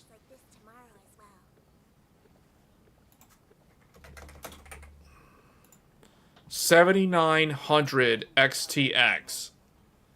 So right there, 23%. The 4090 is 23% faster than the 7900 XTX. So depending on how you want to average that, you can say 20%, you can say 25%. The point is, to close the gap, AMD's next flagship, which should come out sometime in the second half of next year, for those that don't know, second half of next year, which means it's a long time from now. It's more than a year from now. So it's a long time off. But if AMD wants to close the gap, it's not that hard, considering they have like a 2-year window to get caught up to the 4090. So within that 2 years, they can bypass the 4090. They can literally overtake it because the gap is only 23%. So you add the 5090. The 5090 is going to be around 30, we'll say around 30% faster than the 4090. So if AMD can make a GPU that is 55 to 65% faster than the XTX, they can pretty much make a card that is on par with the 5090, and that is definitely within the realm of possibility, given the way things are with the nodes today. So they can do things like use GDDR7 to match the memory that the 5090 has. They can even offer the same amount of memory. They can go really wide with the memory bus, just like the 5090. So they can do a 512-bit bus because they've done 512-bit buses in the past, so I can see them going that route. Heck, they could even go wider if they wanted, although that's probably not what they would do. So they can easily go to a 512-bit bus because they've done that in the past. Look at the 290X. They can easily, if they really wanted to, they can make a graphics card that can match the 5090. Now, the problem is, by the time the new AMD flagship that is capable of matching a 5090 comes out, Nvidia will be launching the RTX 6090, or it'll be kind of close to the time that they'll be launching the 6090. So AMD knows this. AMD knows that they need to at least make a graphics card that is 70 to 90% faster than the 7900 XTX. In fact, I wouldn't be surprised if somewhere in AMD, the design goal for the engineering team is to make a next generation GPU that is 100% faster than the 7900 XTX. And you couple that with the new hardware for ray tracing, you couple that with the machine learning FSR4 that they have on the 9070, they can literally close the gap if they wanted to. Now, it's going to come down to the time frame. It's going to come down to the budget. The R&D, the node selection is going to be the key thing here that will make or break the reality of whether they can pull this off. So, node selection is going to be really important, but they can easily do that if they wanted. Meaning, in about 2 years from now, did I say 2? Yeah, in about 2 years from now, AMD could launch a graphics card that rivals the RTX 6090. If they really put their minds to it, they can do it. We've seen them do stuff like Strix Halo and all stuff. Now, the Radeon team is a completely different team. They're not the team that's doing Ryzen. So it's really going to depend on the things that I mentioned previously. But yeah, they can do it. They can easily do it, man. The gap between the XTX and the 4090 in pure rasterization is actually not that great. We're talking like 20, 25%, 23% according to Tech Power Up. So that's not a massive gap. So they can easily make something faster than 4090. But I'm expecting that they're going to try to make something that is like close to 90 to 100% faster than the XTX. And that's the reason why Jack Ma is setting the expectations accordingly, because he understands that in order for them to actually make a secret weapon like that, it's going to take time. It's going to take time. They literally have to go off into the hyperbolic time chamber and train for like 24 months to come to the Cell games. Because remember my analogy, Nvidia is Cell, Qualcomm is Frieza, AMD is Goku, and Intel is Vegeta, for those of you that don't know. So if you recognize the reference, what did they do in the Cell series to prepare for the Cell games? They went to the hyperbolic time chamber and they trained for like a year. In the case of Vegeta, he trained for like 2 years. So it's possible. There is a road to creating something that can rival Nvidia's best.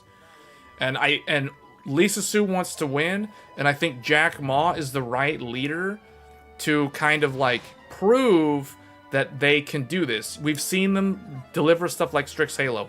So design goals, when set appropriately, provided the technology is there to back it up, aka TSMC's nodes, they can actually deliver something that can rival a 6090. So that's one of the reasons we're putting a bunch of ray tracing capability in it, is because we see that the ecosystem is there, and now it's a really valuable feature that you're going to be able to extract and use on a meaningful basis. The third element of it is the machine learning AI capability of it.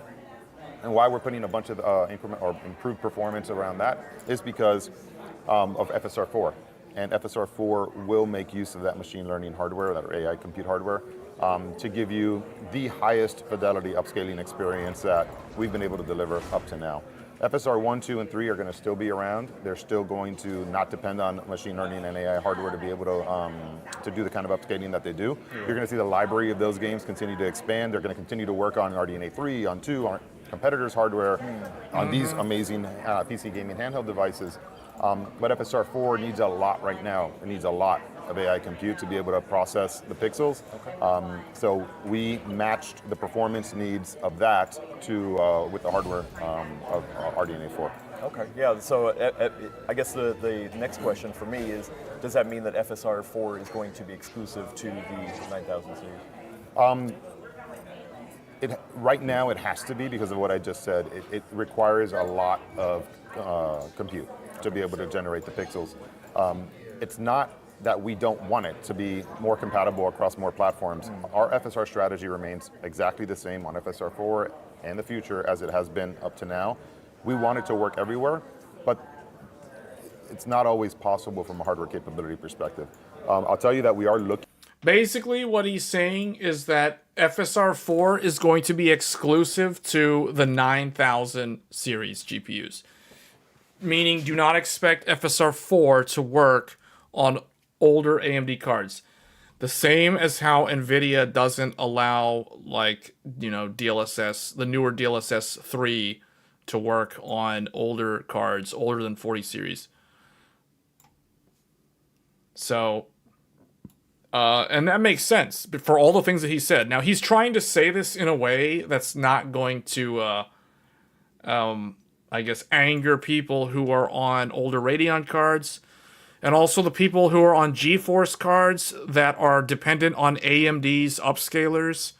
But the reality is that the compute requirements for the AI models to run require those dedicated hardware components. And, well, let's see what he's about to say, because I think he's about to say something regarding the older cards.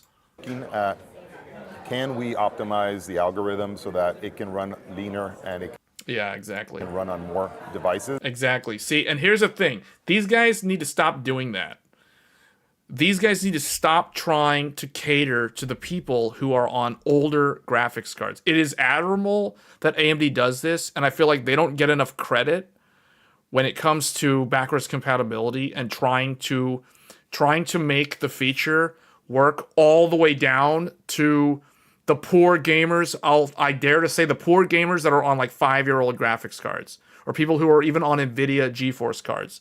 Because Nvidia doesn't look back. Nvidia leaves those people in the dust. They don't think about them. They ignore them. They just keep going full steam ahead. AMD needs to adopt more of that aggressive mentality. Because I feel like it is very nice that AMD does this, and no one seems to compliment them on the fact that, like, someone who's on a 1080 Ti managed to keep their 1080 Ti to play modern games because of AMD. Like, literally because of AMD. If you had a 1080 Ti and you're on a 1440p monitor, because typically if you're on a 1080 Ti, you should be on a 1440p monitor. I don't know anyone that was on a 1080 Ti that was not on a 1440p monitor.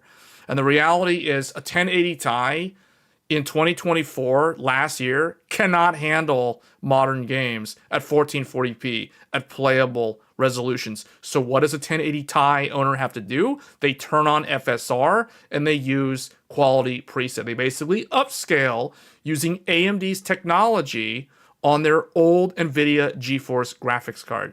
So AMD, they don't owe these people anything. They don't owe any of these people that are on old GeForce cards anything, because these people are using their competitors' gear. So if I was in Frank's position, I would tell my engineers, forget about these GeForce losers who are using like ancient 10 series GPUs. Forget about the 20 series guys who are like left behind and abandoned by Nvidia. It's not on us to help them. They chose to go with the competitor. So we don't owe them anything. So I think AMD needs to develop that mentality. Leave them behind because their vendor, Nvidia in this case, already abandoned them. Same thing with, so what he's trying to do, I know he's thinking more about the Radeon people. He's thinking more about the people like myself who was on a 7900 XTX and anyone who's on like RDNA 2, like a 6900 XT, or even an older GPU like a 5700 XT, RDNA 1. I don't think he's thinking about people on Radeon 7. There's not very many people that have that anymore unless they're doing crypto with it, so that doesn't matter. But again, they're trying to like cover such a large amount of a user base instead of thinking about the future and just focusing on like what is the new, like what do we need to do. So personally, I would say make FSR 4 only work on 9000 series. Forget about people with an XTX.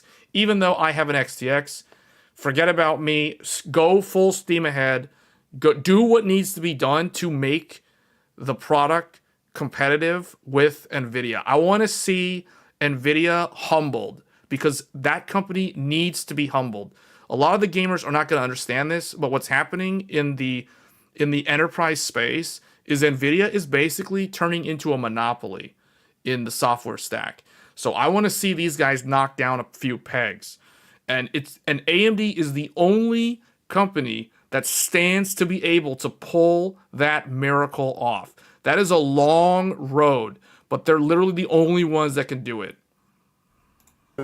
We are looking at that. We have that desire, but we're not ready to commit and say it's going to go broader at this time. So right now, what we can say is it's going to work on RDNA 4 architecture. They're both built for one another, and we're going to keep looking at seeing if we can go beyond RDNA 4.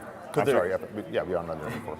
Could there be a potential path where you have a version of FSR that is dedicated to that kind of hardware and then a version that is more open? Well, the more open one is FSR 3, and it's going to continue, and FSR 3.1, that's going to continue. It's development and use, and we have ISVs that are lined up to continue to adopt it into their games.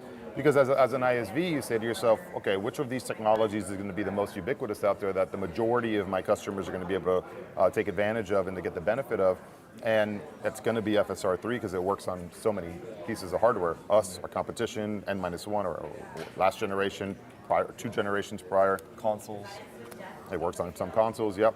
So people sometimes ask, like, how did you guys get to over 400 games of FSR support?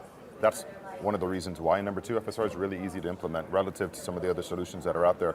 And we carried that through with FSR 4 as well. So implementing FSR 4 as a game developer is, I would say, considerably different than other machine learning-based upscalers have been for them to have to implement up to now.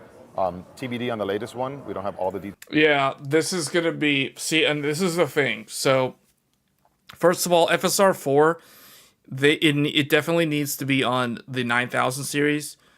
And there's going to be a ramp-up time for developers to figure out how to implement it in their games. I mean, it's the same thing with DLSS. DLSS took years to take off and get to where it is today. Because it's an ML-based thing, and it's not something like, oh, you can just tack this onto your game, and now you have this temporal upscaler, because that's how FSR works. So FSR is way easier to implement because of that, and that's why it was so wide scale in terms of availability, and it worked on like not only AMD cards, but also Nvidia cards. Details on that, but we wanted to make it easier so that more and more game developers would adopt FSR 4 and feel comfortable and enthusiastic about adopting it. Okay. Can you tell me any preview of like what kind of feature set FSR is going to be?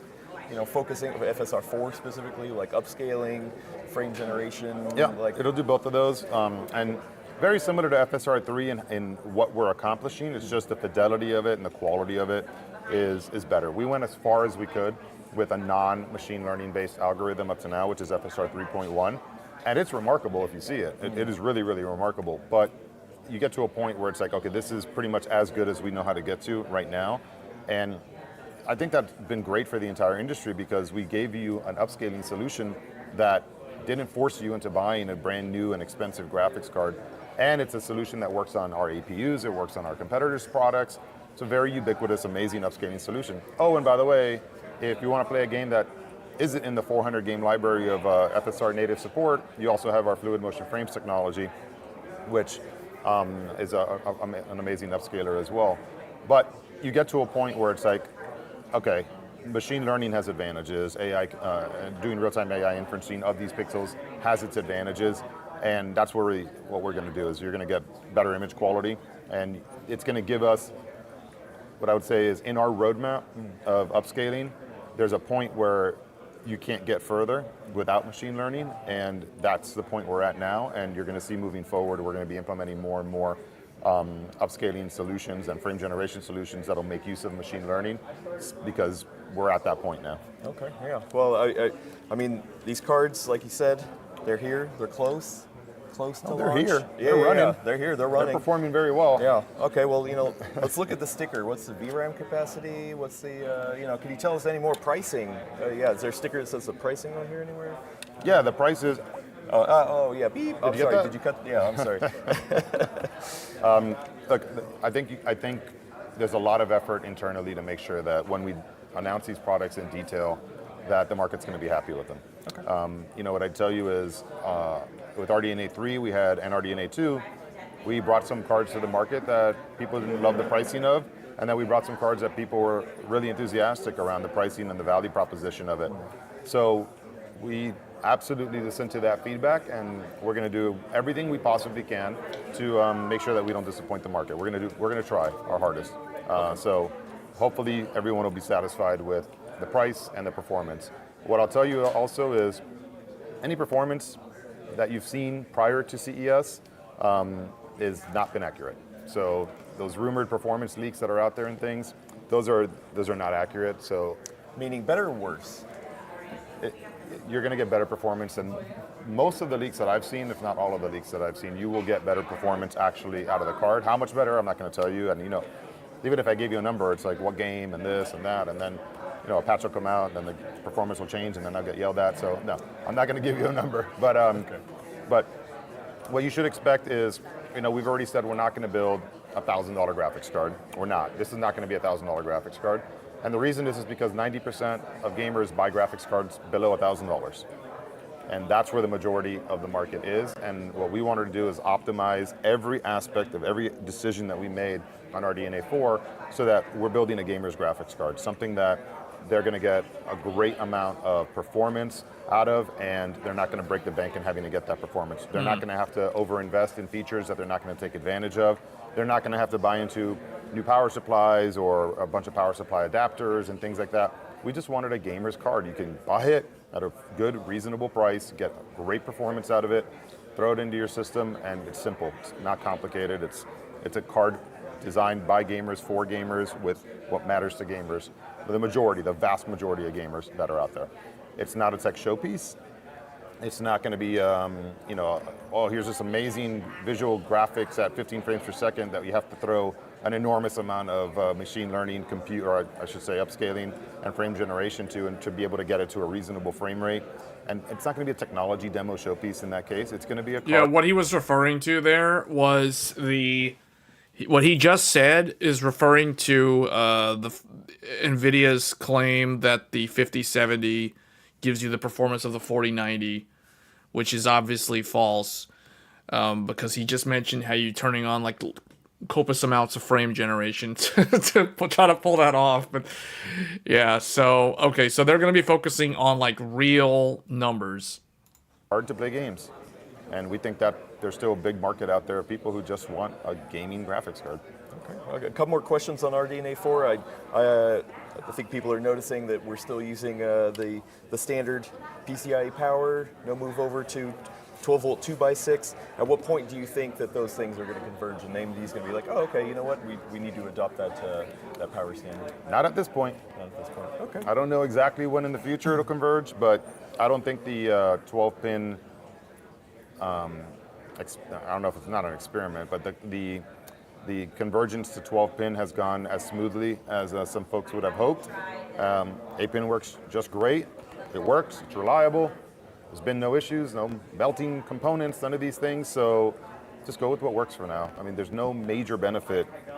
When you look at the risk-reward benefit, there's risk there, that's been proven, and the reward is not really a big reward, so just go with what works. It's simple, it's reliable, and Yeah, I'm hoping that the 5070s also come with regular 8 pins.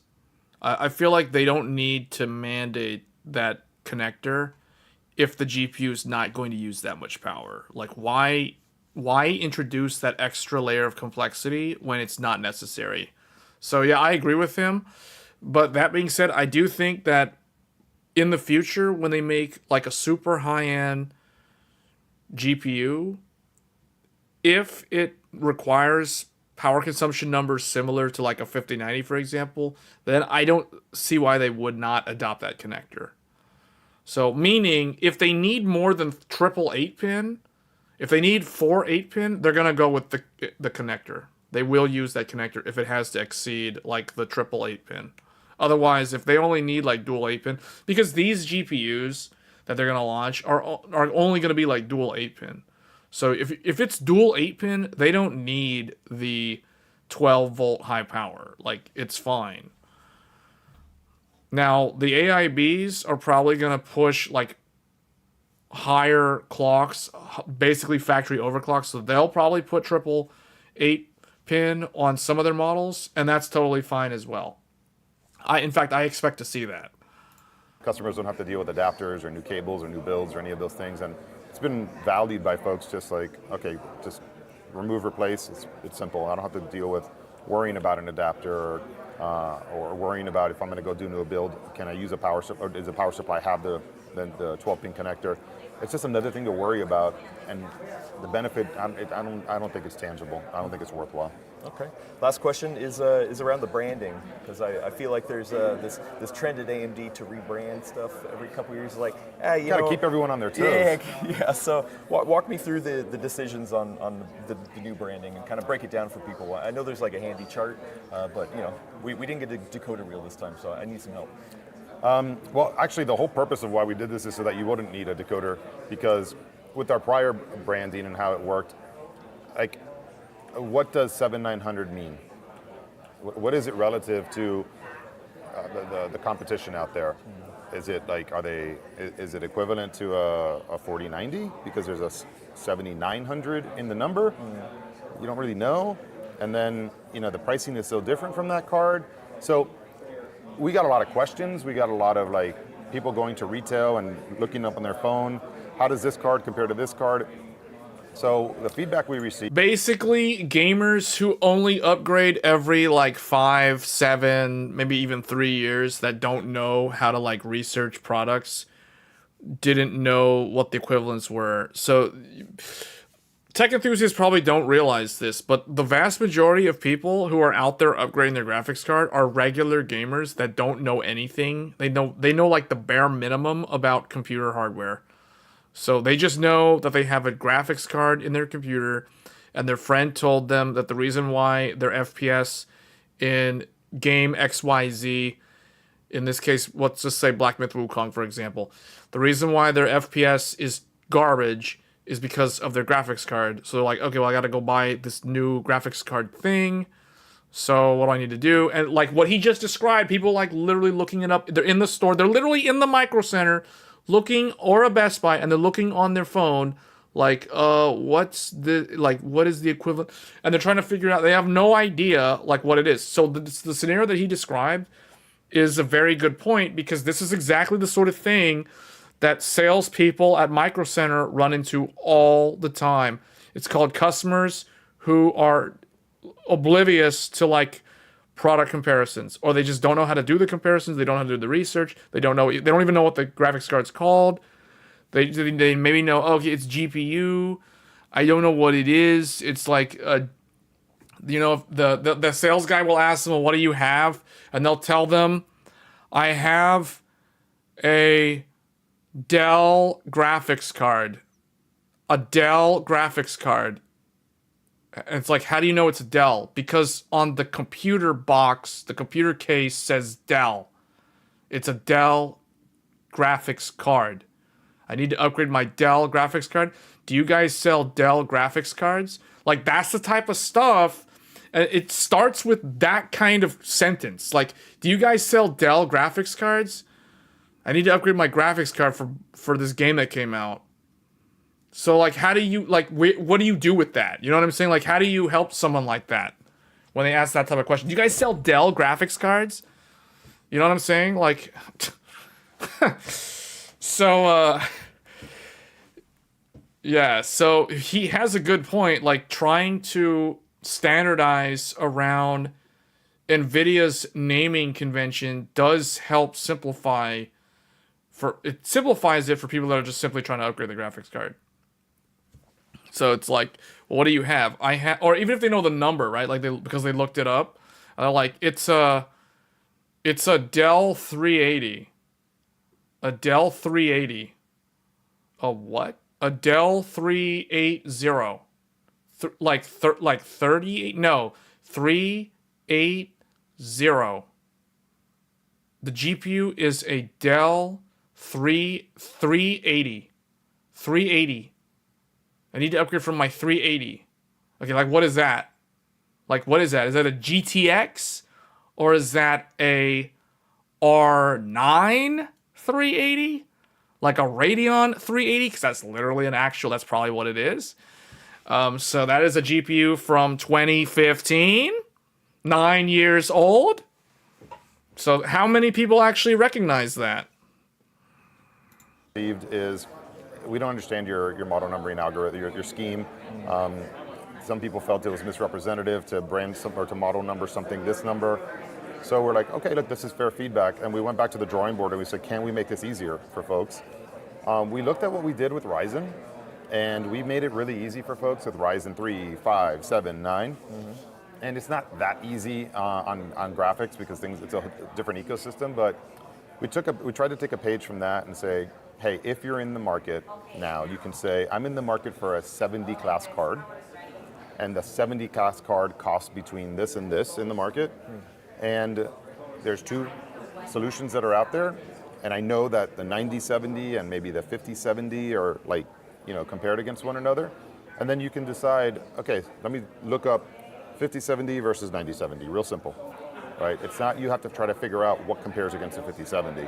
It's just look them up, and hopefully we've done our part to earn your business, but we're just trying to make it a little bit easier for folks. I mean, everyone knows the NVIDIA model numbering scheme. Not everyone knows ours. So rather than trying to educate everybody, and we're just like, just try to create a category of class, like there's Ryzen 5, there's Ryzen 7 classes, if you will, and the competitor has theirs. We're trying to kind of like create these classes in graphics to make it just easier for folks. Okay. That makes sense. I guess more TBD. Thank you for answering the hard questions. I know it's That's a very good interview. I did not expect him to give that much detail on a lot of that, what he just said. A lot to digest. It's hard. It's really hard to answer them on Thursday at CES. When, yeah. I had to think real hard to write down these questions. Like, what should I ask Frank? No, I appreciate it. But let's move over to something near and dear to my heart. We're talking about Z2. So, I love covering handhelds. I've covered a number of them, but the Z2 series has now officially launched here at CES, and there's 3 parts. Can you break down the idea about having 3 parts in the market, kind of the goals of what you want to achieve with that? Talking about things that we didn't have enough time to put into the keynote. Yeah. You notice we didn't even put the Z2 in the keynote. We couldn't fit it in from a time perspective. Hit my heart. I think it's pretty well known how passionate I am about this category. So what we did with Z2 is, it demonstrates our commitment to the PC gaming handheld category. And we're committed to it because it really demonstrates what makes AMD unique, the most unique in the marketplace, which is we have those x86 Zen cores that work across all PC games. Then we have our RDNA graphics architecture, which was designed and developed for discrete desktop and mobile graphics. And we've integrated that, we've fused that into one APU chip and we've optimized the heck out of it so that you can get incredible performance, but also incredible power efficiency. And that's something we've done on our laptops now for several years, but because we're unique in that in how we do that and our engineering and our capability there, we can also do it in these much thinner, much lighter form factors than even a laptop with different constraints. Weight is even more of a constraint on a PC gaming handle. Battery life is an even more of a constraint, and it's a huge challenge. So what I'll tell you is this is a new category, and we want better battery life out of it. We want better performance out of the category. We're also seeing devices like the Legion Go to bigger screens, go to more powerful screens. This has an OLED screen on it. It looks gorgeous. I wish you guys could see it in person, but it looks absolutely gorgeous. It's a nice big screen. At the same time, they removed some weight, so it's even more comfortable. So this is, what we're trying to do is help our solution providers, help our OEMs like Lenovo and the others meet their goals for every one of the products that they want to bring out to the market. And they really want to go with us for those reasons, because we're the only one that can give them that performance, that platform compatibility, that discrete graphics level of support and compatibility, FSR support, AFMF support, all these things. But they have different requirements. They may want a certain price point that they're trying to achieve, or they may want a certain performance level that they're trying to achieve. So when you look at the range of Z2, what we did is we put a portfolio together that caters to all of those goals and all of those demands is probably too aggressive of a word, but all of those requests and inquiries that have come into us from the OEMs around, we want something that will help us accomplish this goal, that goal, and the other goal. So the Z2, for example, the Z2 Go is a really well-balanced part from a performance perspective at a price point that's enabling Lenovo to achieve their goals. Then you go into the extreme, which is kind of throw price point a little bit less of a priority and focus on the most amount of performance you can fit into the power envelope and the other constraints that we have to work with in this category. And it's a really amazing part. And what's really, really cool in my opinion is but Valve and Lenovo announced that SteamOS is now coming to more and more of these types of devices. So if the Steam Deck, which is an amazing device, but for some reason you wanted a larger screen or you wanted a little bit more performance out of it, you didn't really have that option before, and now you have that option, but you get to preserve the simplicity of using the SteamOS experience, which is arguably a more seamless and a more user-friendly experience right now than any other operating system solution that's out there for these types of devices. Well, I think one of the pieces of confusion out there, and I know I definitely had to research it, is that there's 3 different chips, and each one of them has a different architecture, right? I think one way to look at it is like, oh well, it's all named Z2. Why not scale up with the same or scale up or down with the same architecture? Yeah, Z2 is interesting. I mean, I think I paid way too much attention to the strict Halo that we have to to make in partnership with the device manufacturers. So some of them come to us and they tell us, hey, price is really important. And older architecture oftentimes enables us to give you a better price for a multitude of different reasons. Other times they come to us and they say, we want something that's a little bit higher performing because they want to differentiate themselves from other things that are in the market. So there you go and you build the Z2 for them. And then sometimes they come and they're like, what's the best thing you can possibly build? I want to sell a premium device. That's how I'm going to differentiate myself in the market. While others are at $400, $500, $600, $700, I'm going to come in at maybe $999. And the way I'm going to justify that premium is have the best screen, maybe even new battery chemistry that may be at a really high premium but gives you longer battery life and lower weight. And I want the best processor that's possible in this category. So then you go and you build a Z2 Extreme. We don't when it comes to these types of things, we don't build them and then hope that they come, right? We're talking to our device manufacturers and working with them on what are their needs and what are they trying to accomplish, and then we're building the chips for them for those purposes. So when we announce a portfolio like that, it's an indication of things to come. Okay.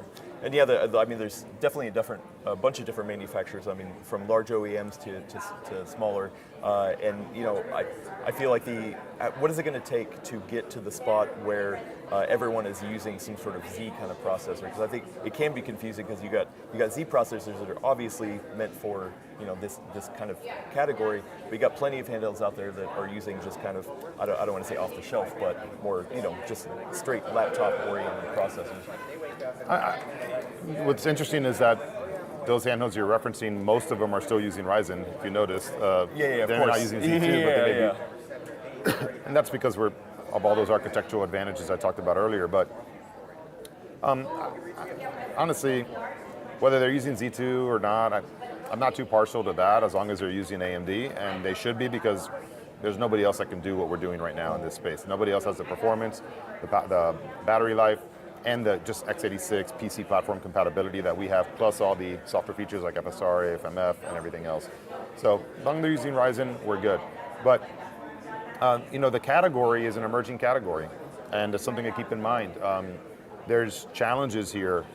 I would love to see some better user interface improvements for some of the Windows-based devices, and they're coming, and there's a lot of interest in the category, so we're going to see that stuff evolve over time, just like we saw OSs and solutions evolve in PC gaming over the last 20, 25 years. For those of us that have been around for a while, gaming on a PC 20 years ago was hard. It wasn't easy. Driver issues, API issues. You had conflicting APIs like DirectX and Glide and OpenGL, and some games ran on some of those games ran on some graphics cards. Man, this guy, Frank knows what he's talking about. And you had Windows, and some games this ran guy on really each of the knows operating his systems. stuff. You You can had tell he 16-bit, knows. He 16-bit, knows the 32-bit. truth.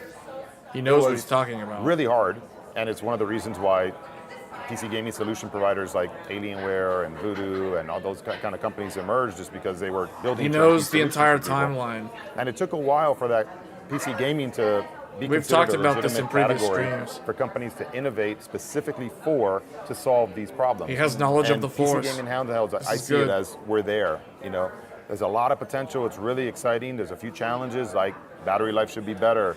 Weight can always get a little bit better. The OS experiences can be a little bit better. So there's things there. There's a lot of opportunities. And what is really cool about all these other devices that are coming out is everyone's trying to solve these problems. And then at the same time, they're making some mistakes as well, as are we in this whole thing. But we're all just learning together and trying to create a whole new category that barely, I'm not going to say it didn't exist 4 years ago, but it barely existed 4 years ago. And now it wasn't primary focus. No, it was like, I would say these devices that in some ways inspired us to create the kind of category that we have today, and they were like the early innovators of this.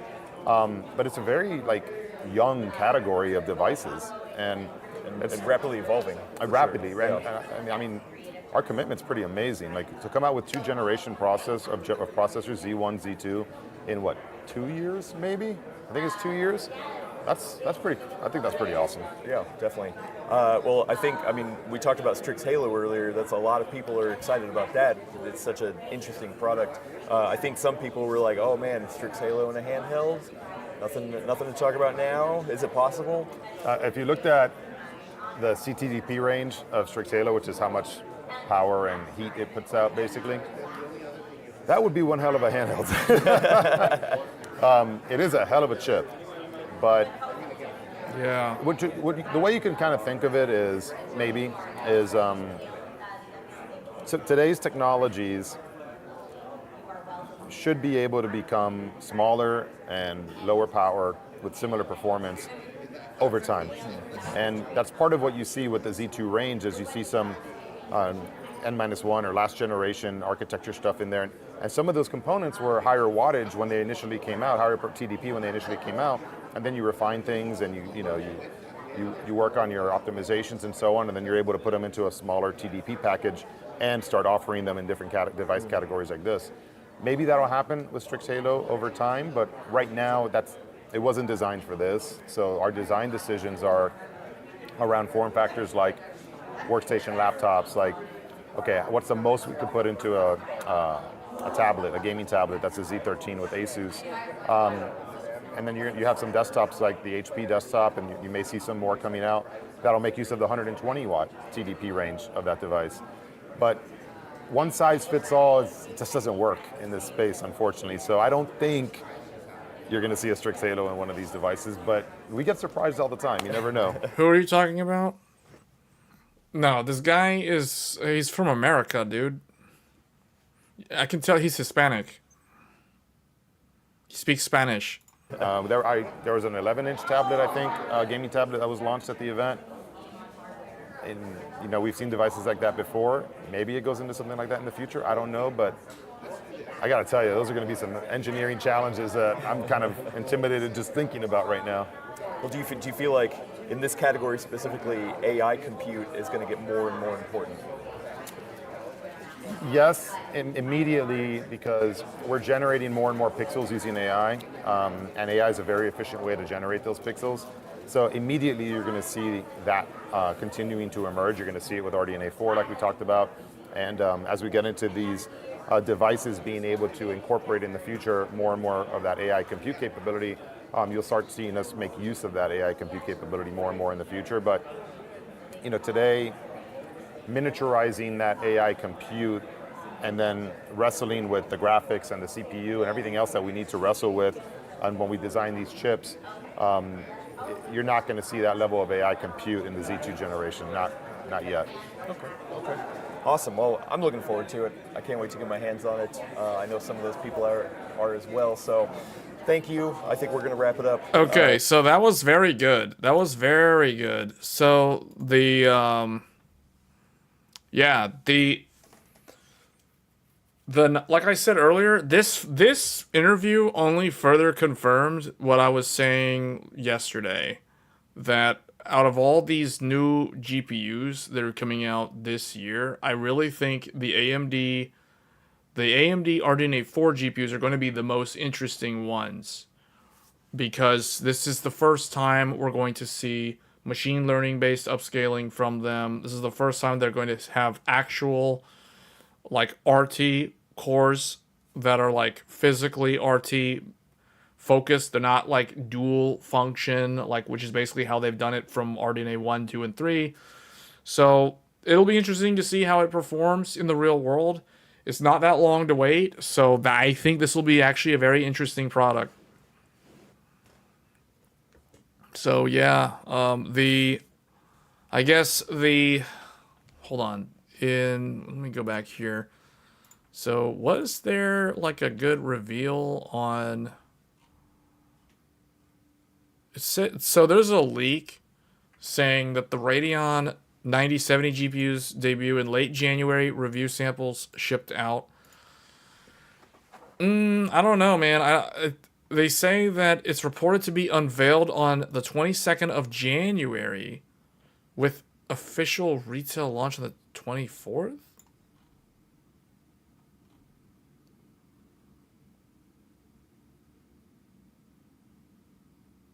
Huh.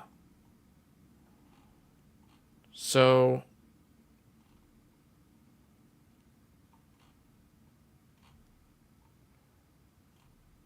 okay. So it's in the range that I said.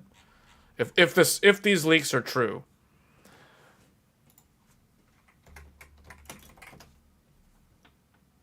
$9070 XT. Let me see. Do we have any? Okay, so looking at this picture, we can see that there's a lot of AIB models. I don't know. I think the two in the middle are the AMD reference cards, but I could be wrong. So let's start from the bottom and go all the way to the top here. So this one at the bottom is the Gigabyte Aorus Elite AX. This is the Gigabyte Aorus 9070 XT. Then we have, I don't know what this one is, but it looks cool. Then we have Power Color's Red Devil. This is the Power Color Red Devil. Then we have the Asus Tough. This one is the Asus Tough. The chat is covering up the Asus Tough. So that's the Asus Tough. Then we have the Yeston Sakura edition from Yeston over here. And then we have, I think the one in the middle, this 2-fan one is probably AMD's reference design for the RX 9070.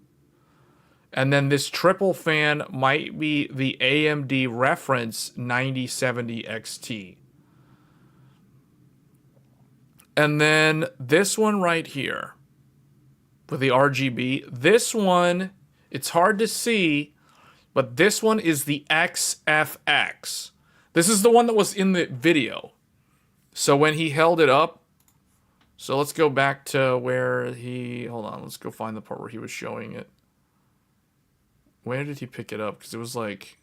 Was it here? So this one right here in the background, this one on the table is this one right here with the RGB strip. This is the XFX. Then we have Sapphire. The Sapphire Nitro is this white, it's like a silver gray looking one. That one is definitely the Sapphire. And then we have ASRock Tai Chi. This one is the ASRock Tai Chi.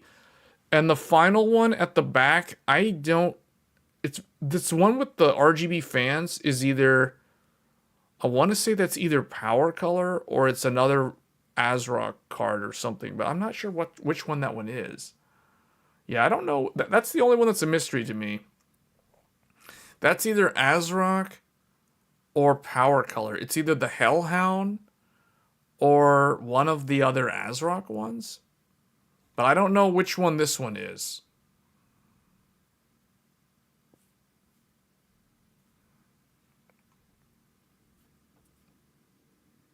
Hold on, oh, Acer. Maybe it's Acer?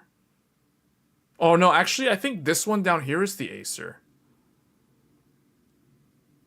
Did I cover all the brands? Oh, maybe it's this other brand. Maybe it's Yeston? I don't know. I don't know which one that one is. Yeah, the only one that's kind of a mystery to me is this one here at the very top.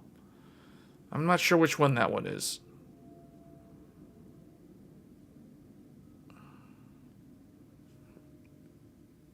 You don't think there's any... Why?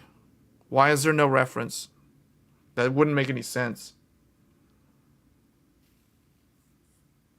Those are just their board partners. These two in the middle look like the AMD reference card. So let's review. So the one down here at the bottom is the Gigabyte Aorus Elite. This one right here is probably an Acer or something. Then we have the Red Devil from Power Color. We have the Sakura from Yeston. We have in the middle what looks like an AMD reference card. Then we have the Asus TUF. Then we have another AMD reference card. Then XFX with those magnetic fans. Then we have the ASRock Tai Chi, the Sapphire Nitro, and I don't know what this is. I have no idea what oh, maybe it's this one. I can't read this. This is in like... It's in Chinese writing. There's like some English word there, but I don't know what that says. So I don't know what this says. It's like, yeah, this one at the top is probably this one, Maxun. Oh, okay. So okay. So maybe that one's Maxun. Either that one's Maxun or this one's Maxun. One of them is Acer though, because they're listing Acer.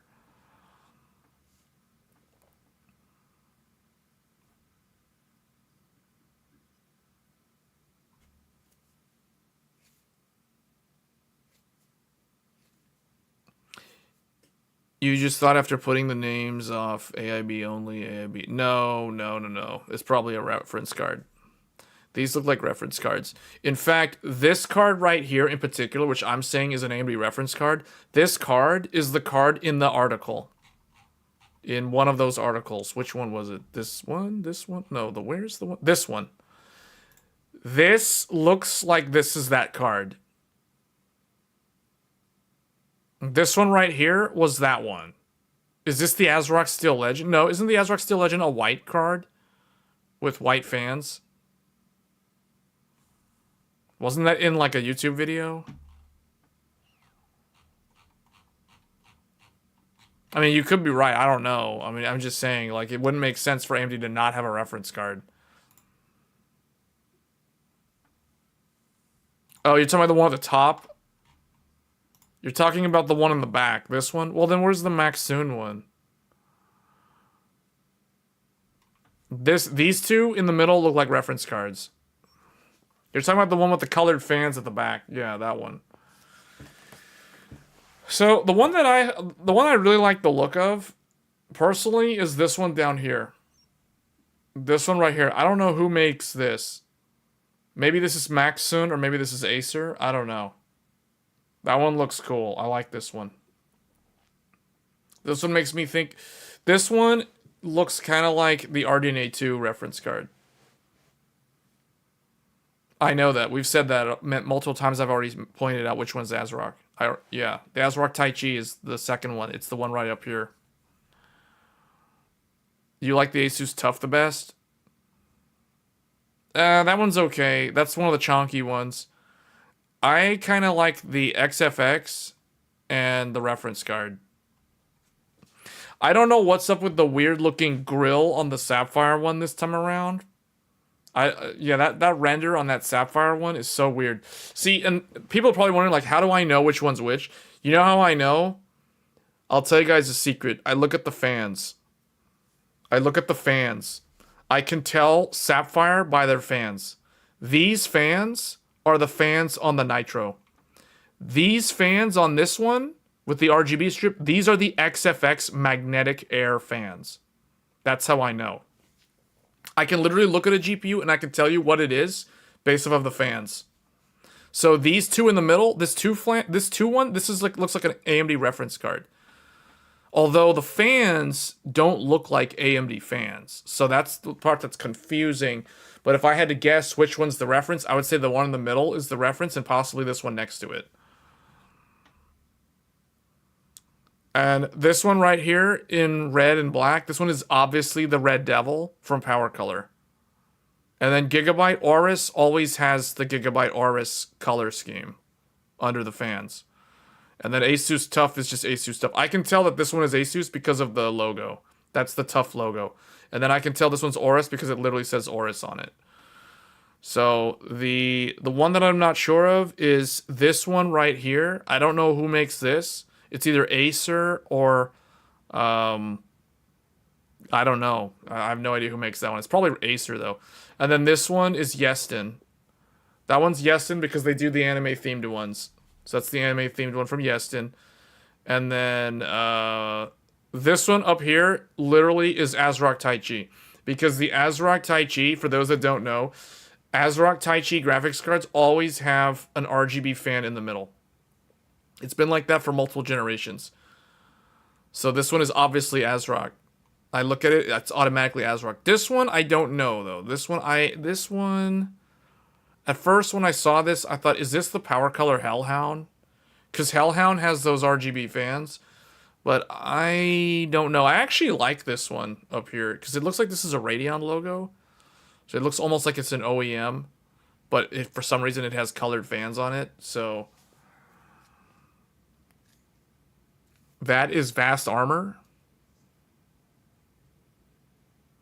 Oh, you're right, because it says Vast Armor down here. Yeah. Okay. Well, that makes sense. So then this one down here has got to be Acer then, right? Because Acer's listed over here on the left. So it's like I look at this like it's some kind of like connect the dots or whatever, like, or match the names with the cards. So it's like Acer, this one, Asus, this one, Sapphire, that one, XFX, this one, ASRock, this one, Gigabyte, the one down here, Power Color, the Red Devil's right here. Vast Armor, by process of elimination, Vast Armor is up here.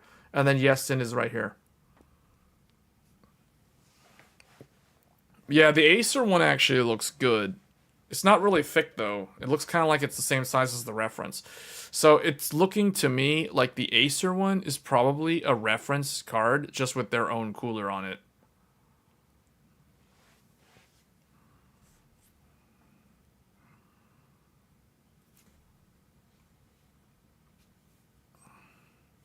But yeah, I don't know. If I get one of these, I'll only get one of these, and I don't know which one to get.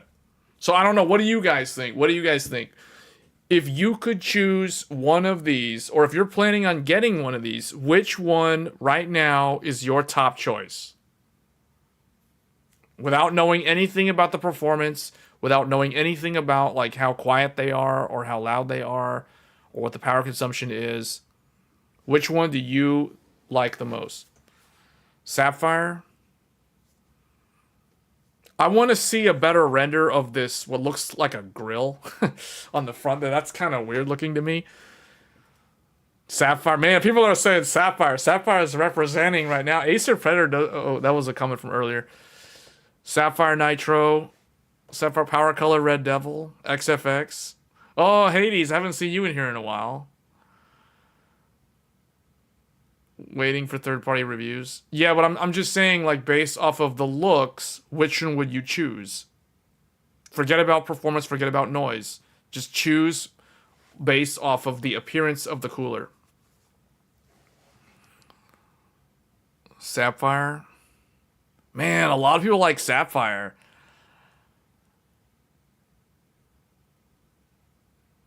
Acer or Yeston?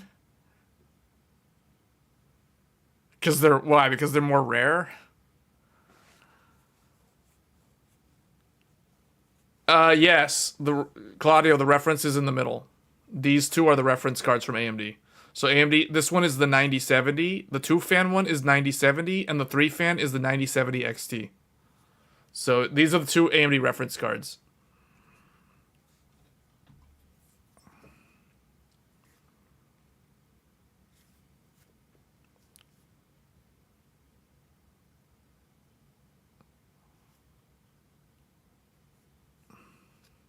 See, the only thing I don't like about the Yeston, I don't like how there's this like gap between the what do you call this? The retention frame on the back that connects to the case. There's like a gap between this and the shroud, because what this means is without an anti-sag bracket, the Yeston will develop sag. This one will develop sag because the what do you call it? The display output plate does not touch. It's not like up against the shroud, so it's not getting proper support from the shroud, which means it will develop sag.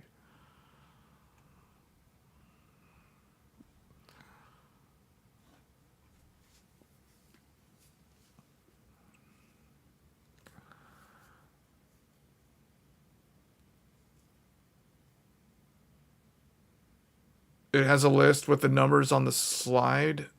Sapphire Nitro. Wait, does it show like actual pictures though?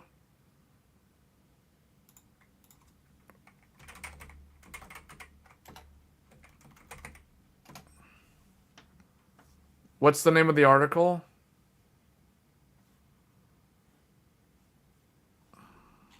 What do I need to do to find this article? Or what's the headline of the article? AMD previews.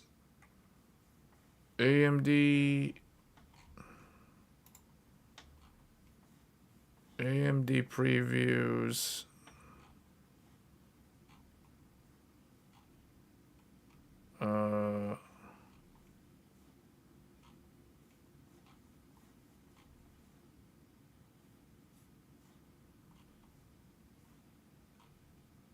These are all leaks. These aren't even... Does it... Okay, this is not going anywhere. Yeah, no. Okay.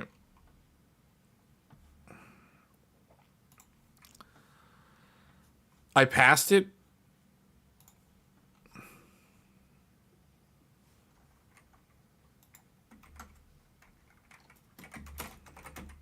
Oh, okay. That's the same picture. Oh, it has like a better picture? I mean, doesn't really... Oh, okay, it labels them. Okay, so let's see if I got them all right. So number one, I see. Okay, number one, the answer is AMD Radeon 7900 XT made by AMD. That meaning reference card, so I was correct. Number two, AMD 9070, also AMD reference card, so I got that one correct. Number three, Yeston Sakura. I got that one correct. Sapphire Nitro, number 4. I got that one correct. ASRock Tai Chi. I was correct again. Number 5. Power Color Red Devil. That one's obviously going to be correct. Yeah. Asus. Okay. That one. Where's the number for that? Asus was number 7. Where's number 7? It's not even on the page. But we all know it's this one. And then Gigabyte down there, number 8. Vast armor is oh, I was wrong. Wait, is that, are they correct though? That doesn't, is this right? This doesn't look right. Is this right? Where's number 11? Oh, these people are wrong, dude. These people are wrong. This is incorrect. Oh, I see the 7. This is wrong. You know why they're wrong? They're saying number 10 is XFX. Number 10 up here, this is not XFX. Is it? No, it's not. That's not XFX. That's Vast Armor. Number 9, Vast Armor. Where are they saying the number? This doesn't look... Is this Vast Armor? That one I'm not sure. That one looks like Acer, though. Number 11, they say is Acer. Number 11. That is completely wrong. You know how I can tell? The magnetic fans from XFX are on number 11. So this is literally wrong. And they're not even... Okay, so what's funny is they're putting question marks on 1 through... Or like 3 through 9. They have question marks. Yet number 10 and number 11, they don't have... So it's like they're like absolutely right that number 10 is XFX. That's not XFX. And number 11, they're saying is Acer. That's not Acer. So I don't know what number 10 is, but I know for a fact that number 11 is XFX. This one is absolutely XFX. So I don't. So the only ones that I'm not sure is number 9 and number 10. Number 9 they claim is Vast Armor, and number 10 they're saying is. So number 10 is they're putting XFX, which is wrong. So the question is number 9?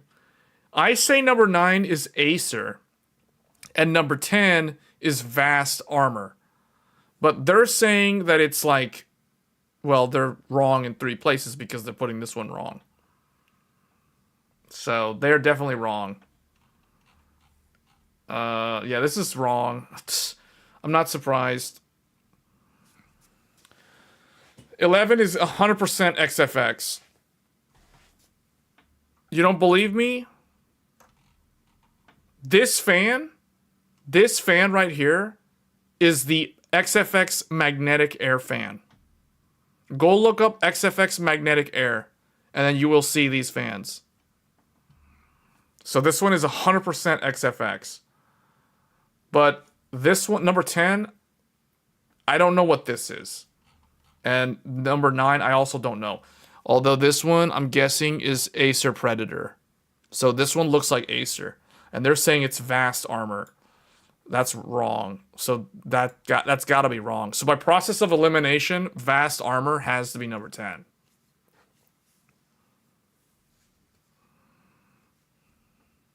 But this is the magnetic air fan. So that one's definitely XFX.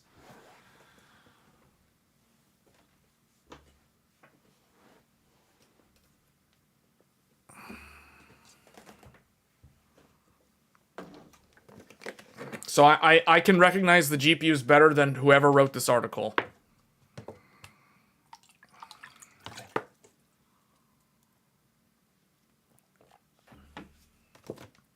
It's whatever, though. The Vast Armor logo is on the fan.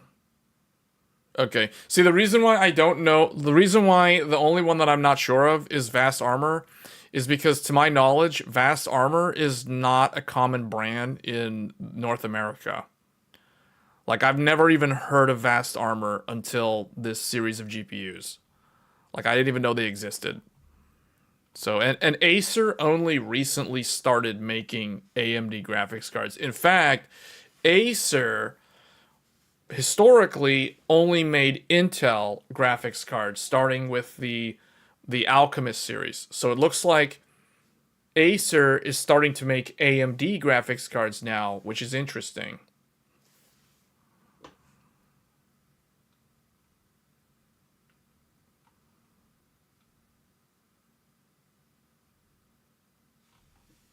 The Sapphire one has this really strange looking... I don't know why they have this on here. I don't know if the retail model will actually have this weird, like, it's got like a fence wall on there. I don't know why they have that on there. All that's gonna do it'll help prevent sag, but at the same time it's kind of like it's gonna impede airflow. So I don't see why this is a good thing on the Sapphire. But this Sapphire, this is obviously Sapphire. You know why? Those fans are the Sapphire fans.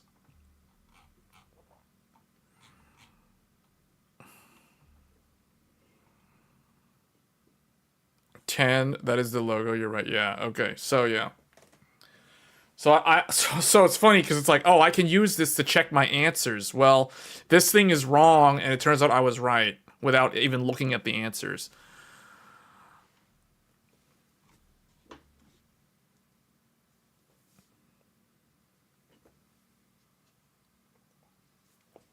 Man, I feel like... Okay, let me see. Hold on, I'm gonna start a poll.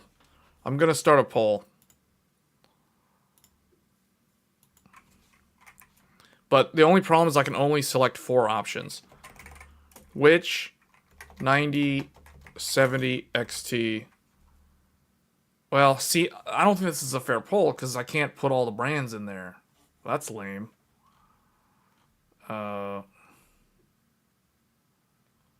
Well, okay, let's do... Okay, I'm pretty sure Vast Armor is not going to be available in the US, so that won't even be an option for me, realistically. Yeston is rarely ever available, and it's only available through Newegg, and it's not even sold directly through Newegg. It's like sold over third party. So that one's also going to be out. So for me, it's going to be between the remaining ones. And Acer is going to be high volume, or no, I mean, not high volume. It's going to be like low volume, probably, at least initially. So really, the brands to choose from are going to be XFX. Okay, hold on. Which one? XFX, Sapphire.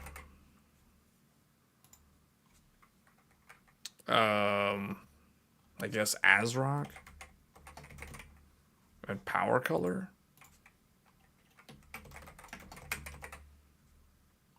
Oh, I can't add Asus or Gigabyte. Well, those guys are going to be left out because they sell Nvidia, so whatever. Okay, so out of the AMD exclusive partners that are available in North America, which one should I get? I'm opening up the poll. So there, you guys can vote. Which 9070 XT should I get? Let's see what the chat decides on.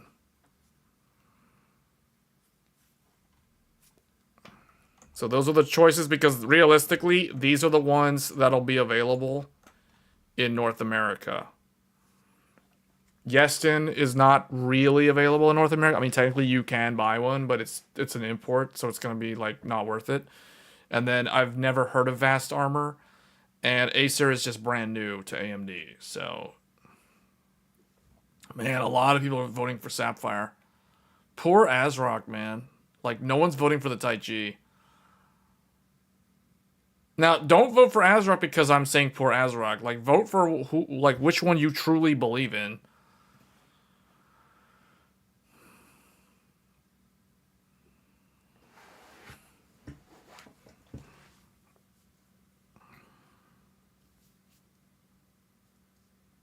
Time to wait 4 years since the XTX is a... Yeah, the XTX is fine. I mean, it's still a very strong graphics card. It's not bad by any means. It's still very, very strong. Yeah, it's still a good card. You still have 24 gigabytes of VRAM. None of these new AMD cards are going to match that card in VRAM.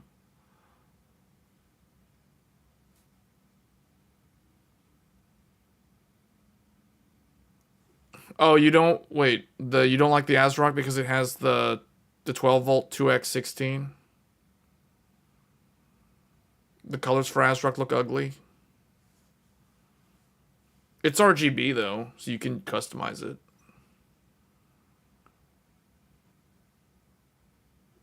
ASRock cards are good, and you own Sapphire and live and breathe.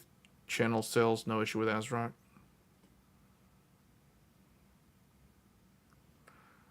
Sapphire for pure white build. Yeah, that is true. Sapphire does have the pure brand, which is the white variant. It's different from the Nitro, though. It's a different shroud. It's a plastic shroud.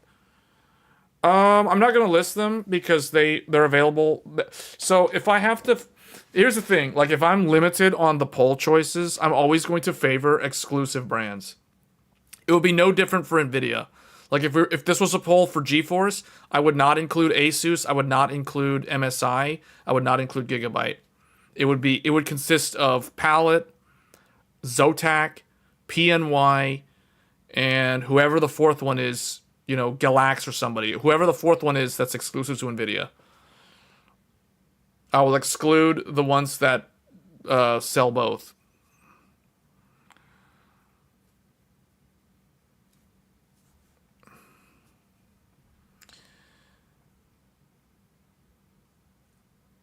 Although technically I think MSI doesn't sell AMD. I don't know what the deal is with MSI and AMD when it comes to the GPUs.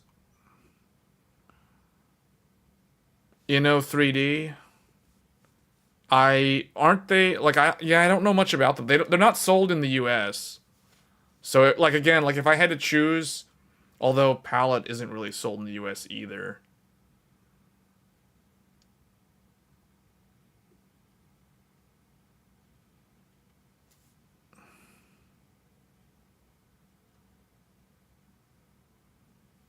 Yeah, they redesigned them.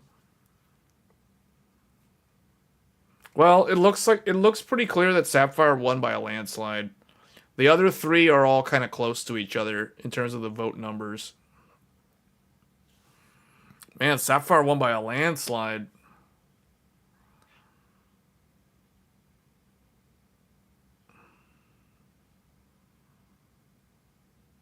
Well, look at this, though. Here's another thing.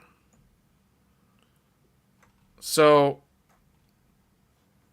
Vast Armor looks like... This number 10 makes it hard to see, but this is... Hold on, if I go here... that's not better. I see that this one... Is that... That looks like a two-finger... That's a two-finger on the Vast Armor. The Azrock Taichi has a three-finger. Sapphire has a three-finger, so those are good. I like both of them because they have the three-finger. XFX only has... I don't know why XFX is going with the two-finger. That's disappointing. Just like the reference card, they're two-finger. But the reference card is a two-slot design. The XFX is a three-slot design. So they really should have a third finger on there. This one is a two-slot. The Yestin, I don't understand. I don't like the Yestin for multiple reasons. One, the main one is because this gap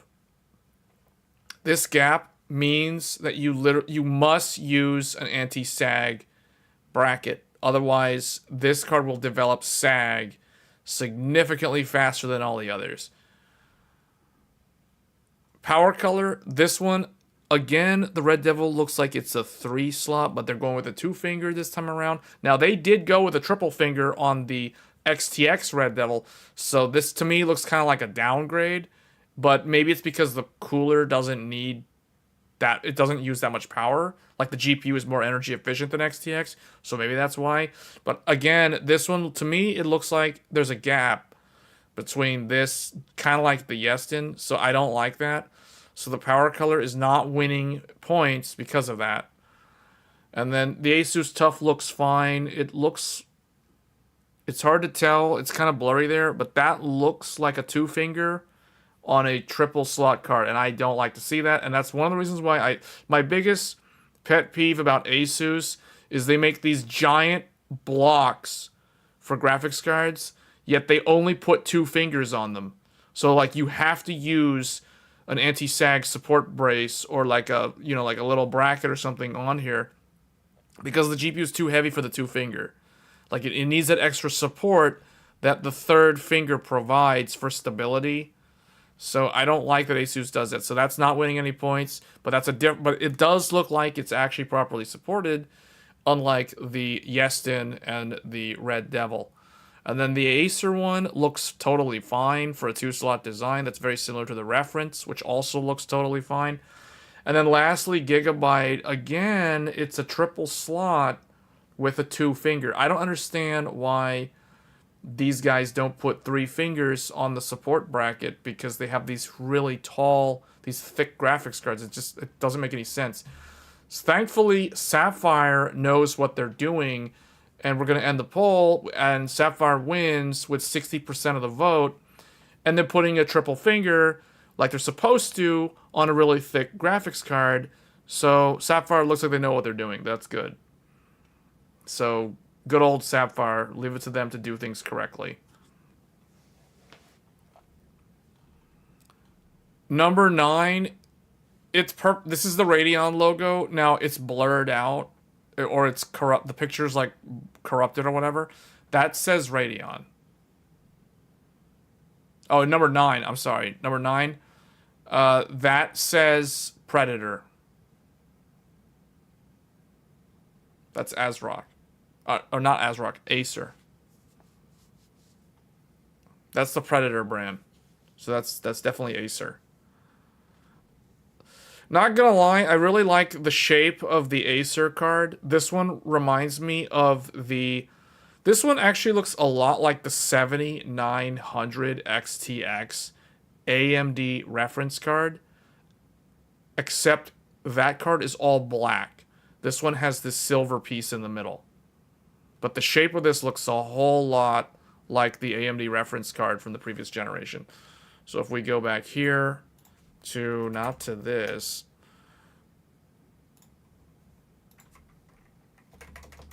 So it looks a lot like this graphics card. It's got that shape. You know what I'm talking about? Like, see that curve that it's got here in the middle?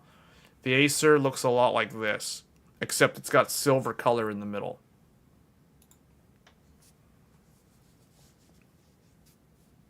I actually like that shape. That shape, it doesn't look that good when you're just looking at it just like straight down like this.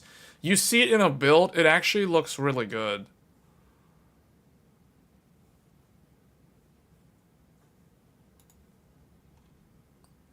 So, okay, well, looks like Sapphire won the popularity contest.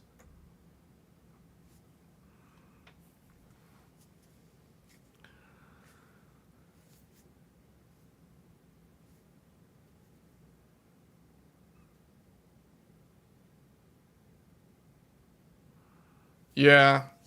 Yeah, I think MSI just didn't like that they couldn't sell the Radeon in high volume compared to the GeForce, so that makes sense. But hey, Gigabyte and Asus are still doing it, so I don't know. But anyway, that's probably a good stopping point. The stream went way longer than expected. But that's going to be it for this one. So if you guys are getting a new GPU this year, it doesn't matter what GPU it is, we will learn more about RDNA 4 in the coming weeks. And then we will also see how the 50 series launch plays out at the very end of this month. So it'll be interesting to see the reviews come through. I'm going to try... I don't know if I'm going to be able to get these graphics cards.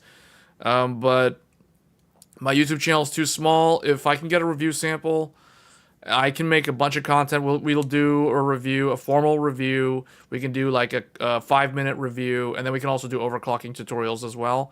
And we can look at like live streaming various different games and just showcasing the graphics card. So we'll see. I'm going to try to see if I can get one of these. If I do have to buy the graphics card because I can't get any review samples, if no one wants to send me a review sample, then I will only buy one graphics card. One. Only one. So I'm not going to buy a whole bunch of different AIB cards. That's not feasible for a tiny YouTube channel like this. So I will probably buy one graphics card in total. Considering like I've done all the upgrades for like the monitor last year and the CPU and the motherboard and the RAM and all that stuff. Don't really have any money to be spending on a whole bunch of GPUs, so I will probably commit to buying one if I have to, if I can't get any review samples, just so I can get a review and do content featuring the GPU on the channel. So stay tuned for that. But we'll see what in the coming weeks, like what the price points are, what the performance is once the reviews more leaks start trickling in. I'm your favorite YouTube channel. Okay, well, tech channel. Oh, I appreciate that.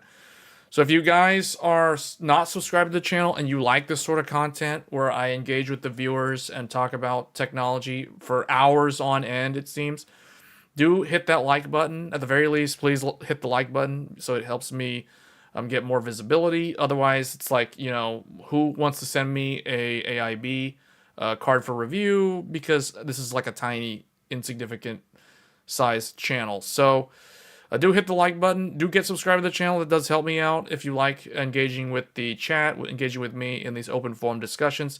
For those that are new, we do a live stream show every Thursday evenings, North America time. So that is the Tech Thursdays show.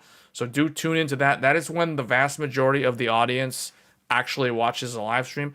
These weekend streams are kind of sporadic. They're not really guaranteed. I just do this if I have the time to set aside to playing games and stuff like this. But like I said, do hit the like button. Do get subscribed to the channel so you get notified. I guess hit the bell icon if you want to get notified when I go live. Sometimes I go live for special events like the Nvidia keynote, for example, earlier this week.